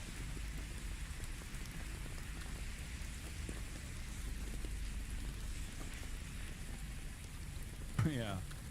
If we're bringing up U.S.-born terrorism that takes place over there, oh boy, do you have a fucking long list, starting with Mayor Kahan. Okay, holy fuck. I mean, or any number of different Americans that flew to Tel Aviv instantly to be like, oh, dude, I can't wait to join in on the fucking fun of child Holocaust. That is, you know, can't wait to join the ranks of the Israeli occupying force and do some fun little baby murder.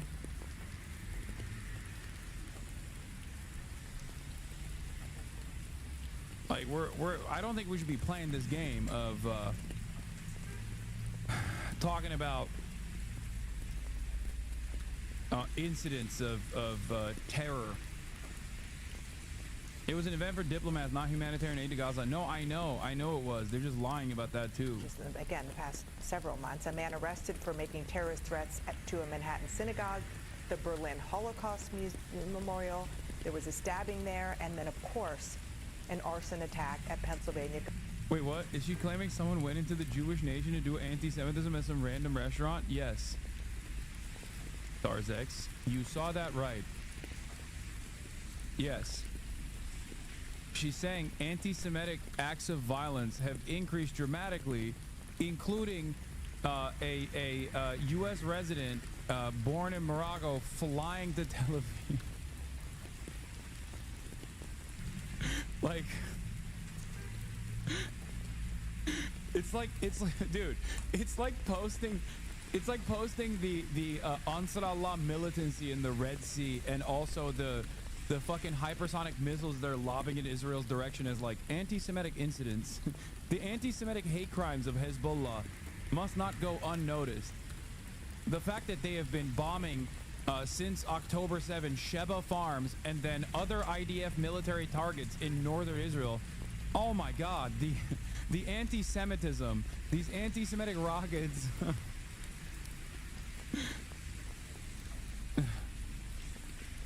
Because the best way to do racism is to fly where the disenfranchised people are the superior. Yeah. the anti-German Christian hate crimes of flying into Berlin in 1939. This is fucked up. We must stop this. Attacking German soldiers in 1938 because I just hate Christians so much. Starzex is Israeli, by the way, if I remember correctly. Man arrested for making terroristic threats at Manhattan synagogue, Berlin Memorial, Holocaust Memorial stabbing. I don't know what this one was, but it's in fucking Berlin. I don't know. Arson attack at Pennsylvania Governor Josh Shapiro's home. Bro. The arson attack at Governor Josh Shapiro's home was done by a guy who thought Josh Shapiro was right there, about to kidnap his daughters. Okay? This is basically akin to being like, I'm Jewish and I got in a car accident. This is an anti-Semitic hate crime. Like, what are you talking about? What is this fucking stat padding happening here? The dude literally was like, oh, Josh Shapiro is gang stalking me and my daughters. He thought Josh Shapiro was in his fucking walls. Governor Josh Shapiro's home. Your whole life has been dedicated to education.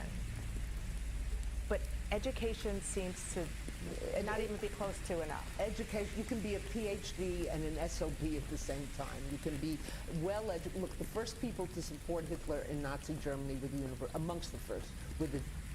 I mean, as is the case with many defenders of Israel, is pure projection, and I don't disagree with what she's saying, except it should be flipped on the likes of Deborah fucking Lipstadt, who is incredibly well educated. I believe I think she was a Holocaust scholar, if I'm not mistaken, which is crazy because as an incredibly well-educated person, her biases about Israel are shrouding her judgment. They're clouding her judgment. So yeah, you can be 100% well-educated and have a PhD, but then be 100% an SOB. University professors, they got on board right away. So education, of course I believe in education. I wouldn't... Also saying that, whoa, fucking, the American government currently is literally fucking targeting PhDs and college campus protesters and unjustifiably jailing them for literally doing the brave thing that some college professors did in Nazi Germany against the displacement and false imprisonment of all Jewish PhDs. Like, literally, what she is criticizing is happening in America, but she likes it. She likes it. The idea that, like, educated PhDs supported Nazi Germany is, to a certain degree, correct. It is.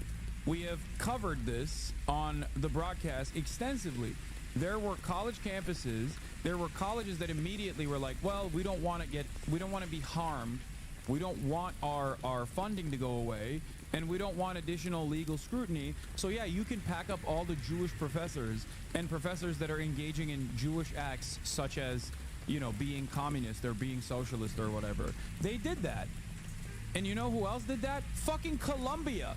Okay? Colombia just did that to the Trump administration because there is another Holocaust taking place right now, and Israel is the one responsible for it, and all the naysayers are getting packed up. Be doing education and working in that and trying to educate people if I didn't believe, but it's not a magic bullet.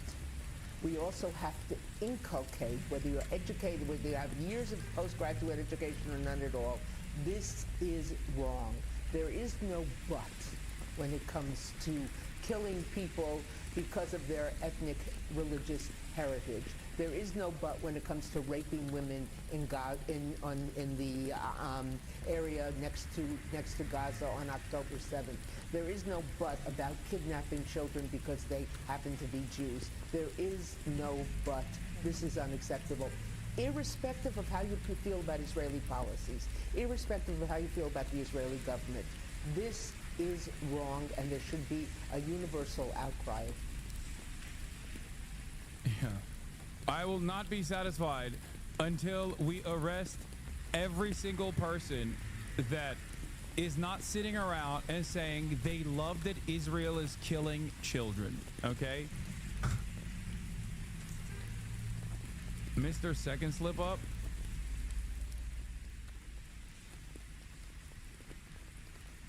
She said rape in Gaza. Oh. This lady had a Hollywood movie made about her? Yeah, because she fucking famously prosecuted a super famous, Lipstadt is a Holocaust scholar and was sued by David Irving, a Holocaust denier, for libel, and she won. Okay?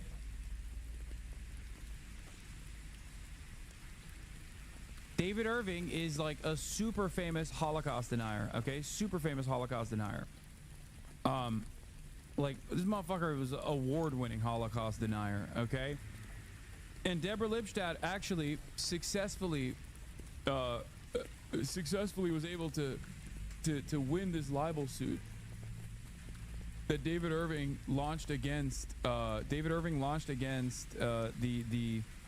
Irving v. Penguin Books case, in which Lipstadt, a Holocaust scholar, was sued by David Irving, a Holocaust denier, for libel.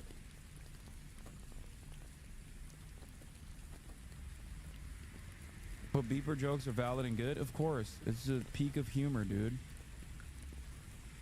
Last night in Washington, something horrific happened. A brutal terrorist shot in cold blood a young, beautiful couple, Yaron Lishinsky and Sarah Milgrom. Yaron had just bought an engagement ring for Sarah. He was planning to give it to her in Jerusalem next week. They were planning to start a new and happy life together. Well, that tragically did not happen. Yaron and Sarah weren't the victims of a random crime. The terrorist who cruelly gunned them down did so for one reason and one reason alone. He wanted to kill Jews. And as he was taken away, he chanted, "Free Palestine." This is exactly the same chant we heard on October 7th. On that day, thousands of terrorists stormed into Israel from Gaza. They beheaded men, they raped women, they burned babies alive, they butchered 1,200 innocent people and took 251 innocent people hostage to the dungeons of Gaza. A short time afterwards, Chancellor Scholz of Germany visited Israel. And after he saw the horrors, he said to me, "These Hamas terrorists are exactly like the Nazis." He was right. And if they could get away with it, these Hamas terrorists would have slaughtered every last Jew on earth. For these neo-Nazis, Free Palestine is just today's version of Heil Hitler. They don't want a Palestinian state. They want to destroy the Jewish state. They want to annihilate the Jewish people who've been in the land of Israel for 3,500 years.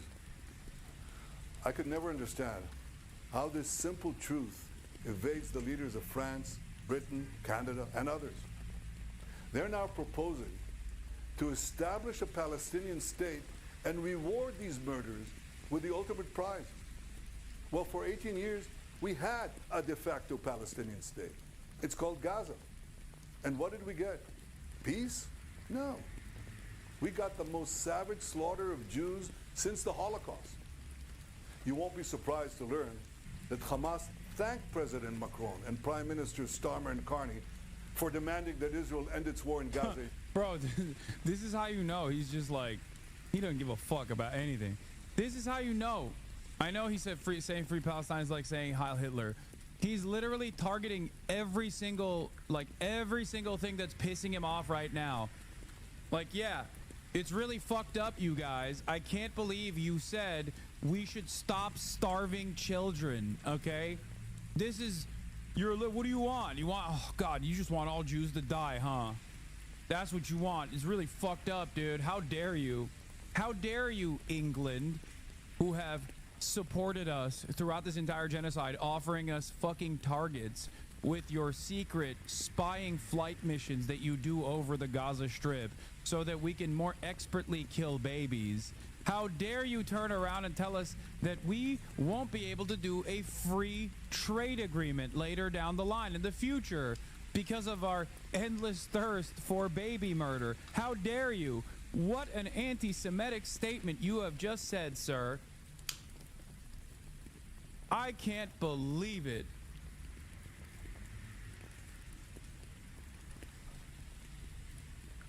I hear you got 2 people killed. Hope you get sent back to Turkey. Where did you hear that? He's like, hey man, I hallucinated an alternative reality, and I've decided that this reality is correct, and in which you will also now be getting deported despite being an American citizen. So many things that you just made up have to, you know, so many things have to come together.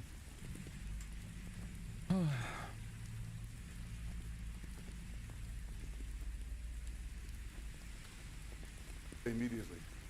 Hamas was right to thank them, because by issuing their demand, replete with a threat of sanctions against Israel, not Hamas, these 3 leaders effectively said they want Hamas to remain in power. They want Israel to stand down and accept that Hamas's army of mass murderers will survive, rebuild, and repeat the October 7th massacre again and again and again, because that's what Hamas has vowed to do. I say to President Macron, Prime Minister Carney, and Prime Minister Starmer, when mass murderers, rapists... Oh, I can't listen to him, dude. I hate this piece of shit so much. What a ginormous monster he is. God, he fucking sucks so bad. Holy shit, he fucking sucks so bad, brother. Yikes! Baby killers. I'm done with this here. Gaza gets limited aid after Israeli blockade, but is it too late? They unloaded the few trucks that reached Khan Yunis under cover of darkness. armed guards defending the precious cargo. They wanted to get the flour to the bakeries immediately, but also daylight would increase the risk of riots or fighting. People in Gaza are hungry and desperate. At Deir al-Balah and across southern Gaza, they started baking without delay. The flour is being distributed to as many bakeries as possible by the World Food Programme. The bread produced in this bakery will not be sold at the moment on the counters and the bakeries. It's going to be distributed through our existing network of partners, mainly the ones operating the hot meals kitchen, and given to the ones that are... Remember, this is what Israel is doing, okay? This is what Israel is doing in Gaza right now. As Western media has completely been like, all right, this is, okay, sure. An afterthought. Channel 4 covered this for 2 minutes and 32 seconds. Channel 4 earlier in the day, as we watched, covered the Israeli ambassadors getting shot and killed for, I believe, what, like the entirety of the programming, 15 minutes? Are mostly in it. The Israel Defense Force plans to replace this network with its own food distribution system. There's also they say this. They want. There's also this. As I covered yesterday, Israeli protesters attempt to block aid trucks headed to Gaza. To stop Hamas from stealing aid. But humanitarian agencies suspect the real reason is to force Gazans into military-controlled zones in the south and to dismantle a long-standing and effective system that employs as well as feeds Palestinians in Gaza. In Nuseirat, every family had sent a young man to see if they could get bread. During the ceasefire, 600 trucks of food entered Gaza every day. Fewer than 100 after an 11-week blockade is nowhere near enough. In Khan Yunis, children rushed to a place where they'd heard there was hot soup. They scrambled for the scrapings. And most left disappointed and still hungry. At Nasser Hospital in Khan Yunis, amongst the wounded, they're now seeing an increasing number of malnourished children. We're now facing a disaster, and it will be dire if there is a continuation in the block on food supplies. I predict there will be many victims because of food insecurity. Most people are now surviving off scraps of food or anything they have left. If nutritional supplements and food get into Gaza, these children can pull through. But time is running short. Let's go back to sleep, Rahaf. We're so tired. This is Miss Rachel, hanging out with her new friend, Rahaf. Miss Rachel is like YouTube's Mr. Rogers, with millions of subscribers and billions of views. Can you nod yes? And Rahaf is a 3-year-old double amputee from Gaza. She lost her legs when her home was bombed, and months later was medically evacuated to the U.S. Miss Rachel saw a video of the little girl, now living with her mom and a host family in Missouri, watching her show. She's just so precious. Hopping like a bunny, and she was kind of hopping on the couch. And arranged to have Rahaf come visit her in New York.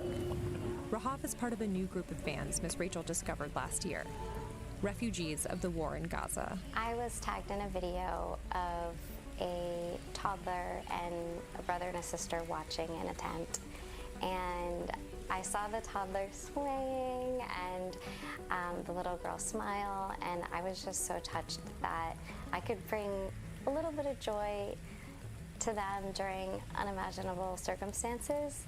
Did you know that you had this audience? No, I was. Why are you saying mods to this guy?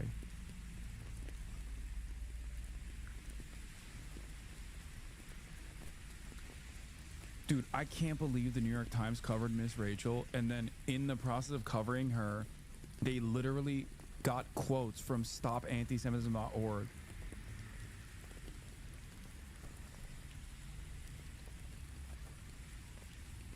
She is impossibly nice. It is shocking. I think New York Times, not CNN, New York Times, when they covered her, They literally covered her as they covered her as like being too sympathetic to the Palestinians.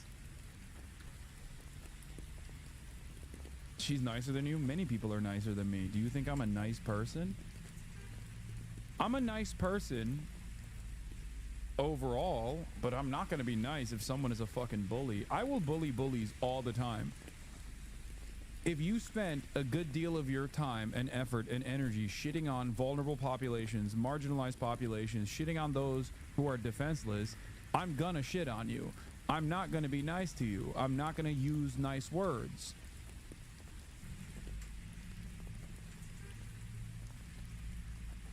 It's bullshit.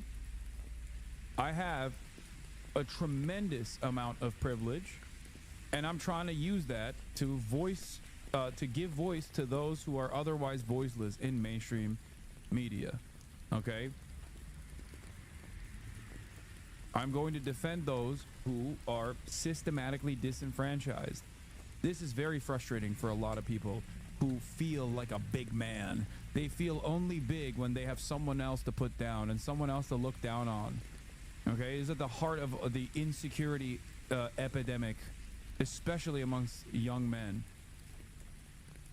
Fuck those people.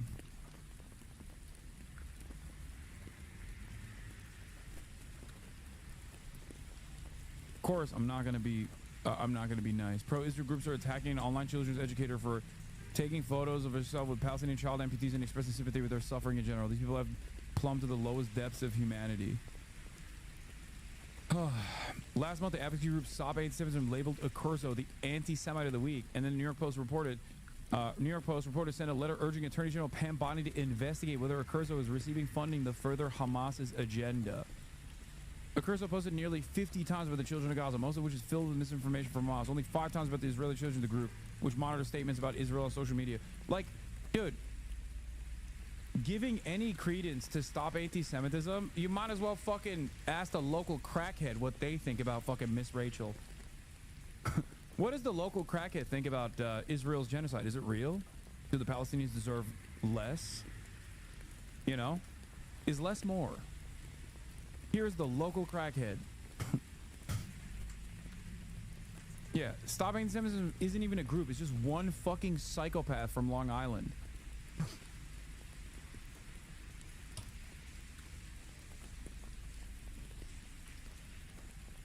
At least the crackhead has only one agenda, okay? And that is to consume more crack.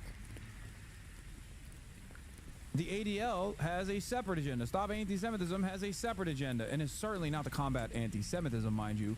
It is to combat correct messages about Israel. It is to combat the truth.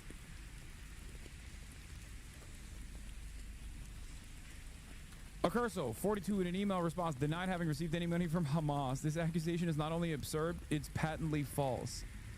Accurso said, the reason I post about Israeli children is because I care deeply about them. The accusation that I would be doing it for any other reason is outrageous and wrong. I've spent my life committed to the learning and well-being of children. I have always believed that safety and security are a basic human right for every child. So you see, caring about children in Gaza is a direct continuation of the work I've been doing most of my life. We don't care about only some of our students because of where those students are born. We care about every one of them. Of course, yes, for those who are pro-Israel, they're like, no, why do you care about the Palestinian children? You're humanizing them too much. They're supposed to be dehumanized. Please stop humanizing. Please stop humanizing the Palestinian children, okay? It's making our endless death and destruction campaign against Palestinian babies all the harder to sell to the American population, to the Western population. Please stop. Completely surprised. Someone wrote, this made me realize that these kids are like mine and like ours. And I know so many parents that enjoy our show feel the same way. They say, as a mom, Ms. Rachel seems to be someone who's really, really good-hearted, but in the context of everything that's going on, she says, I care about all children, but really she's talking about the children of Gaza. Stacey Hackner, a teacher of London Cheater, a school of Jewish instruction, said in an interview, that has left a lot of Jewish parents feeling quite isolated.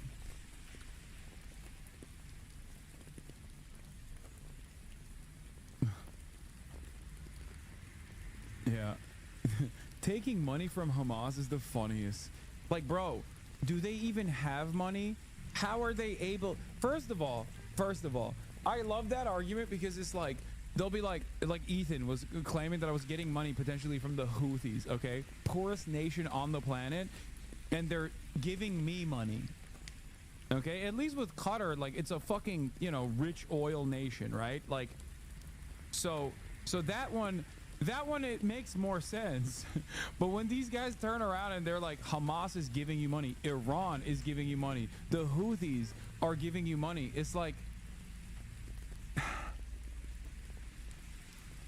do you hear yourself? All you're doing is projecting that you're getting paid from AIPAC or some other like Israeli advocacy group. And you're like, everyone else must be doing it too. I'm doing it. She's like, I care about Palestinian children. And then people's response to that is, oh, so you want all Jews to be murdered? Is like, that's just a self-report, man. You're like, you have tied those two things together. Like saying that like Palestinian children shouldn't fucking be murdered, slaughtered ruthlessly. If you think that automatically means that, you know, a second Holocaust is going to happen, well, it is happening to the Palestinians, but a third Holocaust is going to happen in the aftermath of that. If they stop the baby murder, you're a psychopath. I just think about, I see my babies. All children are worthy. She's posted more and more about Gaza as the war has gone on, highlighting the humanitarian crisis and launching a fundraiser for kids. She's gotten supportive comments, but there's also been backlash. The bullying is so bad. It's so bad. But I can handle this. You seemed very emotional about the bullying that you said you'd gotten for speaking out. The idea that caring for one group of children means that you don't care for another group of children is false, and it's so hurtful because I care so deeply for all kids. In April, an advocacy group called Stop Anti-Semitism called her a mouthpiece for Hamas. A group accused you of essentially acting as a foreign agent and asked, for the Attorney General to investigate you for spreading propaganda. Obviously, that's not true. I care deeply about all children, Israeli, Palestinian, Jewish, Muslim, Christian. I wouldn't be Miss Rachel if I didn't speak up for them and speak up for all of them. This is a prayer for all the children. Miss Rachel has also used her platform to express grief over the deaths of Israeli children and said she's met with the family of hostages still in captivity. Oh, she's keeping the walker with her. Here in the U.S., Rahaf was fit for prosthetics and has learned how to walk again. A group called Palestinian Children's Relief Fund helped her and her mom get out. But her dad and two brothers are still in Gaza. ورهف محظوظة كتير طبعا إنه رهف قدرت تطلع بس في أطفال تانيين لسه موجودين بغزة وبتمنى إنه هدول الأطفال إنه يطلعوا يتعالجوا زي رهف. طبعا في أطفال كتير لسه ما زالوا طبعا تحت الركام. أنا بشوف هذا الإشي طبعا لأنه بشوف أولادي كيف. Bro, white people at one speed, dude. All lives matter. You know what I mean? Everything. Hold on now. They'd be fucking all lives matter in the Holocaust, dude, if they knew exactly what the fuck was going on, you know? مجرد ما يحكوا مع رهف ولا حتى يشوفوها إنه ماسكة خبزة ولا بتاكل بصيروا يسألوا فيها. طبعا هذا الإشي كتير بيوجعني. Anything is possible for Rahaf, and she has healthy food, and she has clean water, and she has wonderful medical care. This girl is thriving. We have to do this for all kids because they all deserve that.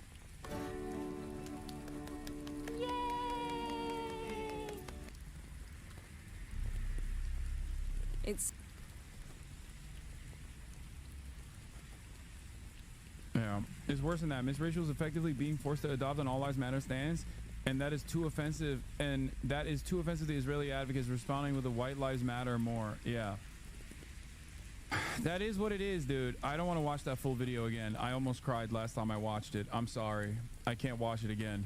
The amputee baby. Mahmoud Khalil, in some good news, I guess, Mahmoud Khalil got to meet his newborn son as lawyers are fighting his deportation order. University grad student as the immigration... English Hasanabi has spoken. Do not let yourself be fooled. This shooting of diplomats who worked for the Israeli government is not an example of... anti-Semitism. The man was literally Christian. Here he is himself admitting it, and here is someone who knew him. Yeah, he literally said, Israel is the only place in the Middle East where Christians can thrive. Not perfect, but livable. Speaking as a Christian myself.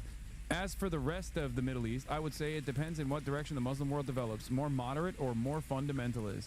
Meanwhile, this swagged out white boy was literally at the heart of fundamentalism in the Middle East, okay?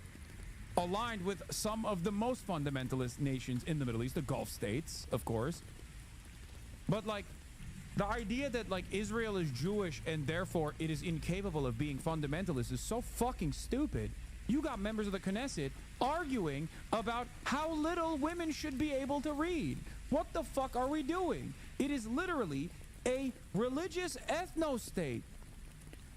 It is by design. It is now in the Constitution. It's a constitutional religious ethno-state where the parties that are gaining more prominence, slowly but surely, are directly advocating for how women shouldn't be able to read, okay? Then what the fuck? What do you mean? It. And here is someone who knew him saying that the guy was 100% a Christian and not Jewish. So don't let yourself be quickly fooled by the Israeli narrative that this is... Yeah, he was raised in a household where I think his dad is Jewish, his mom is an evangelical Christian, and despite his upbringing as a Christian man, he went to Israel. He volunteered to fight within the Israeli occupying force. And then he joined the Israeli embassy. This is an example of terrifying anti-Semitism on the streets. And I don't think I'll share it in this video, but here's Ken Klippenstein sharing the shooter's manifesto. This wasn't some crazed guy who wanted to go out and target Jewish people on the basis of their Jewishness.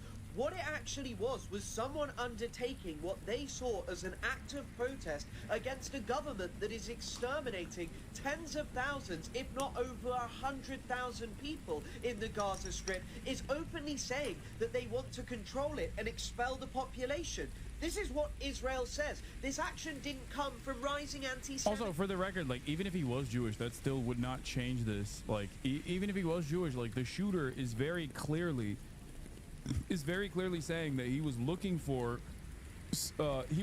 someone that he could target specifically because of their involvement with Israel, and that this was an act of violence, as an act of protest against the state of Israel and its unjustifiable crimes. You don't have to agree with his methods, okay? That's not what I'm saying, and it's not a justification, but you have to understand, like, this is probably worse for me to admit. It would be easier for me to say, like, nah, this guy wasn't an anti-Zionist, he's just some fucking Nazi, who cares, and move on. But the reason why I'm saying the truth here is not to be like, oh, this is a totally justifiable act, I'm 100% fucking defending it. The reason why I'm explaining it to you is because the media narratives that actually claim that he's being anti-Semitic and doing this are doing it so that they can conflate Judaism with Zionism once again. Because every single thing that happens has to be packaged around that fucking conflation, okay? It has to be packaged around that conflation because this is the way that Israel propagandizes its position, okay?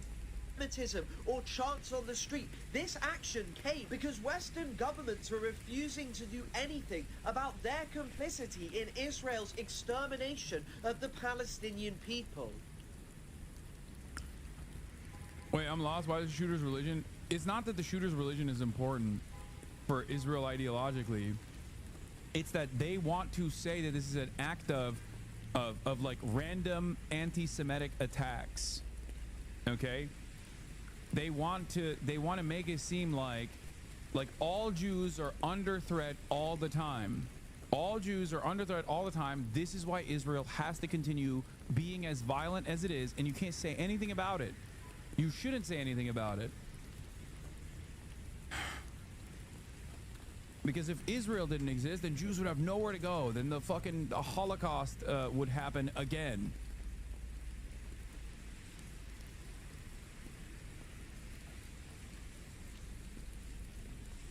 department looks to deport this legal permanent resident. The immigration judge today began the hearing by denying a government motion that would have prevented Mohammad Khalil from raising an asylum claim. The judge also heard witness testimony on Khalil's behalf.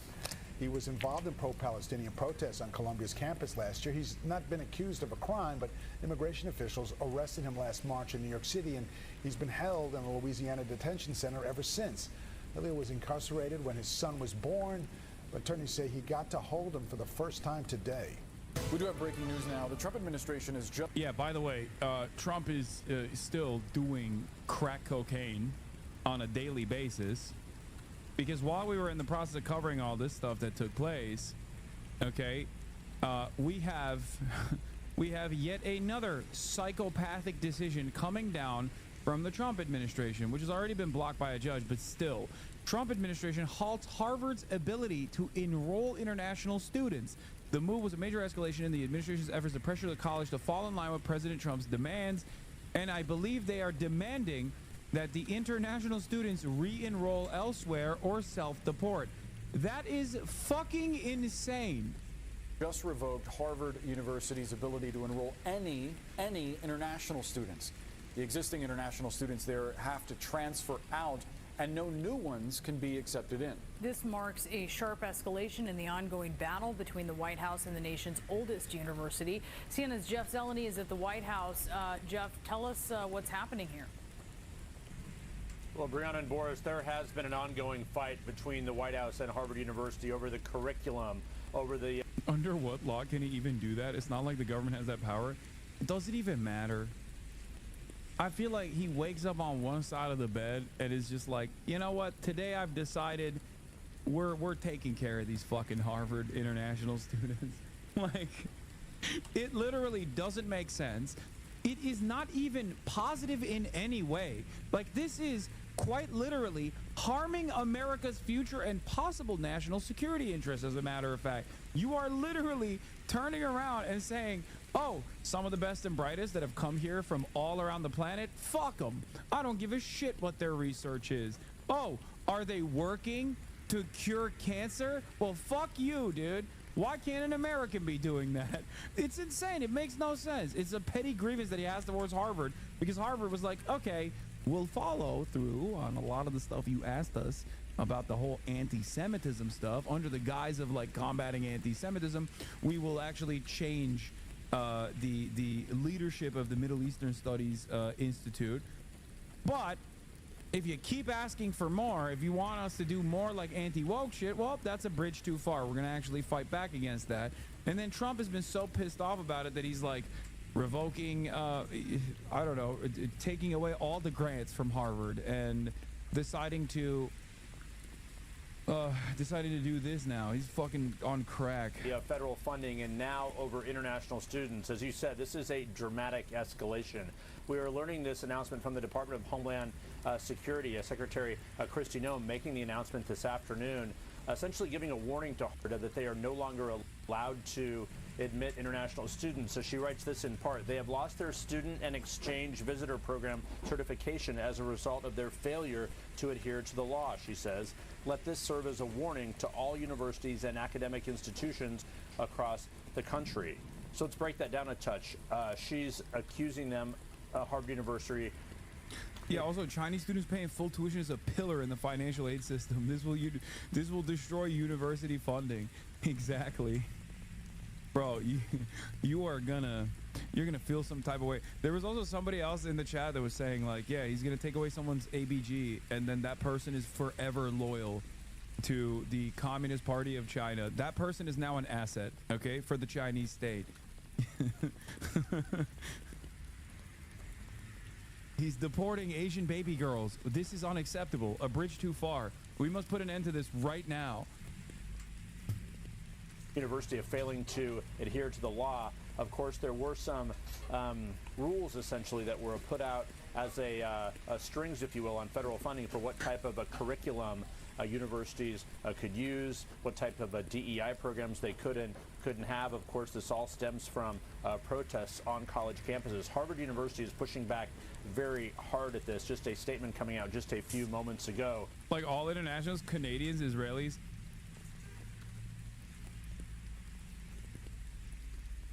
Come on. Come on. Yeah, okay. Okay. Canadians, yes. Israelis, I think they'll probably not do that. Harvard is saying that they will challenge this legally as well. And they go on to say this. The government's action is unlawful, Harvard says. We are fully committed to maintaining Harvard's ability to host international students and scholars who hail from more than 140 countries and enrich the university and this nation immeasurably. So how many students are we talking about here? Well, in this academic year alone, almost 30% of Harvard's student body were made up of international students, some 6,793 according to this year's academic record. So the government is saying that these students must transfer. We are told that they are likely to be able to transfer to another U.S. institution, not necessarily return to their home countries. But of course, this will be one of the many actions of this administration that will be challenged legally. But certainly, once again, a dramatic escalation from the U.S. government against Harvard. Boris and Brianna. Certainly is, Jeff Zeleny, thank you. And with us now to discuss is Ryan Enos, the professor of government at Harvard University. He's also a member of Harvard's chapter of the American Association of University Professors, which is currently suing the Trump. No, of course this doesn't stand. Are you kidding me? It's perhaps the dumbest thing he's done so far. It's like writing an executive order to shut down Harvard. Okay, good luck. You know what I mean? No, there's no, this does not happen, okay? Yeah, it's going to be another 9-0 Supreme Court slam dunk, I guess, for yet another enemy of Donald Trump. Trump administration. Professor, thank you for being with us. This decision that Harvard can no longer enroll foreign students and existing foreign students have to transfer or lose their legal status. What's your reaction to this? I think it's awful and it's outrageous. It's another pattern of the Trump administration taking authoritarian actions. In the United States, the president does not have the power to punish people, target people for punishment because he doesn't like their politics. And he's targeting Harvard because he... Yeah, that's kind of the whole point, don't you think? That's kind of the entire... That is what he's doing. He thinks he politically disagrees with them. It's a political vendetta. And he's doing this on the back of students who were admitted to Harvard from around the world for their merit, for things that they accomplished in life. And now he's trying to punish them, to hold them hostage, essentially to try to win what he considers to be this political fight with Harvard. That's what authoritarians do. It's not done by the rule of law. Secretary Noem says the administration is holding Harvard accountable for fostering violence, anti-Semitism, and coordinating with the Chinese Communist Party on its campus. What do you say to that? I see you shaking your head. Yeah, I mean, I could shake my head all day against those things. I would ask them what violence they're pointing to, what anti-Semitism they're pointing to, what coordination with the Chinese Communist Party they're pointing to. These are outrageous statements, and I think it's become increasingly clear that the public doesn't believe these. The American public doesn't believe this, and they are leveling these outrageous claims to try to win this political battle. And in a certain respect, and I think we see this pattern with them, it doesn't matter whether these accusations they are making are true. They're all a pretext for this trying to punish Harvard and punish other universities as a way to bring them under their control. And as I said earlier, that is what authoritarians do. It's not the way things should be done in the United States. Some of this may come down to what particular free speech may be allowed, but the secretary is also citing Harvard's own report. Harvard released 2 reports last month on anti-Israel bias, and there was another one on anti-Muslim, anti-Arab, and anti-Palestinian bias, finding in part that Jewish students had faced bias, suspicion, intimidation, alienation, shunning, contempt, and sometimes effective exclusion from various curricular and co-curricular parts of the university and its community. It also found that Arab, Muslim, and Palestinian students and faculty who voiced concern over rising death tolls in Gaza and the unfolding humanitarian crisis there overwhelmingly felt abandoned, and some believed they were actively silenced by Harvard administrators. What work do you think Harvard has to do on these issues? You know, Harvard is a big, diverse place, bringing people together from across the world and from different communities across the United States, and putting them in a place where they live together and they study together and they work together. And then when things happen in the world, like happened in Gaza and happened in Israel, are going to touch our community. And of course, people are just going to disagree. And sometimes it's going to lead to things. Yeah. Oh, brother. Yeah, Jake Sherman posted this. Bro, this is literally like, this was the same narrative that took place after Brian Thompson's assassination, right? We don't know who did it, obviously. Like, remember when people were like, oh, it's so scary, like media figures would say, like, it's so scary to be in the streets of New York City. And then people would just be like, what are you talking about? Like, what do you mean it's so scary to be on the streets of New York? Well, like, like, it's so dangerous to be a CEO in America. Like, it's so dangerous to be a CEO in America right now. We need to fucking create a new hotline for CEOs that are afraid. It's like, this isn't to undermine anti-Semitism and anti-Semitic incidents. Like, they do take place, but by and large, like, the idea that this is going to happen to you fucking randomly is insane.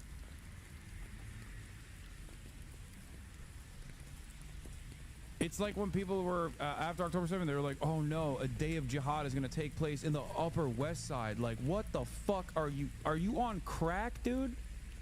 What the fuck are you saying? It is literally a safer place for Jews objectively than fucking Tel Aviv is, okay? Whether it is the safety and security that you have of never having to fucking hear psytrance music, okay? That's a big point of safety, I think. Or even getting spitted on because they accidentally thought you were Christian. Like, what are we talking about, dude? What the fuck is this shit?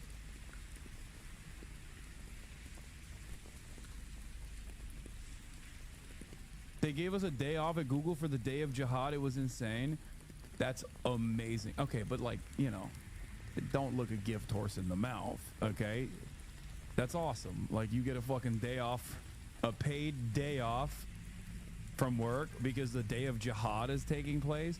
Dude, how can people be so stupid? Oh my god. That's the part of the context nuke that I didn't even get to. Apparently Ethan also brought that up. I haven't even seen that part yet.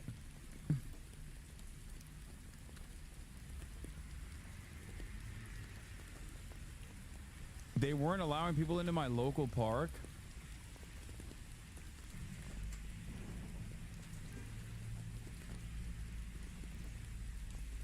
I'm sick of you associating psytrance with Israel, you son of a bitch. I'm sorry. Have you seen Israeli music? It's all that, okay?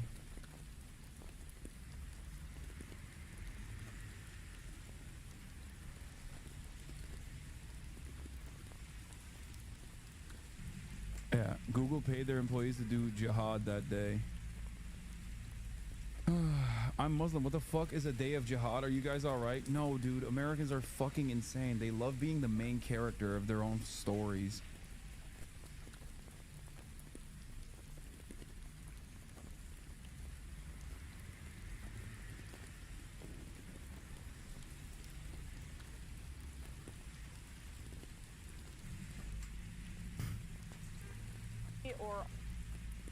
After announcing that foreign students are being banned from Harvard, Noam warns this should be a warning to every other university to get your act together. Are you now considering similar moves with other universities like Columbia that has allowed Jewish students to be threatened and made unsafe? Absolutely. We are absolutely. Are you sad you didn't get invited to Hasanabi University because of your divisive views?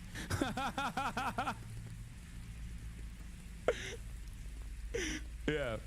When asked, Kai Cenat, when asked about Israel-Palestine, Kai Cenat's answer was, it's complicated.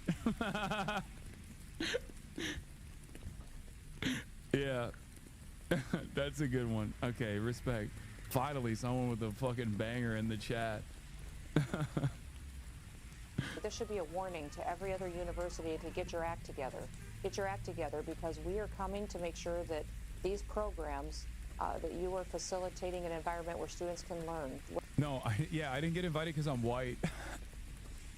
Kai Cenat had a ban on white people, which I respect, for the record. If he were to do that out and about, I would support it. Okay, do it, King. Yeah, Kai Cenat is anti-DEI. He doesn't want to fuck. He doesn't fuck with DEI. My dad is so convinced that Sharia will obliterate everyone on the planet. Like, he literally gives himself anxiety attacks over this fantasy. It's fucking insane. Oh. This is why I go back and forth on thinking that it's like more fun to be a Republican, because like if you go too far off the deep end, you like hallucinate a reality that scares you. You're like, I imagined this reality that doesn't exist, but that reality was very scary. I fucked myself up with this. Where they're safe and that they're not discriminated against based on their race or their religion. Anti-Semitism will not be stood for, and any participation with a country or an entity or a terrorist group that hates America and perpetuates this kind. Okay, but like a lot of people hate America for good reason. Like, if we're just like, I guess they're just saying de facto, like, no one is allowed. No other. I mean, Americans hate America. I hate America. What are we talking about?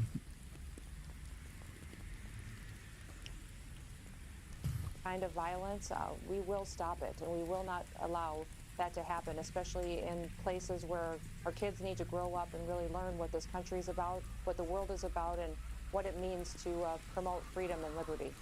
Yes. Could you foresee, or are you now considering similar moves with other universities like Columbia? This shouldn't happen, like shunning and like, you know, people yelling at each other, whatever types of things we want to cite, and those are... Brother, they will cherry pick this? Fucking cherry pick my dick hole, dude. Get out of here. Oh no, they'll cherry pick me saying I hate America. Okay. Words. And those are things we need to sort out, and we need to make happen less, because we're an academic community, and ultimately we should be...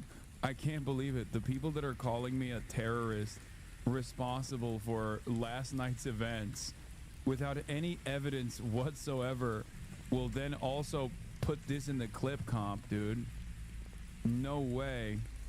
We're going to turn now to breaking news from Capitol Hill, where moments ago, House Republicans, this is other breaking news from Capitol Hill, approved a sweeping domestic spending plan. They did it by just a single vote, one vote. It is a major priority of President Trump to get this done. And it continues a series of tax cuts and slashes spending on Medicaid and other safety net programs. Caitlin Huey-Burns is covering the debate that lasted all night. She's been up a long time, must be tired. Caitlin, good morning.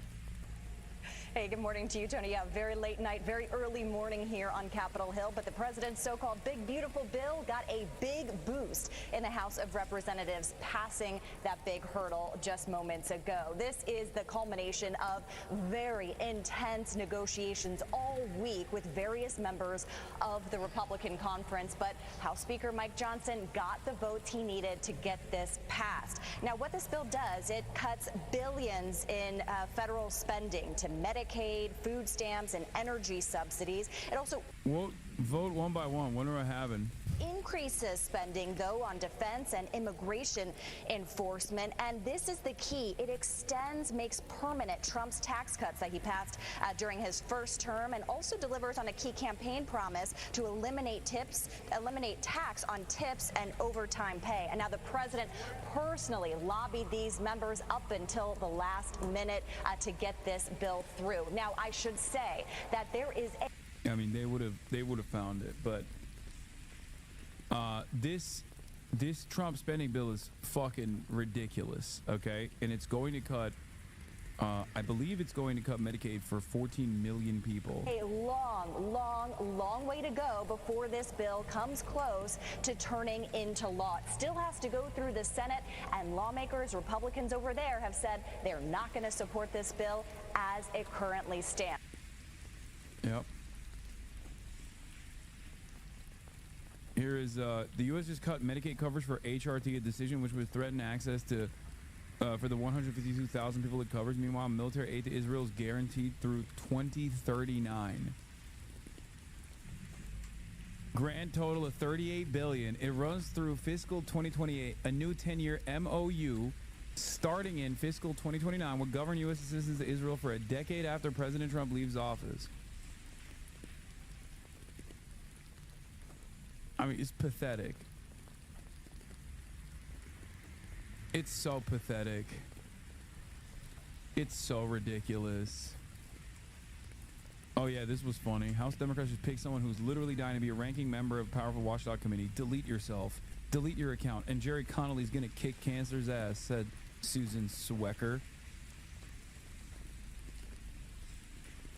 Mr. Hassan, the GOP at 1 a.m. on Wednesday adds $5.2 trillion to the deficit. The bond market just spikes. This will lead to higher prices, all to give the top 10% tax handouts and rob the bottom 20% by adding taxes is pure greed and pure evil. I mean, do I think it'll pass? In this version? No. But some version of this will pass, I think. Because the Democrats also love fucking tax cuts for the wealthy. Make no mistake. While many Americans were still asleep, Republicans in the House of Representatives passed Trump's huge, horrible mega bill. It might be the worst, most damaging piece of legislation I've seen in nearly 60 years of politics.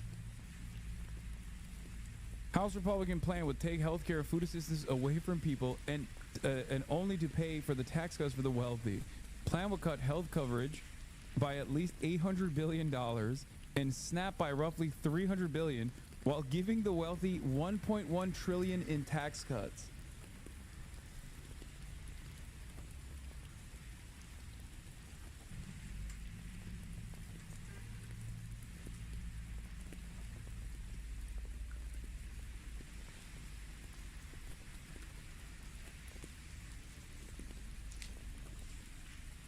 I don't know where this goes because like I don't understand how people don't like eventually people are gonna feel the anger, right?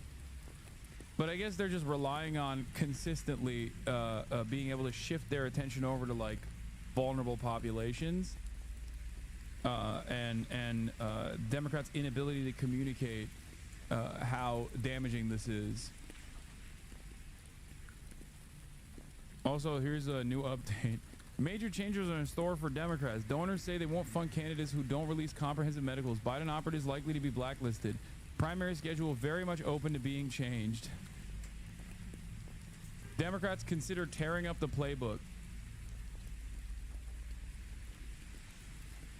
Also, why the fuck is it when the donors... What? God, we are not a democracy, dude. This is purely an oligarchy, and if conditions get bad enough, we're just gonna have another bourgeois revolution in this country. It seems. No proletarian revolution here. Let me tell you, ain't no way.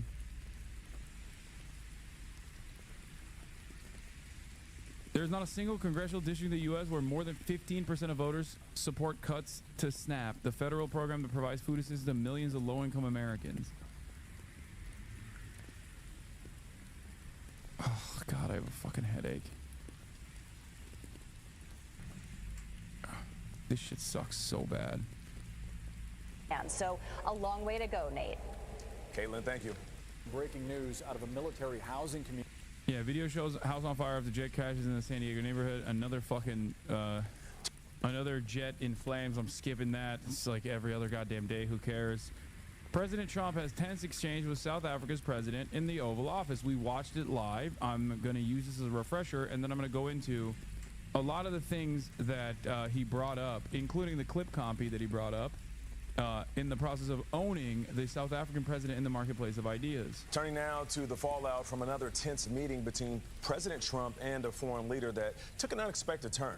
This time, the president accused South Africa's president of allowing genocide against white farmers, a claim that is not supported by any evidence. It's so funny.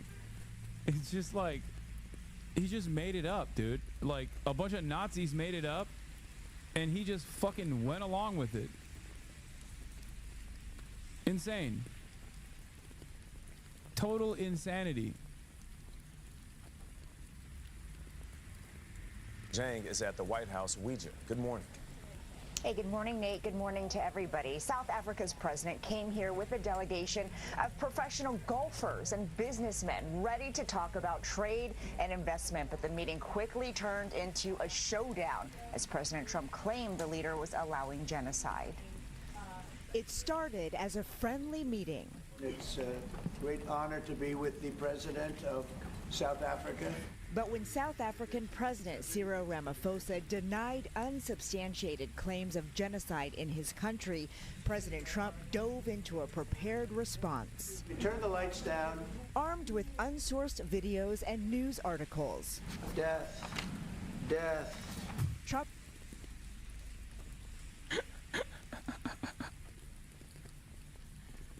Oh, God. Fucking clown show. Fucking clown show. Clown show. Every global leader will be ritualistically humiliated, okay? Trump accused Ramaphosa's government of seizing land and allowing white South African farmers to be persecuted. Not going to be doing you're taking people's land away. We have not. From them. And those people in many cases are being executed. They're being executed.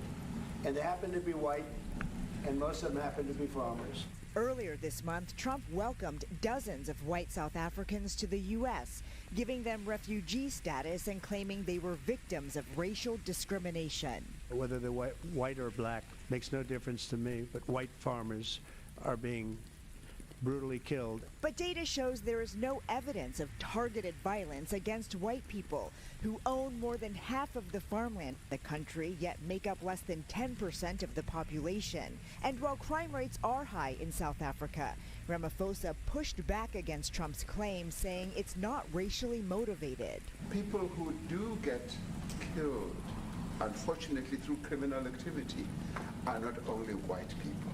Majority of them are black people. Trump was asked if he's concluded genocide is happening. Well, I haven't made up my mind. After leaving the White House, Ramaphosa made his position clear. There is just no genocide in South Africa.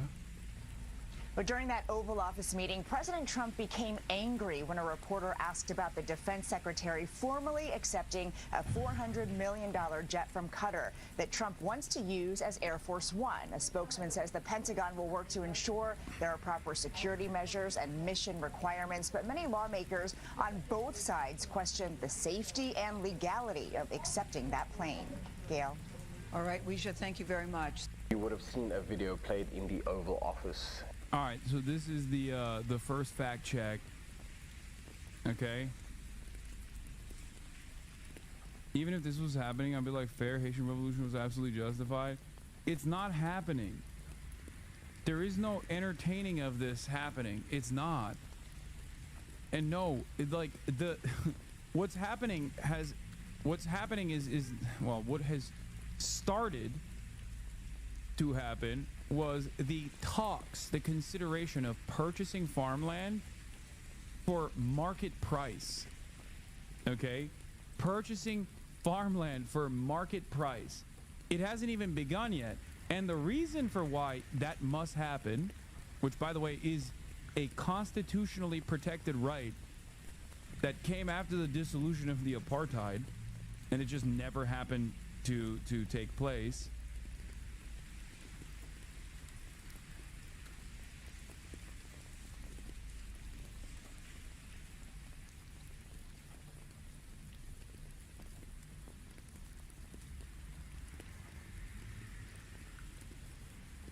Hold on. Eminent domain for the sake of reparations. That's the scariest sentence ever for white people. I know. In a meeting between President Cyril Ramaphosa and his delegation from South Africa, who met with our U.S. counterpart, President Donald Trump. The video shown by the White House emphasized a lot of things, including statements made by EFF leader or Commander-in-Chief Julius Malema, as well as former President Jacob Zuma. But the one thing that President Trump touched on was a video that was taken from the sky in a helicopter, and it showed a road and crosses on either side of this road as hundreds, if not thousands, of vehicles lined this road. Those people were all killed. Have they told you where that is, Mr. President? No, I'd like to know where that is. Now, that video was taken in September 2020. It was taken on a rural road in the Normandin area, which is in northern KwaZulu-Natal, in an area known as Newcastle. And that video was taken in response to a murder that was committed earlier that week. On August 30th, 2020, Glenn and Vida Rafferty, a progressive couple in the Normandin area, were murdered at their farm. They were killed along with their dog as intruders entered their home and ransacked their place and stole a number of items and goods before fleeing in Glenn's vehicle. The vehicle was found later abandoned, and 2 years later, subsequently, 3 people were arrested and charged with the murder as well as robbery with aggravating circumstances and sentenced respectively. But that specific protest you saw in the video, right, was a multiracial protest. According to the Institute for Race Relations, who were there on the day of the protest took place the following weekend on September the 5th, the Saturday. And this was in response to people trying to make government aware of the plight of farmers in the country and trying to raise awareness around farm murders. Now, Glenn and Vida were murdered on August 30th on the Sunday. On Wednesday, September 2nd, the former Minister for Police, Becky Cele, together with Fani Masimola, met with the Rafferty family in Normandin. I was there. I was a reporter in KwaZulu-Natal at the time. I attended that meeting that Cele had with the family, as well as an open engagement and dialogue that he had with farmers as well as farm workers in the community. So there was a response from South Africa and the government to that specific incident. Cele saying at the time that there had been about 7 murders within that area in probably a year. And of those 7 murders, they had made basically arrests in every case. So there was attention being given to it. You only see negative things about farm murders and politicians and everything else on TV. And this is an experience I don't wish on anybody, but our experience has been very positive. The police have been amazing. It's just nice to know that the senseless murder of our friends is being taken seriously. There's claims that each cross on either side of the road represent people who were murdered in farm attacks. That's not the case. The organizers, who the Institute for Race Relations spoke to at the time, said they were merely just trying to raise awareness. And those crosses were just trying to raise attention as to the plight of farm workers and the dangerous conditions they live in. But our crime stats clearly show that there's no white genocide happening in South Africa, and specifically targeting farmers. Last year, in the third quarter of 2024, 12 farm murders were committed in South Africa, and these were farm workers as well. Of those 12, and bearing in mind that 7,000 people were murdered in the third quarter of 2024, only one was a farm owner. The rest were farm workers, the rest were people who lived on small holdings and rural areas that can be considered as farm holdings. It must also be noted that President Donald Trump held up a number of articles claiming to show white genocide happening in South Africa. Some of these articles weren't even from South African media or reputable media houses in South Africa. One article we looked at was published from the DRC. It didn't have anything to do with South Africa. South Africa's got a crime problem. We don't have a farm murder problem. And that's the truth. For Eyewitness News.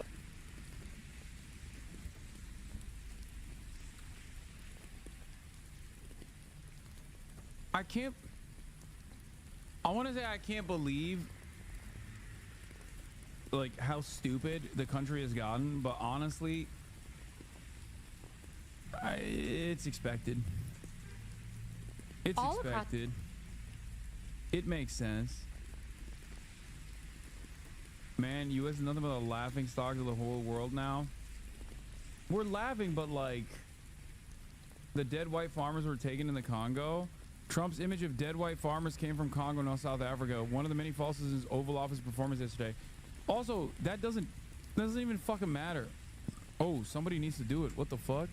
This has 500,000 views. Across the internet, thousands and thousands of people are making the same plea. Yo, can somebody just do it? Can somebody, anybody, just do it? Somebody's got to do it. There has to be somebody out there that is willing to do it. Who's going to take the initiative to do it? We all know it needs to be done, and somebody needs to do it. If someone does it before the summertime, it's going to be like that one summer when everyone was playing Pokemon Go and everyone was a friend. Gotta do it.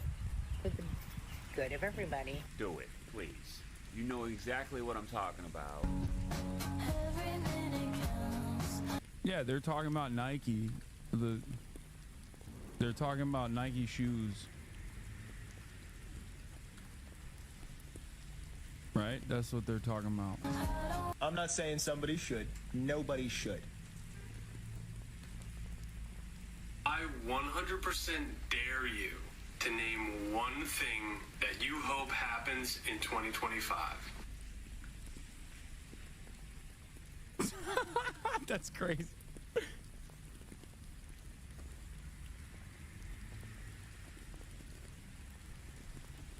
On X, TikTok, Instagram, and in comment sections all over, people are begging, pleading for someone out there to just do it. In these pleas, the subject is never stated, the action is never spelled out, but somehow we all know exactly what's being said. But in case you are somehow still in the dark, these memes are about unaliving Trump. And sorry to say it in very dumb algo speak terms, but I don't want this video to get taken down from YouTube. What we're witnessing is not just an absurd or ironic online trend. It's something much, much deeper. We are living in a political tinderbox. Trump is back in power, enacting policies that undermine civil liberty. Nike team, marketing team having a crisis? No, it was literally, they already had that in the UK because the UK had a marathon, like a very famous marathon in England, I think. And at the end line, it said never again until next year.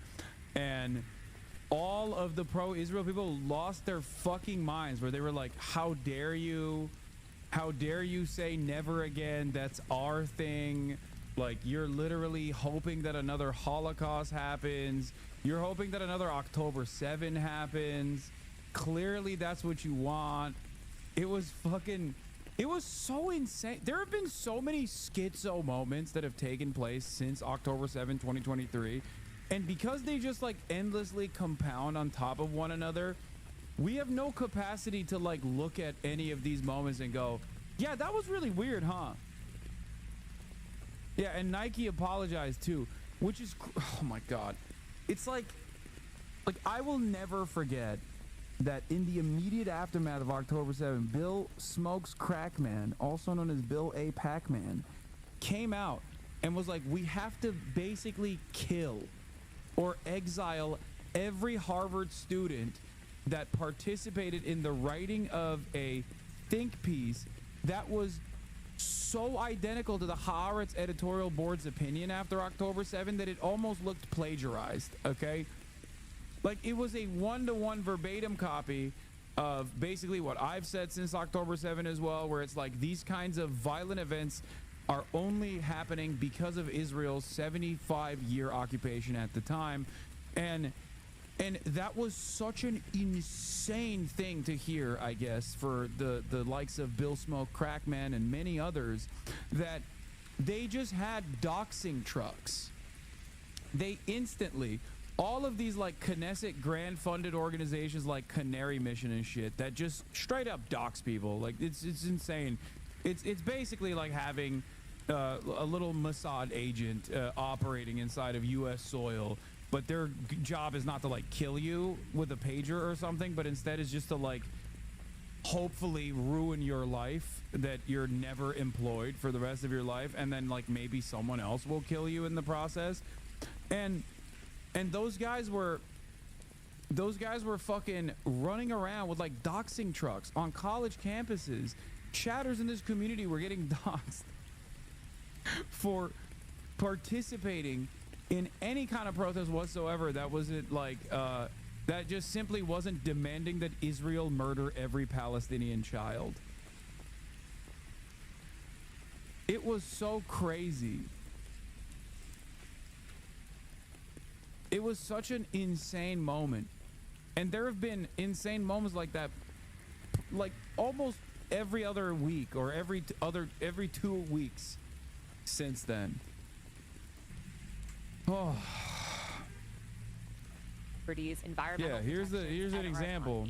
Elon Musk is gutting the federal government while billionaires rob us blind. Institutions that were built to serve as guardrails are bending and breaking, while Democrats are not even symbolically resisting. The courts are caving, the press is depleted, and the idea of accountability feels like a joke. Dissent is being criminalized, speech is being surveilled, and legal U.S. residents are literally being deported for thought crimes. These memes are symbols of a society teetering on the edge. Memes have always reflected cultural moods, but these posts are about something more than that. They tap into this belief that the system is beyond repair and that nothing short of a seismic, violent shift will change the direction that we're heading in. In this video, I'm going to attempt to dissect this belief and unpack exactly what led us here. I'm not going to get into whether these memes and posts are moral, legal, or even advisable, but what I want you to understand is where these memes are coming from and what they say about the cultural and political moment that we're currently living in. Because these memes are not just about unaliving Trump. They are about collective trauma, political cynicism, our decaying faith in democratic institutions, and so much more. To start, I want to talk about exactly how and when millions of people lost faith in the system. This was not an overnight phenomenon. There were pivotal events over the past few years that pushed people to this moment. And I don't think that you can look at the "someone should do it" memes without examining the major cultural and political turning points that we've recently lived through.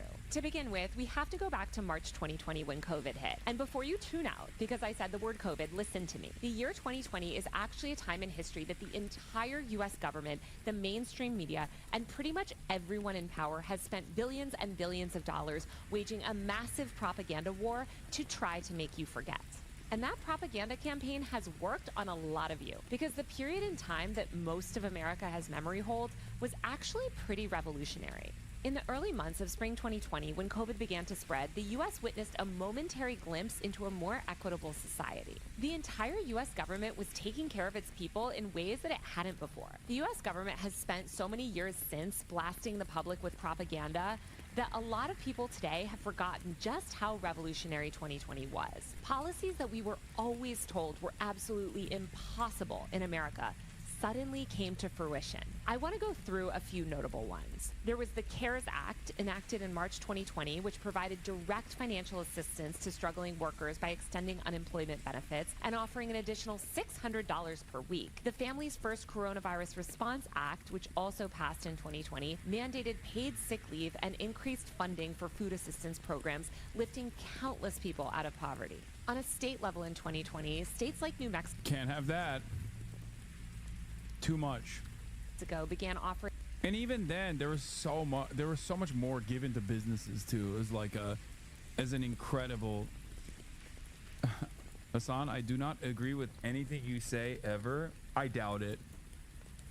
Hasan, I don't agree with you. You have a very bigoted opinion on this subject. I hate you, Hasan. You literally said that yesterday. Okay, well, I love you, chatter. I love you. Do you disagree with that?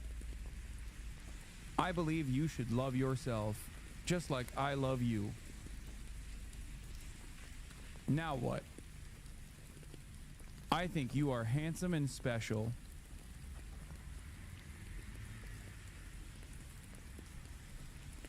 Checkmate.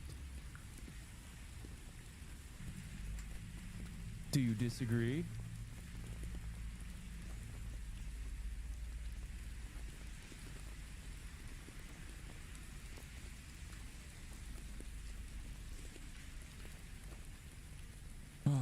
Fuck. Let's continue. Offering free childcare. a policy that lifted approximately 120,000 people above the poverty line. The state even began taking budget surplus directly from oil and gas revenue to fund early childhood education. This stuff was so progressive, I actually can't even imagine it happening now, which is again because of the downstream effects of all of this propaganda trying to make us forget this stuff. Other states, including Connecticut, implemented universal free school meal programs, ensuring that all students had access to hot, nutritious meals, regardless of income, for the first time. These policies and dozens more resulted in a... How do you feel about Taylor Lorenz? I love her. She is I think she's the best media and culture journalist out there, straight up. And I think that her getting fired from, or getting let go from Washington Post for a private post, for a private Instagram story she made about calling Joe Biden a war criminal correctly, okay, was a major, major issue. Like, mainstream media lost the best media and culture reporter out there, okay? Straight up. You might not agree with everything that she says. You might get mad at her from time to time, but she is a fucking brilliant journalist, okay? It does not matter. She is a brilliant fucking journalist at a time when, and I say this all the time, at a time when there is so much need to understand what goes on in the online space, because the online space is the most important part of people's lives now. It sucks, but it's the truth. Just like it was the truth when she called Joe Biden a war criminal, for the record, in a private Instagram story for her friends only, for her close friends only. Significant reduction of food insecurity across America. In 2020, SNAP benefits were increased and helped feed over 15 million young people. From 2020 to 2021, the expansion of food programs across the U.S. resulted in 2.4 million households no longer being food insecure. I can't explain how life-changing this stuff was for millions and millions of people in America. And people weren't just being fed. Millions were also suddenly able to get health care in 2020. The government made it easier than ever to enroll in Medicare and Medicaid, which resulted in millions of people who had been previously unable to afford health insurance suddenly able to get care. The government invested $145 million in expanding telehealth services, meaning millions of disabled and housebound people could finally access care, some for the first time in decades. In 2020, housing insecurity plummeted thanks to federal policies like the Treasury Department's ERA program, which provided over $46 billion to support housing stability for renters. There was a nationwide eviction moratorium, and the government rolled out a suite of tenant protections. California, actually, where I live, helped thousands of previously unhoused people gain access to permanent housing. I don't want to go on too much, but these are just a sliver of the policies that we saw the government enact during the early days of the pandemic, and they showed everyone in America, for the first time ever, what was actually possible if we allocated just a fraction of the billions and billions and billions of dollars that we spend on the military and things like tax cuts for the rich towards the public good. I just want to talk about 2020 a tiny bit more for a couple minutes because, again, there's this multi-billion-dollar propaganda campaign to try to make you forget all of this stuff. And it's really important to remember what happened that year if you want to understand why we are where we are today. In 2020, as millions of people shifted to remote work or faced unemployment, they began to question traditional structures of labor and productivity. People started to realize that the economy could function differently and that it could prioritize human well-being over relentless productivity. These mass realizations sparked widespread discussions about systemic inequality and the role of the government in addressing it. Mutual aid networks flourished throughout 2020. Communities organized to provide each other with food, medical supplies, and support. We were all encouraged to mask and protect each other from airborne disease, not just kill our neighbors and service workers with unmitigated COVID spread. These grassroots efforts exemplified the potential for collective action and solidarity. In 2020, we also saw the rise of the nature is healing meme, which spoke to the environmental impact humans were having on our planet. As skies cleared with fewer people commuting to their offices, carbon emissions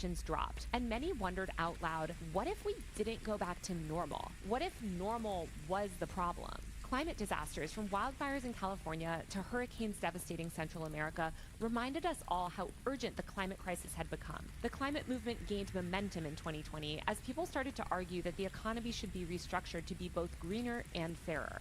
As everyone became extremely online, people began to leverage the internet as a powerful social justice tool. TikTok became a tool for IRL organizing and protest planning. Masses of people began connecting with each other online and building support networks. Suddenly, people realized that the internet could be a weapon against elite systems. The online world became the default reality overnight, and people leveraged social platforms to speak truth to power. The murder of George Floyd in May 2020 served as a catalyst for nationwide protests against racial injustice and police brutality. Millions participated in demonstrations demanding accountability and systemic change. The sheer scale of protests in 2020 reflected a profound shift. In 2020, phrases like white privilege, systemic oppression, and defund the police entered the mainstream. Institutions from corporations to universities rushed to acknowledge their role in perpetuating injustice. A lot of it was performative, but some of it was real. Again, in 2020, for the first time, millions of people began questioning the legitimacy of systems that were long seen as unchangeable. Why is healthcare tied to employment? Why do billionaires exist in a world where children go hungry? Why do we spend more on police and prisons than on schools and housing? 2020 marked a turning point, a realization that the world as it wasn't working for most people, and that another, better world was possible, one where people are valued more than profits. Millions of people began to see clearly what had been hidden in plain sight for decades. Of course, not everyone embraced this moment. The backlash was real and predictable. The term woke was treated like a slur in some circles and a way to dismiss the very real empathy and awareness that defined this era. But the pushback only confirmed that a major power shift was underway. People were finally beginning to seek systemic change, but then the boot came down hard. Biden was elected that fall and began working overtime to dismantle. One of the, I don't know, maybe I criticize Dems too much and people will get mad at me for saying this, but I think two key moments that have completely destroyed any sort of American progressivism. The two key moments were, I think, first, Obama shuttering Obama for America, okay, and refusing to use the grassroots movement that actually gave him this massive victory that we haven't seen since, and hyper focusing on doing third way neoliberalism when he was in power, and like maybe a little bit of incremental change. And I think the other moment was Biden.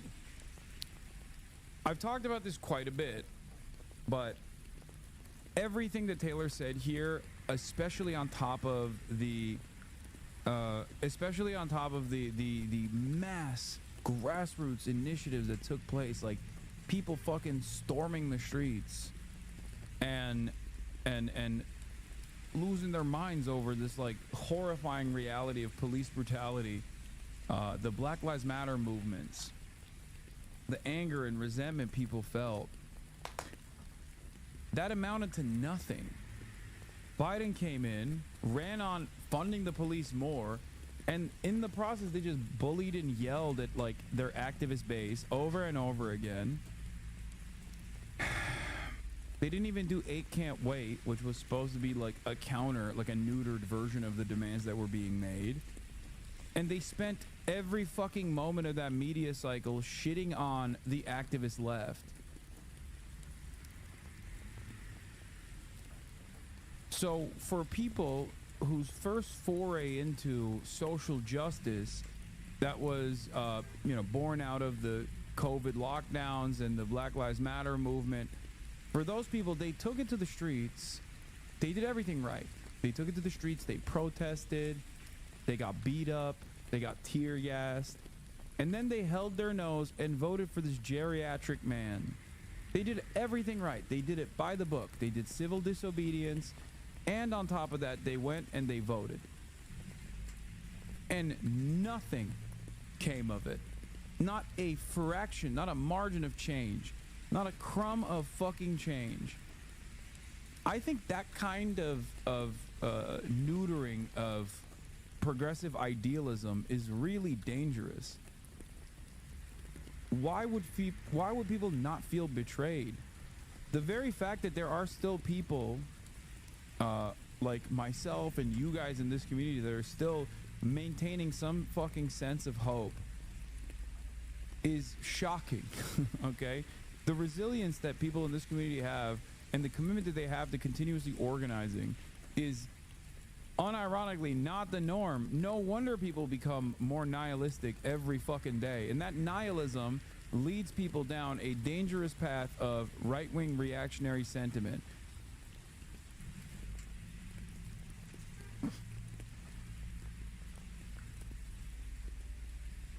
Not saying I agree with this, but thoughts. President Biden, greatest progressive president in my lifetime. Okay, dude. Toughest on Russia since Reagan.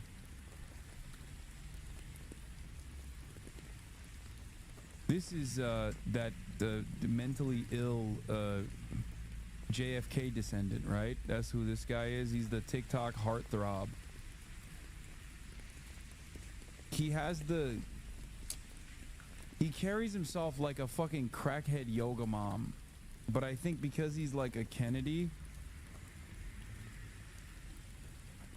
his grandson, yeah, because he's a Kennedy, like, and he kind of looks handsome, people just give him a lot more attention than he deserves. He is a TikTok heartthrob, yeah.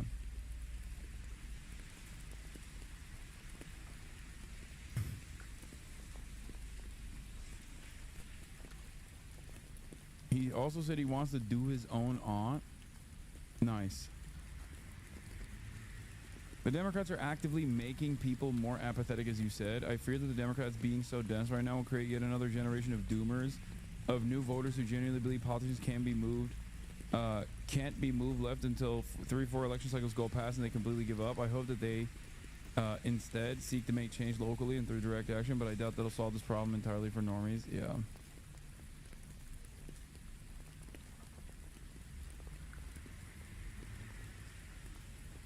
And when will you be collabing? I don't know. Dismantled the social safety net that had expanded in 2020. This is when we saw the beginning of the disenchantment that would ultimately result in these assassins. What the fuck is Bernard doing? He's just on crack, dude. He's smoking on that loud. That's what he's doing. He's like, you know, when you're in the August years of your life, you just kind of let people do whatever the fuck they want to do. This is what Bernie's on. He's on that tip. He's like,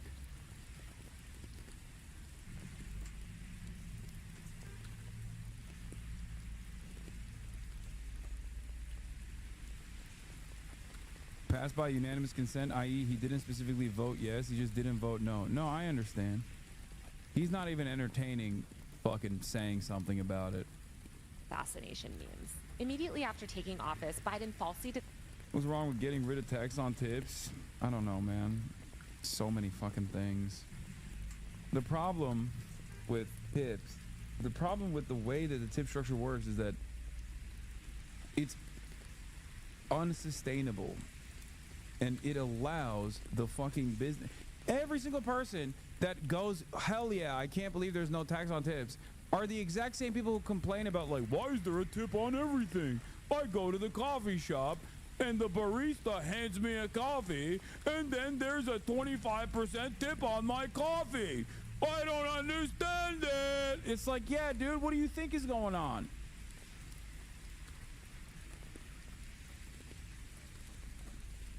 Oh, don't spin the iPad in my direction. Yeah, there you go.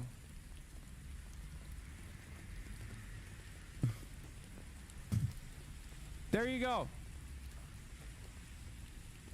Let's not force business owners to actually pay living fucking wages to their goddamn employees and instead put this tip culture shit on steroids.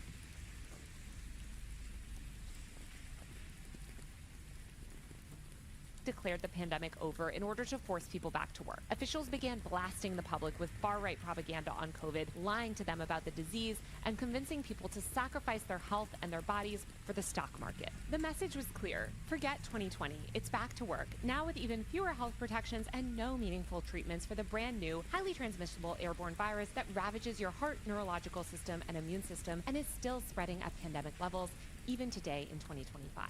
Jamie Cohen, a media studies professor at CUNY Queens College, told me, quote, Biden rushed the end of the safety protocols in part because people started...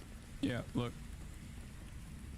Call me selfish, I don't care. I'm unironically going to be tipping 60% everywhere if no tax on tips gets signed. None of us were tipping based on taxes. It's based on the total of the bills and service. This is just rent seeking through the government to make non-tipped employees subsidize tipped employees. And this can be remedied by lowering the tip amount.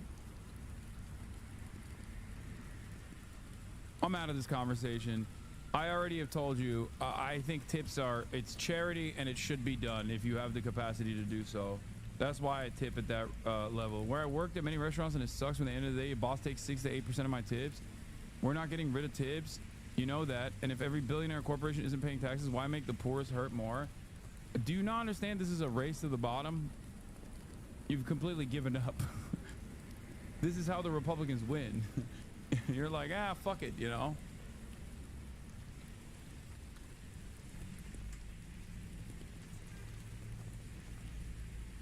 All it does is keep your wages low.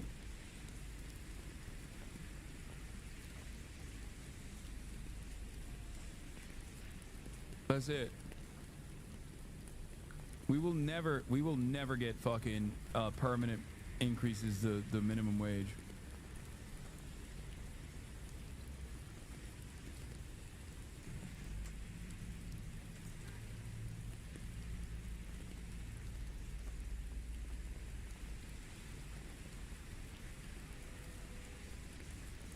To gain a sense of consciousness. Biden and other elite leaders realized the collective power that the public had in 2020, especially online. People were realizing that we too could have the social safety net that many other countries in the world benefit from. And it's a conscious choice by people in power not to let us have it. People on the left and the right also gained clarity about who is really in charge and who controls those levers. But while Biden could force people back to work in unsafe conditions, he couldn't force them to be less online. And by 2021, we were already seeing that there was no longer any distinction between the offline and online worlds. The wall between the two was completely obliterated.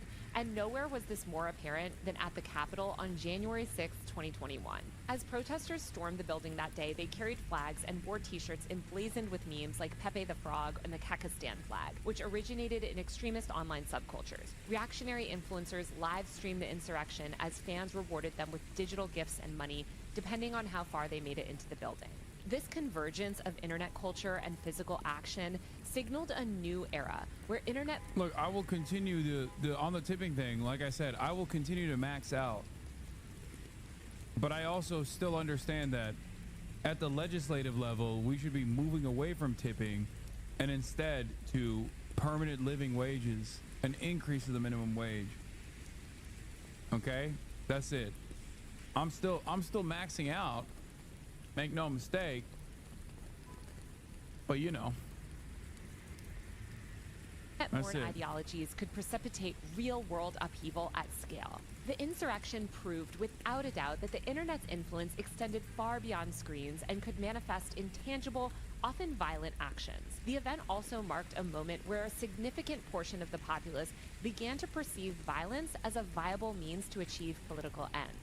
Surveys conducted around this period revealed that approximately 40% of Republicans and 41% of independents believed that violence against the government could be justified. This idea that violence is the answer or that violence is necessary for political change is not typical in a functioning democracy. And this was back in 2021. A Pew Research poll at the time showed that the American public's confidence in the government had reached its lowest point in decades. There was a widespread perception by late 2021 that our government was driven almost wholly by self-interest and corruption, leading to distrust in the entire system.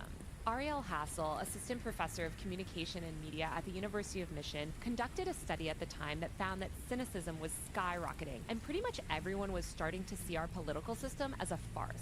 This cynicism was being seen outside the political arena too, in things like the rise of meme stocks and the great GameStop pump around this time. Online communities like the subreddit Wall Street Bets were suddenly bringing institutional stock market investors and trading apps like Robinhood to their knees. People, especially young people, began to see that everything could be manipulated and nothing mattered. The entire idea of working a 9-to-5 for 40 years just to one day retire in a meager house before dying of lack of health insurance seems like a scam when you could just make millions overnight pumping AMC without ever even going to college. The crypto boom throughout 2021 and 2022 exacerbated this nihilistic sentiment.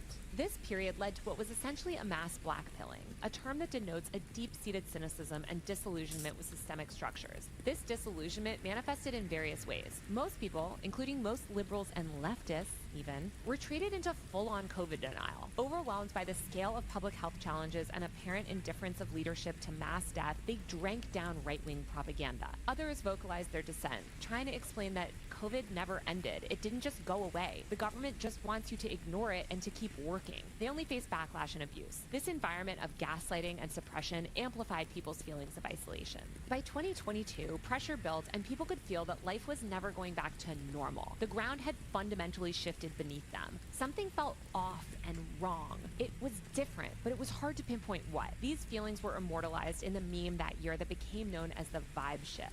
Denialism took hold, and this is when the memory holding of 2020 really accelerated. People were pressured to rip off their masks, throw caution to the wind, and stop caring about others. The public dealt with their collective trauma through hedonistic nihilism and deep narcissism. This was also reflected in a slew of memes that became popular around that time, all of which prioritized centering yourself above others. Pretty much everyone had main character syndrome, and there was this heavy refocus on individualism. The juxtaposition of mass death from unmitigated COVID spread and government inaction, coupled with a seemingly rigged financial and political system, fostered a sense of betrayal. Nothing matters anymore, so you might as well enjoy life. Unalive your neighbor by infecting them with a deadly disease. Who cares about vulnerable people anymore? Just get yours. Our entire economic and political system is being held together by a string, and all you can depend on is yourself. But while everyone was dancing their pain away in 2022, elites were reclaiming their power. In October 2022, Elon Musk arrived at Twitter HQ in San Francisco carrying a bathroom sink. In the first few months after taking over the company, he rolled back DEI policies and allowed hordes of white supremacists and extremists back onto his platform. He revamped the algorithm to boost billionaires and downrank progressive activists. He banned a slew of journalists, including me,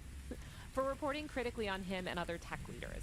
Far-right extremists that were previously marginalized were suddenly waging successful comebacks by capitalizing on the manufactured backlash to woke. Alex Jones was replatformed in 2023 as influencers like Andrew Tate surged in popularity.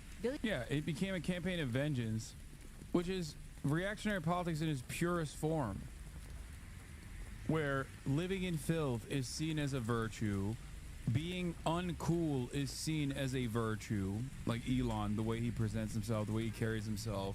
Like anything that triggers the libs, including shitting in your own diapers and smelling like dookie, is now, as long as it like offends the sensibilities of liberals around, or maybe liberals imagined, all of a sudden is now a cool thing. Very weird phenomena. I don't understand it. It's like anti-human.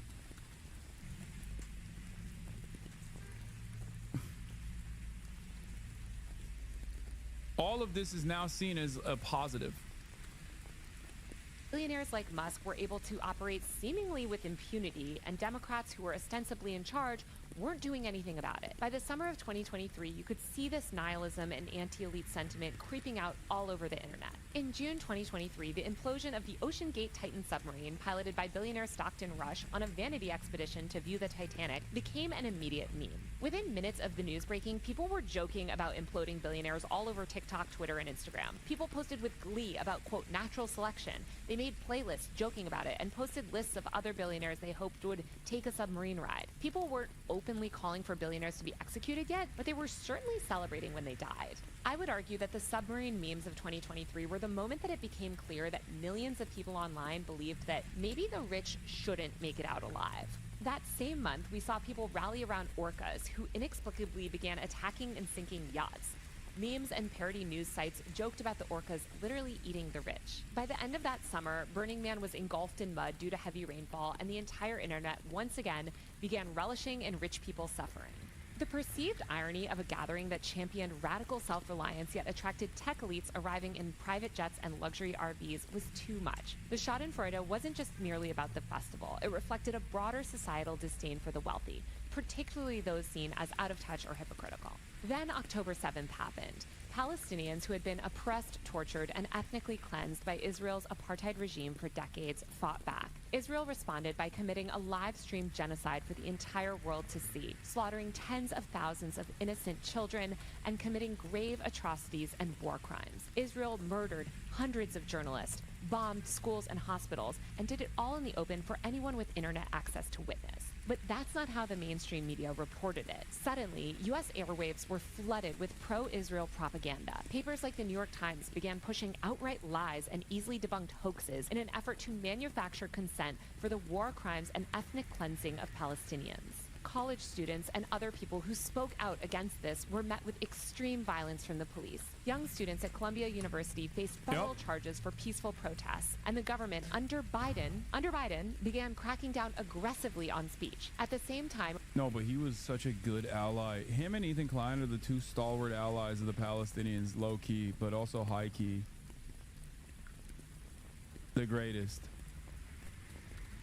RICO charges were being levied at protesters fighting against Cop City in Atlanta, and people who spoke up about social justice were fired from their jobs and blacklisted from industries. It was a radicalizing moment on the internet. Suddenly, people could see that our system is actually totally comfortable with violence, as long as the violence is perpetuated against vulnerable and oppressed people. It's only violence against powerful people that's punished. Kyle Rittenhouse, for instance, was acquitted of all charges for shooting an anti-fascist protester dead, while peaceful college students were ending up in jail. Witnessing the most graphic and horrific war crimes in Palestine constantly via their phones also normalized violence to the American public in a way that I don't think it ever had been before.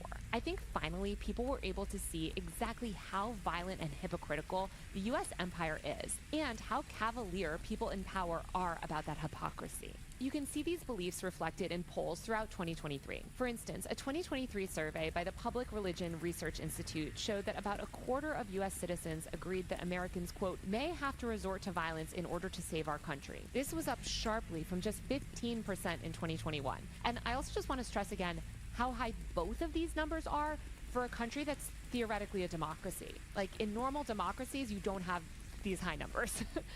By 2024, a pervasive sense of disillusionment had taken hold. Joe Biden's decision to seek re-election despite widespread concerns about his age and cognitive abilities caused people to question whether our democratic system was really working. His disastrous debate performance and revelations about the Democratic Party's efforts to downplay his mental issues only sowed more distrust. For most of 2024, it felt like we were a nation sleepwalking, with no one at the helm. When Trump was shot at a Pennsylvania rally in July of 2024, blood wasn't even dry on his ear before it had become a meme. People bemoaned the fact that he hadn't turned his head even slightly to the side, which would have had deadly consequences. The assassination attempt normalized discourse about Trump's death and fed these overall nihilistic sentiments. Later that summer, throughout Kamala Harris's campaign, the Democratic Party further disenfranchised people by refusing to listen to voters' concerns about Gaza, COVID, and more. In what became an infamous meme in August 2024, Democratic delegates literally plugged their ears to drown out anti-genocide protesters. It sent a clear message to the American... Oh God, this was such a classic. I've just realized by listening to her recount the incidents of the last several years, and I believe we are already living in barbarism. Yes. In public, we will not listen to you, and we do not care what you have to say. People's growing disenfranchisement with the system extended to the electoral process itself. Polls at the time indicated that only 30... I mean, it's the JFK quote, right? Those who make peaceful revolution impossible make violent retribution inevitable. And that's where we're at, you know? Our campaign bent over backwards to accommodate them. It's such a fucking ridiculous lie that they were telling. And yes, I do blame the Democrats for this. Violent, not retribution, revolution. I apologize. Like, I do blame the Democrats for this because they are supposed to be the counterbalance to the growing fascist movement, okay? And they're not. They're participants.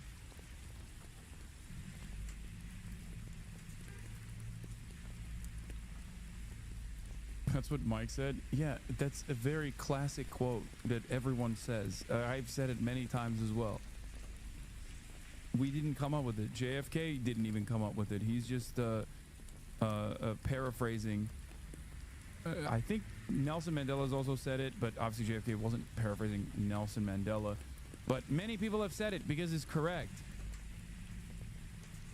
So this is what it is. It's like...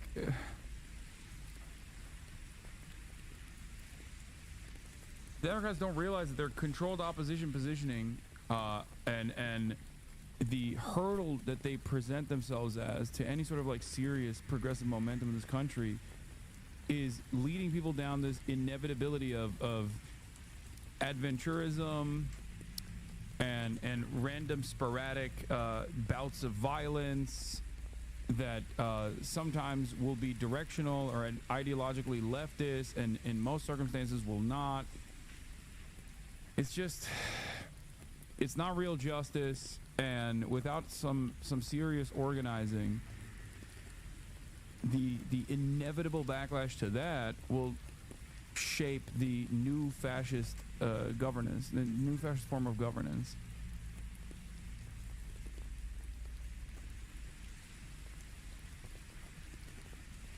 Because the government will use any and every opportunity to expand its awesome powers. And I think we're gonna see exactly what that looks like with the Palestinian movement and where it goes from this day on. 37% of Americans. Karl Marx stupid ass thought pleb revolution would work in the USA. Okay, to be fair, he, much like many other revolutionary figures, was a bit of an Ameriboo of sorts. Also, at the time, the Republican Party in its inception was literally a proletarian party that talked about the abolition of chattel slavery in the South and the abolition of wage slavery in the North. Very different Republican Party back then.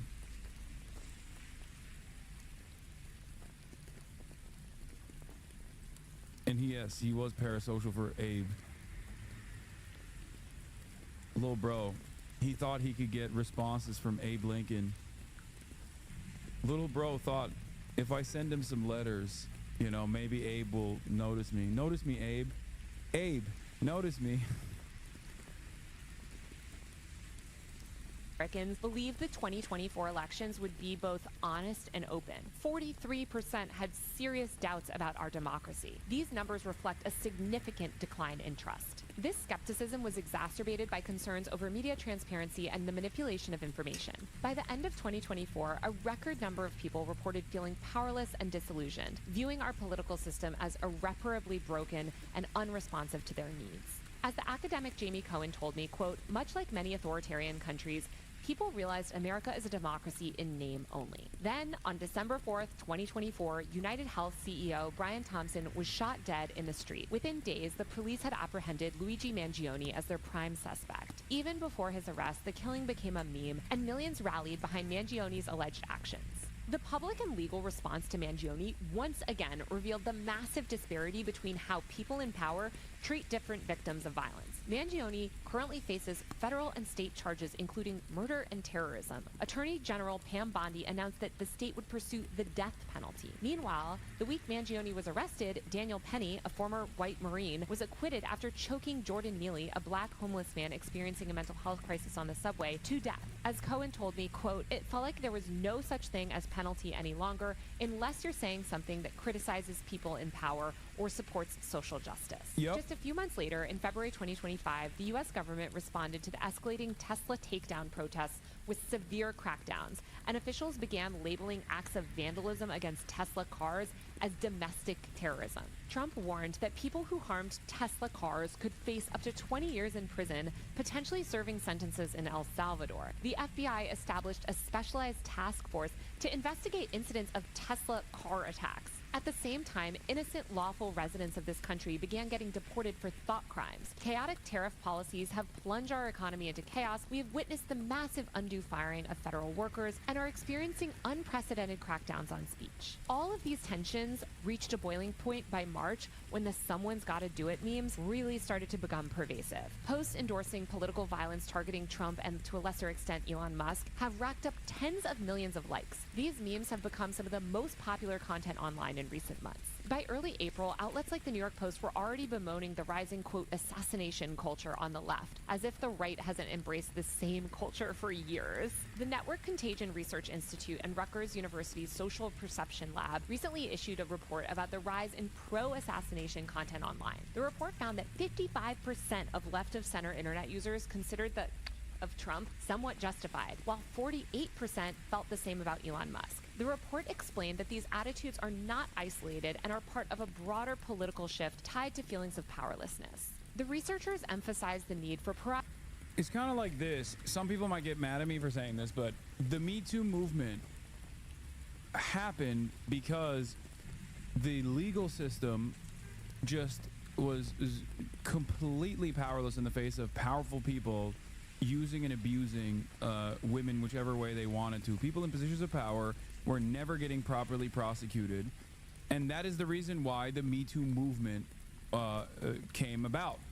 Right? There was a point of inflection where I guess like the Harvey Weinstein situation was so overwhelming where people were just like, fuck this. Right? And of course, as is the case with movements that are extrajudicial, movements that are outside of the justice system, the movements that are not systematized and processed, but mostly decentralized, it did actually get out of hand. Also, ironically enough, just like every other grassroots movement like Black Lives Matter, it was instantly co-opted and commodified by, I think it was Time's Up, which was entirely comprised of people that had worked with rapists in the past or ended up working with rapists later down the line, okay? Like powerful rapists. So that is what happened, and then the pendulum swung in the opposite direction because there was backlash to it, because powerful people were able to universalize. Powerful people were able to universalize the blame and say, oh, they're not coming after me, they're coming after you as well. If you're like a random guy and you said nice tits to the counter at 7-Eleven, the cashier at 7-Eleven, like, you're gonna fucking be fired or whatever. They do this all the time. They do this with like cancel culture too. Like no like decentralized accountability can ever work. And I guess the reason why I'm bringing this up is because, like, this kind of stuff only happens because at a certain point people go, enough is enough. You know what I mean? There's only so much that people can withstand. There's only so much that people will withstand until they just take matters in their own hands. And if you don't want that kind of like decentralized chaos and people taking justice, or you're not beating the misogynist allegations. What did I say that is misogynistic? I quite literally described the normalization of rape, sexual assault, and sexual harassment in regular workplaces by powerful people against their female counterparts and subordinates. And then I talked about how the justice system was not serving any justice to the victims. The nice tits thing felt odd. What? Oh, shut up. I can't even use a fucking example. I can't even use an example of someone being misogynistic, but not to the same fucking degree as like a serial rapist or a sexual assaulter, and how people in positions of power that wanted to avoid accountability from decentralized movements such as this one were able to universalize with ridiculous fears that like you would also get cooked in the process. That's the argument.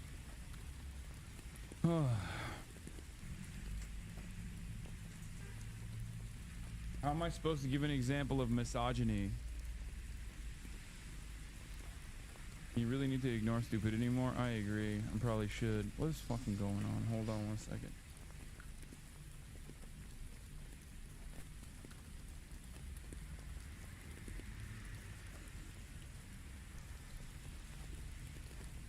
Anyway, let's continue. Proactive measures to counter this trend. They begged institutions to reinforce norms and promote, quote, constructive political dialogue. But that ship has sailed. Asking the public to uphold norms while Trump flouts due process on a near daily basis. Oh, I believe this too. I've said this before as well. My longest standing belief is that since the anti-woke backlash started, if the Jeffrey Epstein was alive today, right-wingers would be tripping over themselves to rehabilitate his public image after an appearance on Joe Rogan podcast. And I think this is major proof of that. Yeah, I 100% believe this. I 100%. If Jeffrey Epstein didn't fucking get assassinated in prison and turned around and was like, I'm actually not woke, I'm actually a whistleblower, okay, against powerful individuals, okay, and then he got a fucking Joe Rogan spot, he absolutely will be championed as a fucking hero. I mean, look at the low budget Jeffrey Epstein, Andrew Tate, Russell Brand. There are so many prominent examples of this nonsense. And the Republicans would be eating that shit up, dude.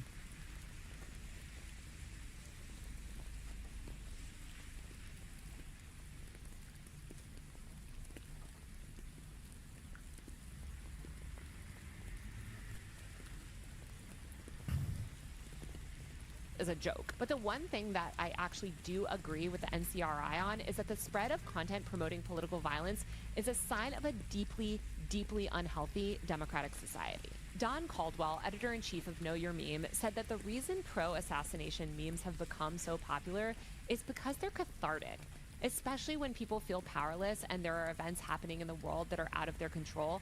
People use these memes as a release. Josh Citarella, a researcher who studies extremism, told me that these memes are exploding in popularity right now because, quote, the liberal project has basically failed. People do not believe in a lawful and orderly society anymore. The enormous accumulation of wealth and power by oligarchs invalidates the rule of law. The end result is that you can theoretically have executions in the public square. That's what we're going back to. People are advocating for these things on social media because the rules don't matter anymore. In a recent piece in The Nation titled "The Age of the Assassination Meme is Here," Alex Peter writes, quote, assassination discourse has become ambient, not quite satire, not quite sedition, a feeling, a refusal to say what you mean because meaning things can actually be dangerous. And yet, people do mean things. The line between the person who's joking and the person who's serious has never been thinner. At the heart of all of this is a kind of dissociation. It's an inability to process the enormity of everything. The climate is collapsing. Fascism is rising. Healthcare is a game show. We're all screaming into the void. Is it really so surprising that the language of internet memes and murder has started to overlap? Peter notes that the phrase, quote, when it happens has become both a threat and a prayer. As Citarella explained, COVID, Gaza, and all the events over the past few years have revealed just how many people's lives are truly expendable. We see the government pushing the idea that poor, immunocompromised, disabled, and trans people are better off dead. Tens of thousands of innocent children in Gaza are deemed expendable. These memes are saying, okay, if slaughtering people is deemed acceptable by the state, then why can't we slaughter the people actually doing harm? Citarella said, quote, I think there was an era of liberal society in which there was a generally agreed upon value of the individual. You would even grant your enemies certain imbued or alienable rights. As much as people might have despised a certain person in power or whatever, they would also kind of have this moral conviction that they would not root for this person's bodily harm. The majority of people supported more discursive political means, like voting and peaceful protests. But I don't think that's the consensus anymore. I think we're sitting on top of a pressure cooker. Advocating for political assassinations is the most clear sign that millions of people no longer have hope in our system. If there was any sort of legible or coherent plan by people in power to improve things for average people and hold those like Trump and Elon to account, the public would have faith that someone, anyone, was steering the ship. But because there's no plan and no one in power, especially the Democrats, seem to want to save us, people are seeking extreme solutions. And I just want to point out, once again, that the right has long embraced this style of extreme rhetoric. They've openly supported violent vigilante justice for years by turning figures like Kyle Rittenhouse and Derek Chauvin into right-wing heroes, rewarding them with an endless stream of money and media opportunities. And to give you... And George Zimmerman before then as well, like virtually every person that has killed a black person has become a fucking hero.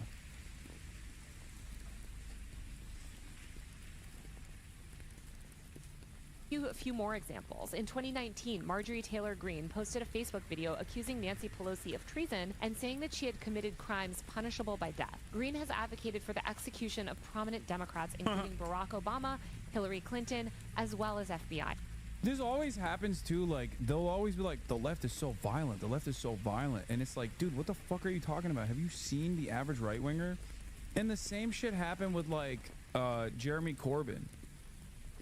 Like, I was reminded of the time when in the UK at the heat of Corbyn panic, there was a video that came out of like the special forces, like RAF soldiers shooting at a target, and then it flips over to the target and the target is Jeremy Corbyn. Like, shit like that was so fucking commonplace. People were just like so open to just making leftist figures like their fucking targets and shit, whereas God forbid you even say something about, I don't know, the UK's complicity in genocide. Oh. Agents. Lauren Boebert and other Republican members of Congress flaunt guns openly and call for violence against migrants. In 2020, Donald Trump Jr. posted a photo on Instagram holding an AR-15 rifle adorned with Crusader imagery and the phrase "Do Vault," a slogan associated with the medieval crusades that has been adopted by violent far-right extremist groups. Well, good thing now a guy with a tattoo, with the tattoo on that of that phrase on his body is the, you know, Secretary of Defense.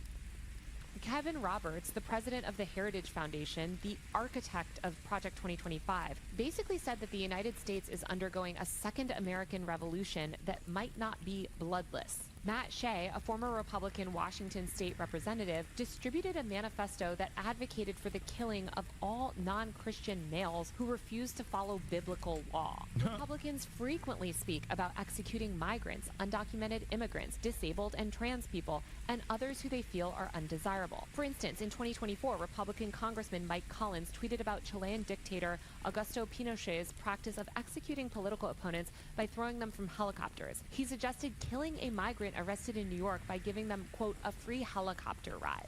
As the 2024 article in The Nation notes, quote, the state isn't anti-violence, it's anti-unsanctioned violence. Yep. Murder is only inappropriate if it happens. Not to get all anarchist up in this bitch, but yes, the state maintains a monopoly on violence. And politics is, at its very essence, about who gets to do violence and who gets to be victims of violence. That's what it's about. In the wrong direction. Hence, the rise of assassination memes. Jamie Cohen, the academic, said, quote, Gen Z especially feels powerless in this system, and they're posting this content because it's their way of expressing their emotions and feelings about not having power. There's a collective nihilism online right now, and these memes show people aren't alone in those thoughts. These memes may feel glib, but they exist within a framework of real political breakdown. They're a symptom of a profoundly sick society, but it's not sick in the way that most people would think. In my opinion, it's not sick that people want to unalive Trump and the billionaires who are responsible for so much suffering. It's sick that people in power have normalized such obscene levels of systemic violence, especially against marginalized groups. The "someone's gotta do it" memes also show how inadequate traditional political language is in describing what we're all going through right now. The ways that people, especially young people, express themselves online by being ambiguous, sarcastic, and kind of ironic are actually adaptive behaviors. People are trying to articulate the outrage and desperation that they feel at a time when too much directness will get you punished. That's why all these memes allow for a certain level of plausible deniability. This is also part of why attempts to suppress these types of memes, whether from the left or the right, tend to backfire. Treating them like traditional criminal threats rather than cultural signals misdiagnoses the root problem. It escalates distrust and it reinforces the perception that the system doesn't actually fear violence, it simply won't tolerate dissent. And I'd argue that the more expressions like this are punished, the more they're validated in the eyes of those who share the public's underlying frustration.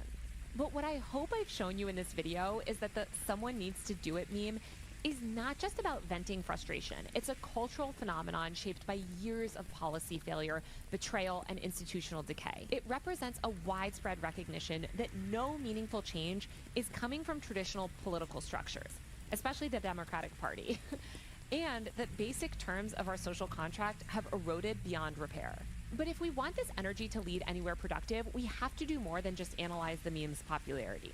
We have to confront the larger question of what now? What should we actually do if nothing's changing? To answer that, we need to talk about the erosion of collective memory. One of the most significant political projects of the last 4 years has been the campaign to make us forget 2020. Forget the mutual aid, forget the federal eviction moratorium, forget the expanded unemployment benefits, forget the free child care, forget the brief glimpse we had of a government responding to people's needs instead of corporate profits. Forget the spontaneous uprisings. Forget. I wouldn't even say that it was like the government responding to people's needs. It was more so that it was forced to respond.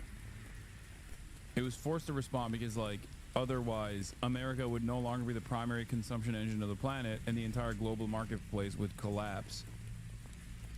At the decentralized This care was an networks. excellent video. Forget the sense that ordinary people were capable of extraordinary coordination, compassion, and solidarity. This revisionist erasure is essential to ushering in fascism, because if people remembered what was possible, they might demand it again. Instead, we've been fed a steady diet of manufactured moral panic controversies, false normalcy, and an intentional abandonment of public health and labor protections. The goal was never just to end pandemic safety measures. It was to obliterate the idea that a different kind of society had ever been glimpsed. But not everyone forgot, and that's part of why we're seeing the language of frustration grow sharper, darker, and harder to police. These memes are vague and ironic, but the emotion behind them is grief mixed with clarity. People see that the institutions meant to protect us won't, and the politicians meant to represent us don't. I see these memes as collective outrage begging for structure. This brings us to the ultimate challenge. How do we transform this bubbling outrage into systems that can survive and resist the slow collapse that we're all living through? This is not something we can vote our way out of. Both political parties have shown their willingness to align with fascism, ignore genocide, and abandon the disabled to mass death. No amount of messaging or getting out the vote will realign a system that views basic survival as a partisan issue. Instead, we have to rebuild what was briefly visible in 2020: community care, mutual aid, and horizontally organized support systems that bypass state structures and center vulnerable people. And while organizing things like a food drive or Venmoing a friend for groceries is really, really great, what we need most is to design durable, long-term frameworks for collective survival. This means infrastructure, supply chains, legal defense networks, tenant unions, recentering public health. And it means doing all of this while also being honest about the scale of collapse that we're facing. To do any of this, we have to undo the propaganda that told us that individualism is the rational response to state collapse. This means undoing years of propaganda claiming things like masking is a personal choice and not collective care, that solidarity is weakness, or that we need to sacrifice vulnerable groups so the rest of us can live in normalcy. This means refusing to normalize mass death, whether it's here or abroad. And it means refusing to throw trans and other vulnerable people under the bus just because a politician told you that that's the price of winning. We're running out of time to do this stuff. If we don't want to wake up in a fully authoritarian state, we have to stop waiting for top-down reform. If we let these memes and moments pass by without building on them, I think we're going to end up in a really bleak place. We're going to witness what usually happens when authoritarianism and oligarchs take power. Most people will accept a slow decline. They'll retreat further into individualism and focus on caring for their immediate family over others and exit the political arena entirely. Authoritarianism rarely takes control through force. It's usually just through resignation. But these memes show how many people do still care. They prove that there is a desire for change, even if it hasn't yet found form. And as we build the structure and strategy, we need to recognize that the most subversive thing we can do right now is protect each other, because obviously no one in power will. Someone does need to do it. Not the thing that the meme implies, but the thing that no one wants to admit is necessary. Building something new outside the system with each other. Thanks for watching. Let me know what you think in the comments, and don't forget to subscribe to my tech and online culture newsletter, usermag.co. Come on, let's get her over a 100K on the sub count, dude. All Chat, go subscribe to Taylor Lorenz. She does incredible work. Oh my God, look at that. She's almost at 100K.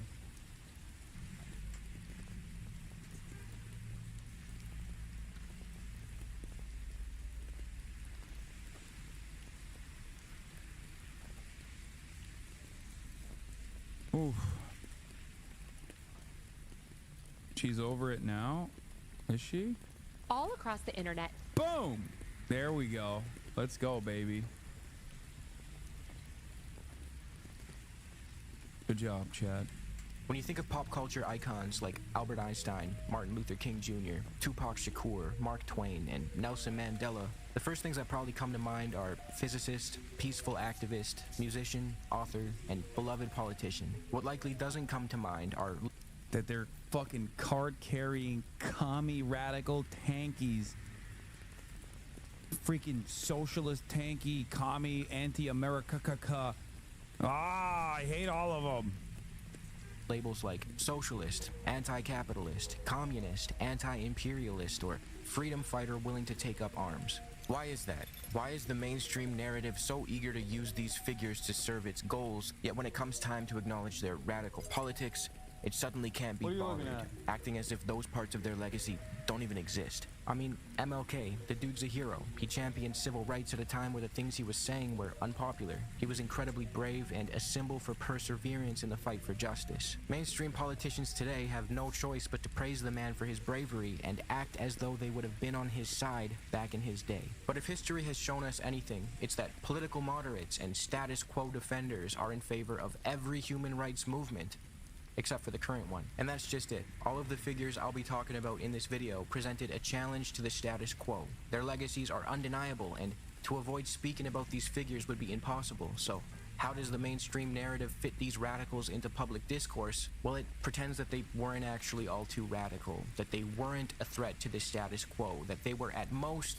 liberals, akin to the American Democratic Party, maybe. But this is a gross misrepresentation of history and a sanitization of the radical politics held by these beloved figures. If we're going to invoke the legacies of these icons, let's not do them the injustice of pretending that they were mere political moderates when... Also, I wanna show you guys something. This fucking poll is actually nutty. I don't know how correct it is, but a new poll of Israeli Jews conducted by Penn State University reveals overwhelmingly 82% support for ethnic cleansing of Gazans, a solid majority support for ethnic cleansing of Israeli Arabs, nearly half, 47% support killing all Gazans in cities captured by the IDF. There's a breakdown of it I saw here. To the question, do you support the claim that the IDF in conquering enemy cities should act in a manner similar to the way the Israelites did when they conquered Jericho under the leadership of Joshua, i.e. to kill all its inhabitants? 47% of all respondents answered in the affirmative. The numbers are fucking nuts, dude. 65% of those surveyed answered that there is a current incarnation of Amalek, and of these 93% responded to the mitzvah to erase the memory of Amalek is also relevant to that contemporary Amalek. I don't know how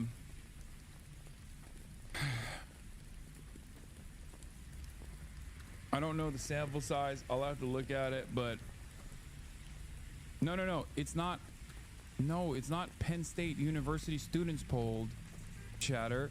Penn State University conducted the poll amongst all Israelis, but I assume specifically Israeli Jews maybe in this. Yeah, yes to transfer. 82% of Jews in Israel favor deporting Gaza citizens. 20 years ago, Rabbi Yitzhak Ginsburg, the spiritual father of the Hilltop Youth, outlined a vision for the elimination of the democratic institutions and the establishment of Jewish supremacy. After October 7, it seems that this vision is coming true precisely before our eyes.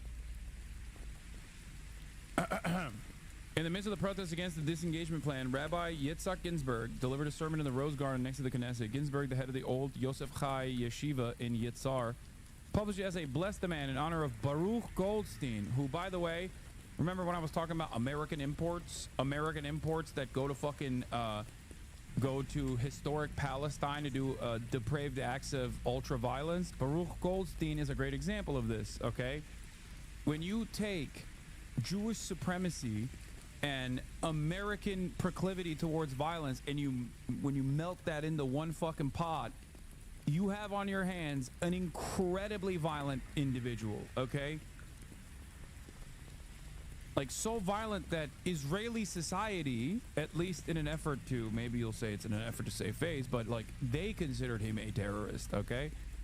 And his supporters were also considered terrorists. Now their supporters, like Itamar Ben-Gvir, who had a photo of Baruch Goldstein in his fucking house, is of course the Interior Security Minister, as you guys know.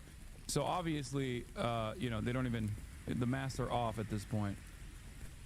Yeah, who was in administrative detention after Rabin's assassination and later also wrote a book that condoned the killing of women and children from among the Gentiles.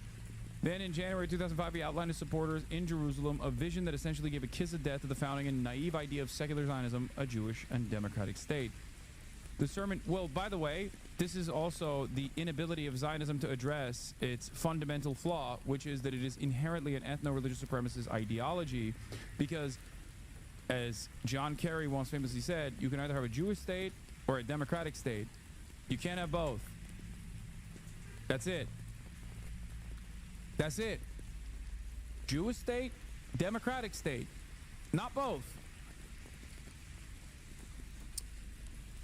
But liberal Zionists don't understand that. Liberal Zionists, or at least maybe some of them do, but they just like shelter that side of their brain. They just stop that side of their brain from fucking talking. Because, or thinking, sorry. Because obviously, ethno-states, especially ethno-states built on top of indigenous land, are directly at odds with the notion of a secular democracy, or any democracy as a matter of fact. Can't do that. Okay? The sermon today, known as the Time to Crack the Nut, sought to instill the idea of Jewish supremacy in the land of Israel and to prepare the hearts for mass killing of Palestinians and the complete ethnic cleansing of the land. Now on the verge of completing the cracking and the success of the rabbi's plan, it's worth revisiting the poet's intentions. Don't really care about his intentions. Let's get to the fucking, let's get to the polling here. To the question, do you support the claim that IDF when conquering an enemy city? We already covered that. It seems that Ginsburg and other Haredi rabbis can be especially proud of the change that has occurred in the Jewish population. 82% of those surveyed expressed their support for the forced expulsion of residents of the Gaza Strip. 82% of Israeli Jews support the forced expulsion of the residents of the Gaza Strip. Okay?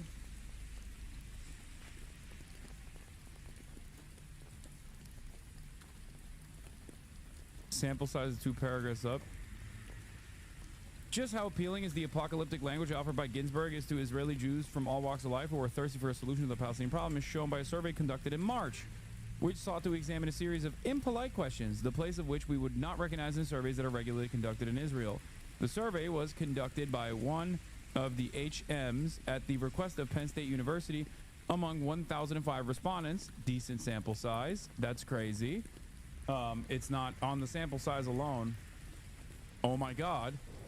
That is not a fucking... Gaia, what are you doing? Please. Crazy. Among 1,005 respondents who constitute a representative sample of the Jewish population in Israel. Gaia,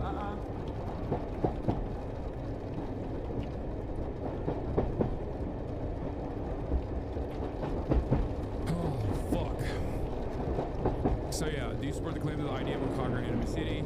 It seems that Ginsburg and other Haredi rabbis can be especially proud. 82% of those surveyed expressed support for the forced expulsion of residents of the Gaza Strip, and 56% supported the forced expulsion of Arab citizens of Israel. Arab citizens of Israel. 56% of Israeli Jews living in Israel, according to this poll conducted by Penn State University, support the forced expulsion of Arab citizens in Israel, as in those who are Christian or Muslim that have Israeli citizenship. The Palestinian citizens of Israel. In the 2003 survey, the positive answers to these questions were only 45% and 31%, respectively. Only. Holy fuck. That is an alarm bell ringing in 2003. No wonder it's got to this fucking point. Further evidence of Ginsburg's great victory can also be seen in the widespread adoption of positions supporting ethnic cleansing and genocide by the secular public, which has failed to present an alternative to Messianic Zionism in the form of an organized alternative anchored in the pursuit of human rights. 69% of secularists support the forcible expulsion of Gaza residents, and 31% of them see the extermination of Jericho residents as a precedent that the IDF should adopt.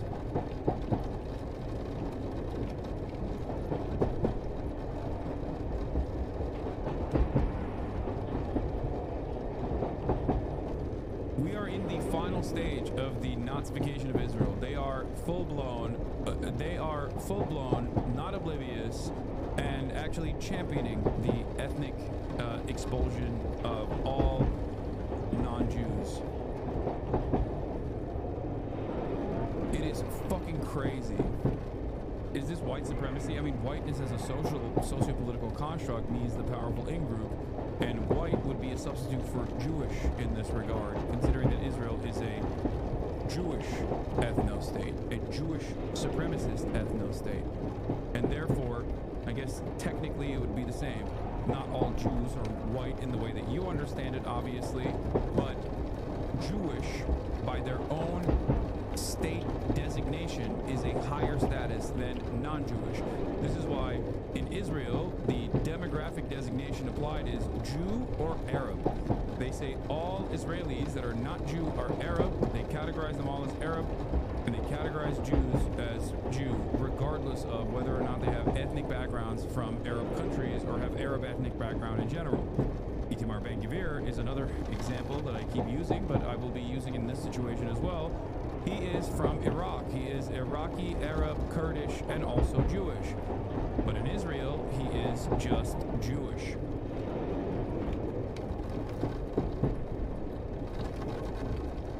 And no, most Israelis are not Ashkenazi. I don't know where the fuck you're getting this from. That is not true. Most Israelis in power, maybe, or Israel in its inception was supposed to be, Ashkenazi centered, but very quickly they realized that simply wasn't enough Ashkenazi Jews to populate the land. But no, the majority of Israeli Jews are not Ashkenazi. As a matter of fact, the minority of Israeli Jews are Ashkenazi. The majority would be the Sephardic and Mizrahi Jews. Also, the Ashkenazi population numbers are a little iffy in and of itself. There's also a little bit of massaging of the numbers from Russia. Israel has done a lot of migration from Russia, especially after the dissolution of the USSR, but even before then, and certainly after, where people without even any Jewish ethnic or religious background were invited into the state of Israel to once again fulfill the ambitions of trying to make it as white as possible, to make Israel as white as possible. So are most Israelis not colonizers then? Well, let me explain it to you like this, okay? What do you think Turkey is doing in the North Syrian corridor right now? If Turkey were to permanently fucking occupy and ethnically displace the entire indigenous population of the Northern Syrian corridor and then put Turkish people there, would you say, well, they're not colonizers, it's just their fucking neighbor? No, of course you wouldn't say that. What do you mean? Do you think that only white people are capable of being colonizers? Do you think it means you can only do a settler colonial occupation if the people in the settler colonial entity are only Ashkenazi Jews coming from Europe or Eastern Europe or Russia? No, of course not. Sephardic and Mizrahi Jews are also, as long as they are not indigenous to historic Palestine, are settler colonial occupants. Yeah, does this chatter not know about Ireland, Lamau? Maybe. I think if they're indigenous to the land, then it's kind of fair game. Brother, what the fuck are you talking, or sister, what are you talking about? They're not indigenous to that land. You think all of that area is the same. That's not how this works. What? Like, okay, just why doesn't it all just become greater Saudi Arabia then? You know what I mean? Or fuck it. Why doesn't it all become greater Iran? Think. They're all from that area. You are so bad at explaining this. What the fuck are you saying? I'm giving historic examples as to why this is stupid. These are separate people from different parts of a fucking region that comprises all the way from northern Africa all the way to Lebanon, okay?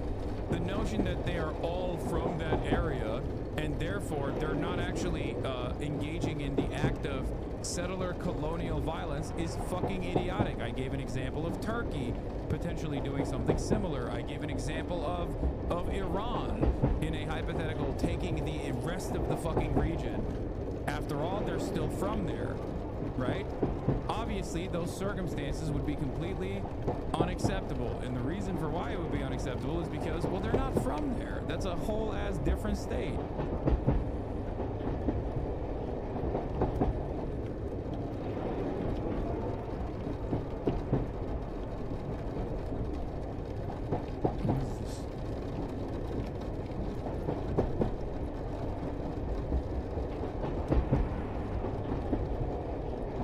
It's ironic considering that this is precisely what Nazi Germany was doing with Lebensraum.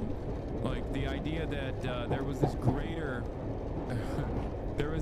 greater Germanic European expansion campaign where we would just populate the rest of Eastern Europe with Germans, you know?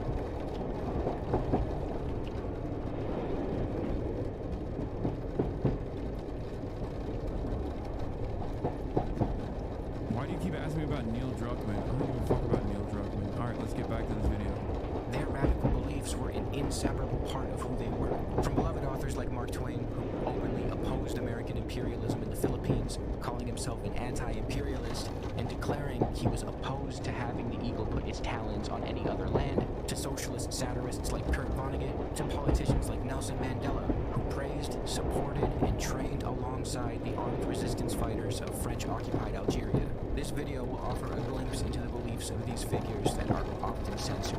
Quick disclaimer before we go any further, this video is not a blanket approval of the character of these figures. Many of them were flawed in their own ways, as we all are. I'll just be shining a light on the radical aspects of their characters that are purposefully forgotten. So before you feel the need to remind me that Albert Einstein's personal life was pretty questionable, yeah, I know, that has nothing to do with his politics. Speaking of his politics, what were they? When Albert wasn't writing about mass energy equivalents or the serpentine shape of streams, he didn't shy away from expressing his dislike toward capitalism. He disliked the fact that the ruling class could often trace their power back to colonial conquest. They seized for themselves a monopoly of the land and appointed a priesthood from among their own ranks. Einstein wrote in his 1949 essay, Why Socialism?, in which he set out to make the case for exactly what the title suggests. He affirmed the idea that human development was unfortunately still in a predatory phase due to the way that capitalism and rugged individualism stripped the individual away from society and forced them to hyper-focus solely on themselves with little regard for the well-being of others. In Einstein's view,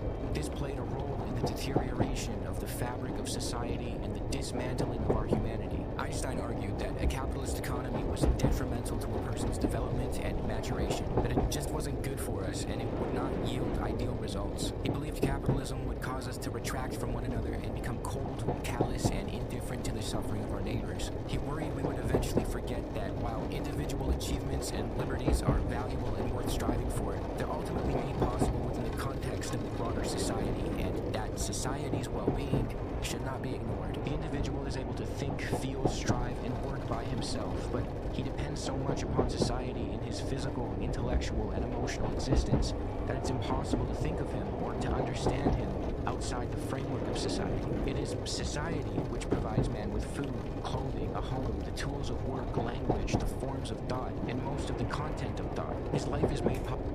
This guy seems kind of fucking low, dude.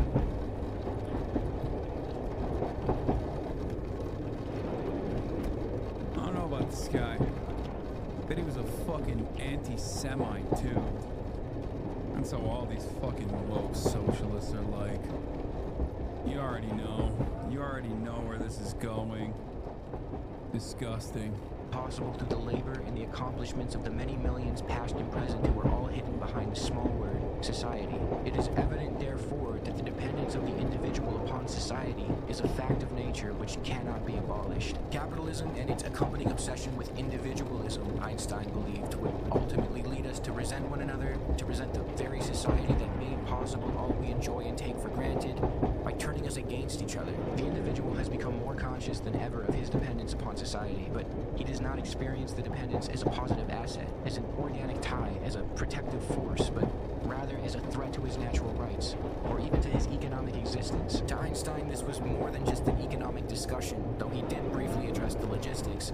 It transcended that and became a question of salvaging the unique characteristics of humankind and preserving our ability to empathize and build with one another. The economic anarchy of capitalist society as it exists today is, in my opinion, the real source of the evil. We see before us a huge community of producers, the members of which are unceasingly striving to deprive each other of the fruits of their collective labor, not by force, but on the whole in faithful compliance with legally established rules. Private capital tends to become concentrated in few hands, he goes on to write, and to Einstein, this would inevitably lead to an oligarchy of private capital, the enormous power of which cannot be effectively checked even by a democratically organized political society. He foresaw that private capitalists would become powerful enough to buy off our schools, radio stations, newspapers, and even politicians. The inherently anti-democratic nature of a prolonged capitalist society is abundantly clear today, but keep in mind, he wrote this in 1949, and history, at least in my opinion, has vindicated him. The obsession with profit over utility, the overall instability of the capitalist mode of production leading to inevitable economic catastrophes. Einstein was very critical of it all, and the solution he proposed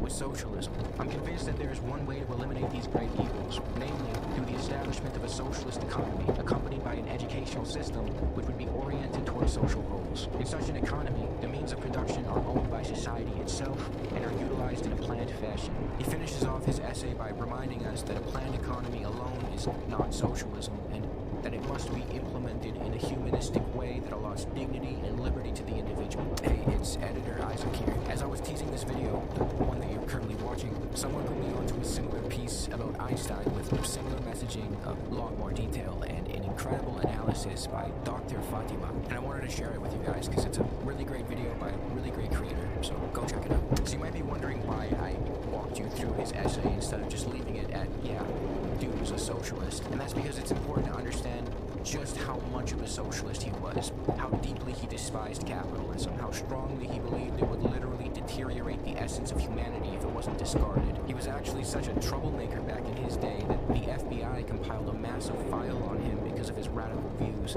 Some even suspected he was a communist spy. But when we talk about him today, this side is strategically left out. Instead, his name is used as a synonym for genius by the very same groups of people who would hate the way he thought if they actually knew him. It's a pattern we see over and over. Radicals get sanded down, their politics erased so they can be safely celebrated without challenging the status quo.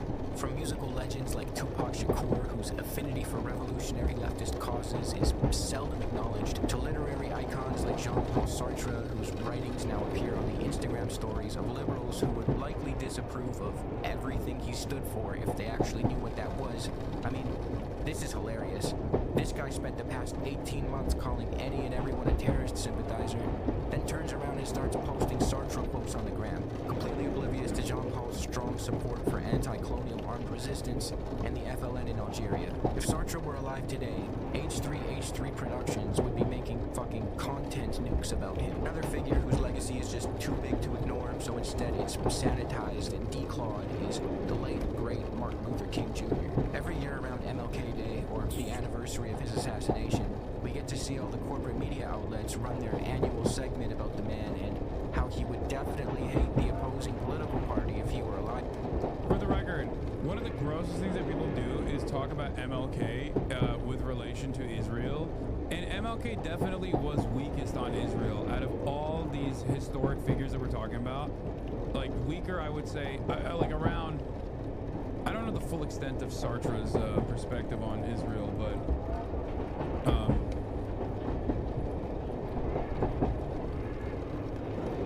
there, like, yeah, I think he was, he definitely was Sartre was a little bit of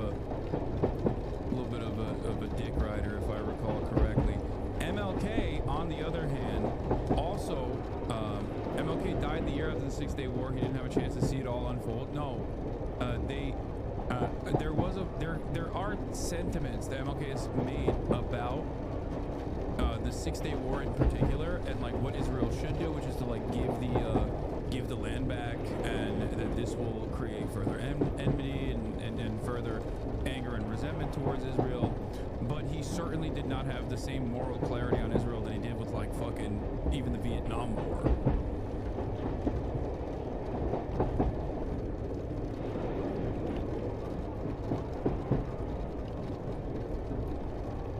Like MLK was anti-Vietnam War, pro-Cuba, but on Israel he definitely had like a little bit too much of a religious interest.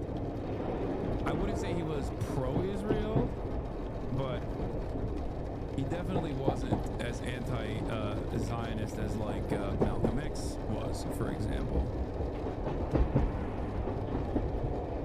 Having said that, you know, he don't got internet. You know what I mean? So what? This video isn't about that? No, I know. But I don't care. I'm still just adding additional. What? This is what I do. I add additional information that you might not know. Live today. I was thinking, like, if he were alive today, I wonder what he'd think about a Democrat Party that believes it can regain power by living in a constant state of protest. He stressed the content of one's character. Remember? He would be furious if he saw these pesky protesters constantly bitching about systemic and structural reform, right? Wrong. Just like super wrong, actually. If there's one thing about the man's legacy that gets caught. I will say this much.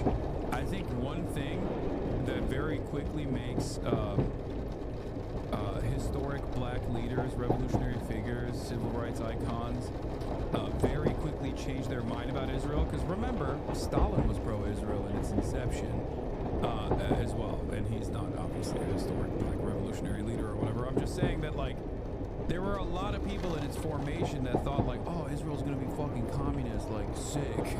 We're gonna have another like socialist nation state. Pretty cool. Like that was a legitimate opinion that a lot of people shared at that point. And of course, you know, then people went and saw it and very quickly were like, oh no, this was horrible. This was a horrible mistake. Or even people who were more tapped in, like Einstein, very quickly were like, hey, this is getting real fashy.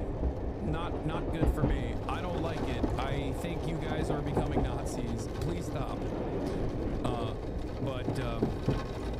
Yeah, even Noam Chomsky, numerous people, like Gabor Mate, incredibly important, prominent anti-Zionist, Holocaust survivor Gabor Mate, also, at its inception, was a Zionist. Remember, he survived the Holocaust, okay?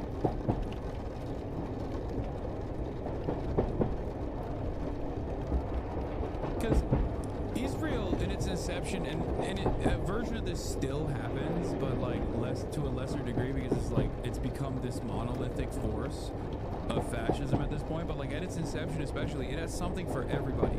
Theodore Herzl was a very, very intelligent piece of shit. He 100% designed this entire project in a way where, like, if you were a religious Jew, well, Judea and Samaria, Israel, it's a very important place for, you know, all the Abrahamic religions, and specifically for the Jews, even though, like, the initial reaction from a lot of the more religious Jews was like, what the fuck are you saying? It literally says we are stateless until the Messiah comes back. But if you were secular, Israel was providing you a secular socialist utopia in the desert. And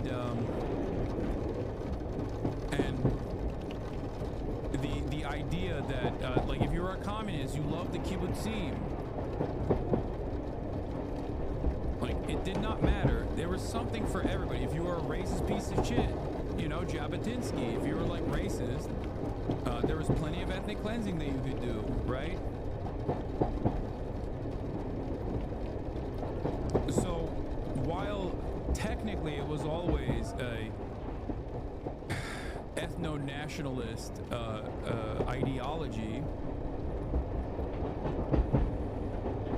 people's positions in the beginning, especially when information was not as readily available too, since I'm really fucking didn't have the internet again.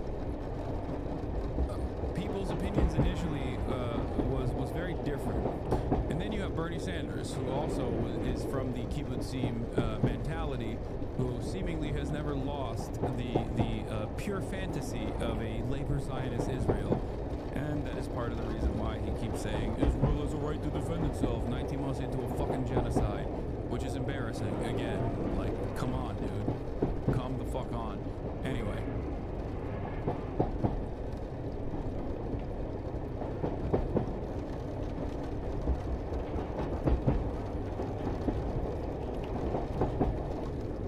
Yeah, there's also systematic cover-up after 47-48 until think about it this way. The Nakba was obviously a known event for Palestinians. They didn't just like materialize in the fucking Gaza Strip, where 70% of the people that are living there, out of the 2 million plus population, literally is not from the Gaza Strip originally. They know what was up, but Israeli society had completely refused to even entertain Planned Dalit and numerous other mechanizations of ethnic displacement and ethnic cleansing that took place in the inception of the Israeli state until recently. So much so that there is an entire new wing of historians in Israel called the New Historians, some of which we like a lot and some of which we despise, even though they had very important works that were necessary in uncovering the truth.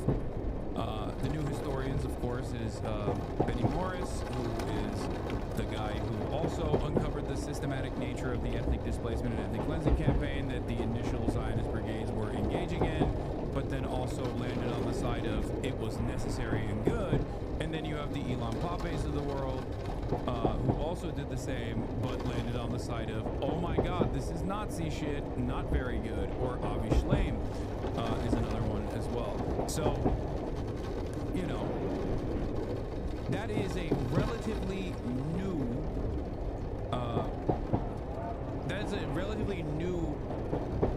part of uncovering the truth about Israel's history.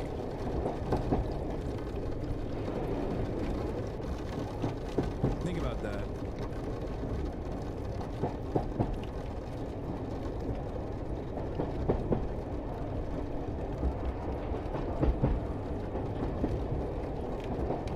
Were there not any Palestinian historians? No, of course there were Palestinian historians, but obviously, in terms of history, it's not just about like these guys were being violent and we left. The importance of the new historians in this instance is uncovering historic proof on the Jewish side, on the Israeli side, on the Zionist side. Of course, there were Palestinian historians, and there's also still living people that experienced the Nakba. And also, half of the new historians actually were collecting information from the living Palestinians that experienced the Nakba. It's not like they were, that played a very important role. Your career is over, bud. Okay. Sure, bud. Constantly swept under the rug is his desire for actual economic change in regards to the institutions of America. He stressed the significant link between the need for systemic change on a material level and the ideological progressivism that would follow. In King's The Three Evils of Society speech, he said, "We must also realize that the problems of racial injustice and economic injustice cannot be solved without a radical redistribution of political and economic power. We are saying that something is wrong with capitalism. There must be a better distribution of wealth, and maybe America must move toward a democratic socialism." He said in a 1966 speech in front of his staff. He will make his dream come true. Yeah, that's great, man. Everyone should strive to uphold King's dream of equality and harmony, but we should also strive to uphold his ideas of economic reconstruction instead of pretending like they don't exist. See, defenders of the status quo, liberal and conservative alike, invoke MLK whenever it's convenient, but they strategically ignore a crucial part of his perspective. Around the time of his death, his disapproval rating was 63%. The same political forces that now whitewash his legacy. Yeah, white people were not rocking with MLK at all. so on board. Which, for the record, is that all that surprising? I mean, look at the way they fucking respond to people being like, hey man, can you stop killing children? Israel, please stop killing children. And the reaction to that, of course, is you are the most anti-Semitic person that has ever existed. Perhaps more anti-Semitic than Adolf Hitler, okay? You know how fucking libs are, dude? They have always been this way. This is what I try to explain to people all the time, where it's like, dude, just stay at it, okay? Stay at it. History will vindicate you. And all of those liberals that spent every fucking waking moment attacking you and saying that you fucking suck, saying that you're bad, saying that you're too radical, are going to come to your conclusions later down the line and hang their heads in shame as they say, oh, we too were on board with this. We too were on board with this cause. Okay? Yes, it is not a popularity contest. It is a morality contest. These assholes are evil as fuck. But also at the same time, like, it is a little bit of a popularity contest too. You are cooked though. Yeah, I'm so cooked. It's over. My career is Jover, dude. Yeah. Just like I was cooked right after October 7, when a third of this fucking community left. And we're like, I can't believe how radical your perspective is. I can't believe how crazy what you're saying is. These are people that have been victimized, just like this was a genocide that took place on October 7. How dare you say this? How dare you say that Israel is still ultimately the responsible party? How dare you? Well, I said it because I was more aware of the 75-year history than you were. You know? Okay, did you cook Twitch ads? Wait, what? I cook Twitch ads? What the fuck are you talking about? The fuck? Yeah, at a time of unprecedented rollback of marketing campaigns, partially due to the insane tariff agenda that cooked global trade, I must be the responsible party. Also, what's the argument? You want to see more ads? Like, I'm so confused. How did I do that? Him when he was alive. It's only now that he can no longer mobilize the masses or threaten the capitalist system that he's been safely recast as an American hero, as a political moderate even. But King had some choice words for the political moderate, particularly of the Caucasian variety, and it's safe to say that he wouldn't approve of his legacy being used to legitimize milquetoast politics. In his controversial letter from a Birmingham jail, King writes, I must confess that over the past few years I have... Obviously, this is my favorite of bars. This is like, hold up, his writing was this fire? Hold up, his writing was this fire? The answer is yes. Deeply disappointed with the white moderate, I've almost reached the regrettable conclusion that the African American's great stumbling block in his stride toward freedom is not the white citizens counselor or the Ku Klux Klaner, but the white moderate who is more devoted to order than to justice, who prefers a negative peace, which is the absence of tension, to a positive peace, which is the presence of justice, who constantly says, I agree with you in the goal you seek, but I cannot agree with your methods of direct action, who paternalistically believes he can set the timetable for another man's freedom, who lives by a mythical concept of time, and who constantly advises the African American to wait for a more convenient season. Shallow understanding from people of goodwill is more frustrating than absolute misunderstanding from people of ill will. Lukewarm acceptance is much more bewildering than outright rejection. For obvious reasons, this letter of his has been selectively remembered and subjected to soft erasure. King's critique of the white moderate, someone who pays lip service to a cause but denounces every effective method of achieving change, still rings true today. Take the oppression of Palestinians, one of, if not the most pressing issue of our time. The political moderate will assure you that they're on the right side of history, that they feel for the Palestinians, yet they disapprove of every and any action taken to resist the suffering. Yeah, Who could that be about, bro? I just can't seem to place my finger on it. Who does that sound like, dude? The apartheid and the genocide, even peaceful and non-lethal ones. In regard to the Palestinian plight, figures like Nelson Mandela and his contributions toward dismantling apartheid in South Africa will often get brought up. Certain groups like to paint him as if he were opposed to violent resistance, and in some cases, as if he were a full-blown pacifist. But that isn't true. Mkhonto Wisizwe, or Spear of the Nation, was the armed paramilitary wing. Damn, Overzealous is a white boy with maximum swag for dropping that perfectly, I feel like. At least according to my understanding, and I don't know how to say that at all, and I always just say MK instead of the word because it's hard to pronounce. Wing of the ANC, co-founded by Mandela himself.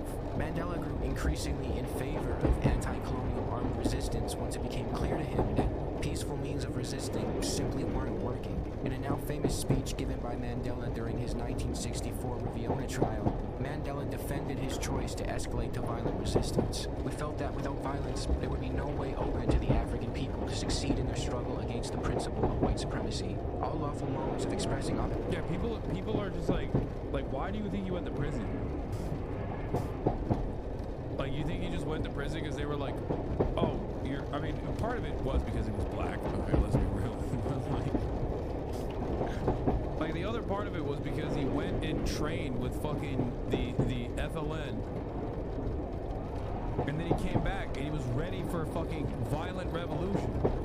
Opposition to this principle had been closed by legislation, and we were placed in a position in which we had to either accept a permanent state of inferiority or to defy the government. We chose to defy the law. We first broke the law in a way which avoided any recourse to violence when this form was legislated against, and then the government resorted to a show of force to crush opposition to its policies. Only then did we decide to answer violence with violence. It would be unrealistic and wrong for African leaders to continue preaching peace and nonviolence in a time when the government met our peaceful demands with force. The U.S. even had Mandela on their terror watch list until 2008 when Bush signed a bill to remove him. Gotta love the irony of an actual cold-blooded mass murderer deciding who is and isn't a terrorist. Mandela's worldview and actions in South... He was like, the list is getting too expansive. We need to clear some space. You know when you delete some old video games because like your hard drive is almost maxed out? It's kind of like that because he was like, oh, get ready. Post 9/11, war on terror. Like, gotta clear up more space for all of the Muslims.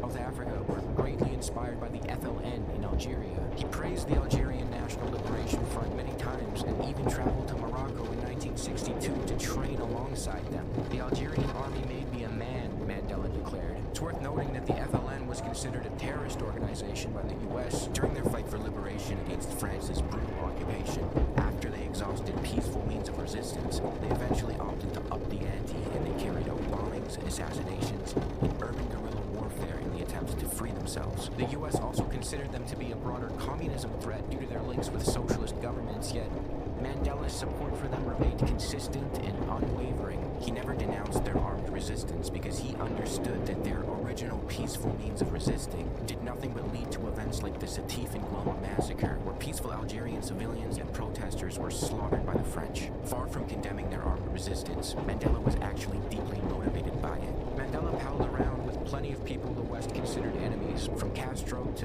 Gaddafi, the kinds of leaders who backed the ANC when the so-called free world wouldn't. Nelson was so thankful for Castro's and the Cuban military support in ending apartheid that he traveled to Cuba in 1991 to show his gratitude in person. We've come here today recognizing our great debt to the Cuban people. What other country has such a history of selfless behavior as Cuba has shown for the people of Africa? How many countries benefit from Cuban healthcare professionals and educators? How many of these volunteers are now in Africa? What country has ever needed help from Cuba and has not received it? How many countries threatened by imperialism or fighting for their freedom have been able to count on the support of Cuba? God, the way we treat Cuba is so fucking evil. It's like probably, I mean, America has a long history of horrifying things that we've done, but like one of the ever-present, never-ending forms of cruelty is our unjustifiable sanctions on Cuba.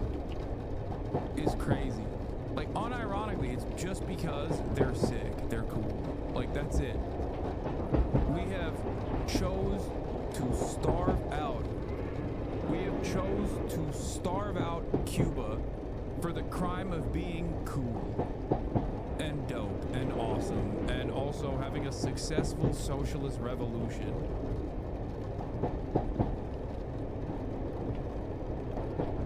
It is disgusting.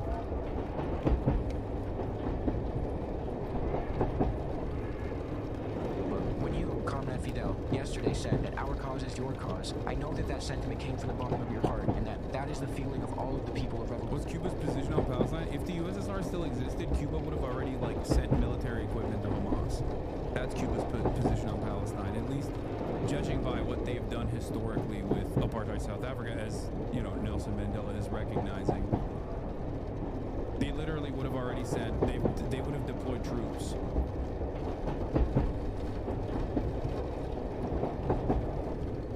Straight up.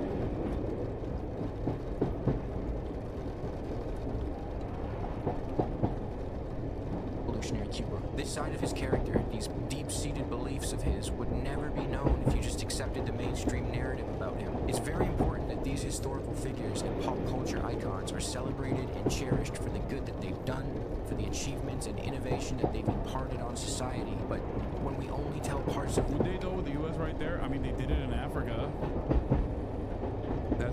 That's why I said, judging by what they did historically. Their stories and leave out the radical aspects of their characters, we do them a disservice through omission. These great minds were great for a reason.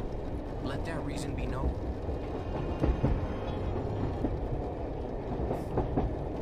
Another overzealous banger, by the way. Fucking this guy, dude.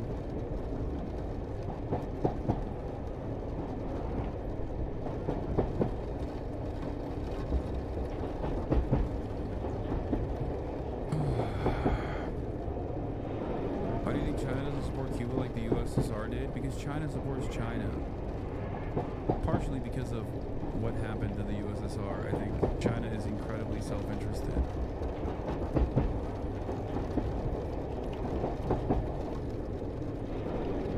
Anyway, alright. That's all I got for today. I'm tired.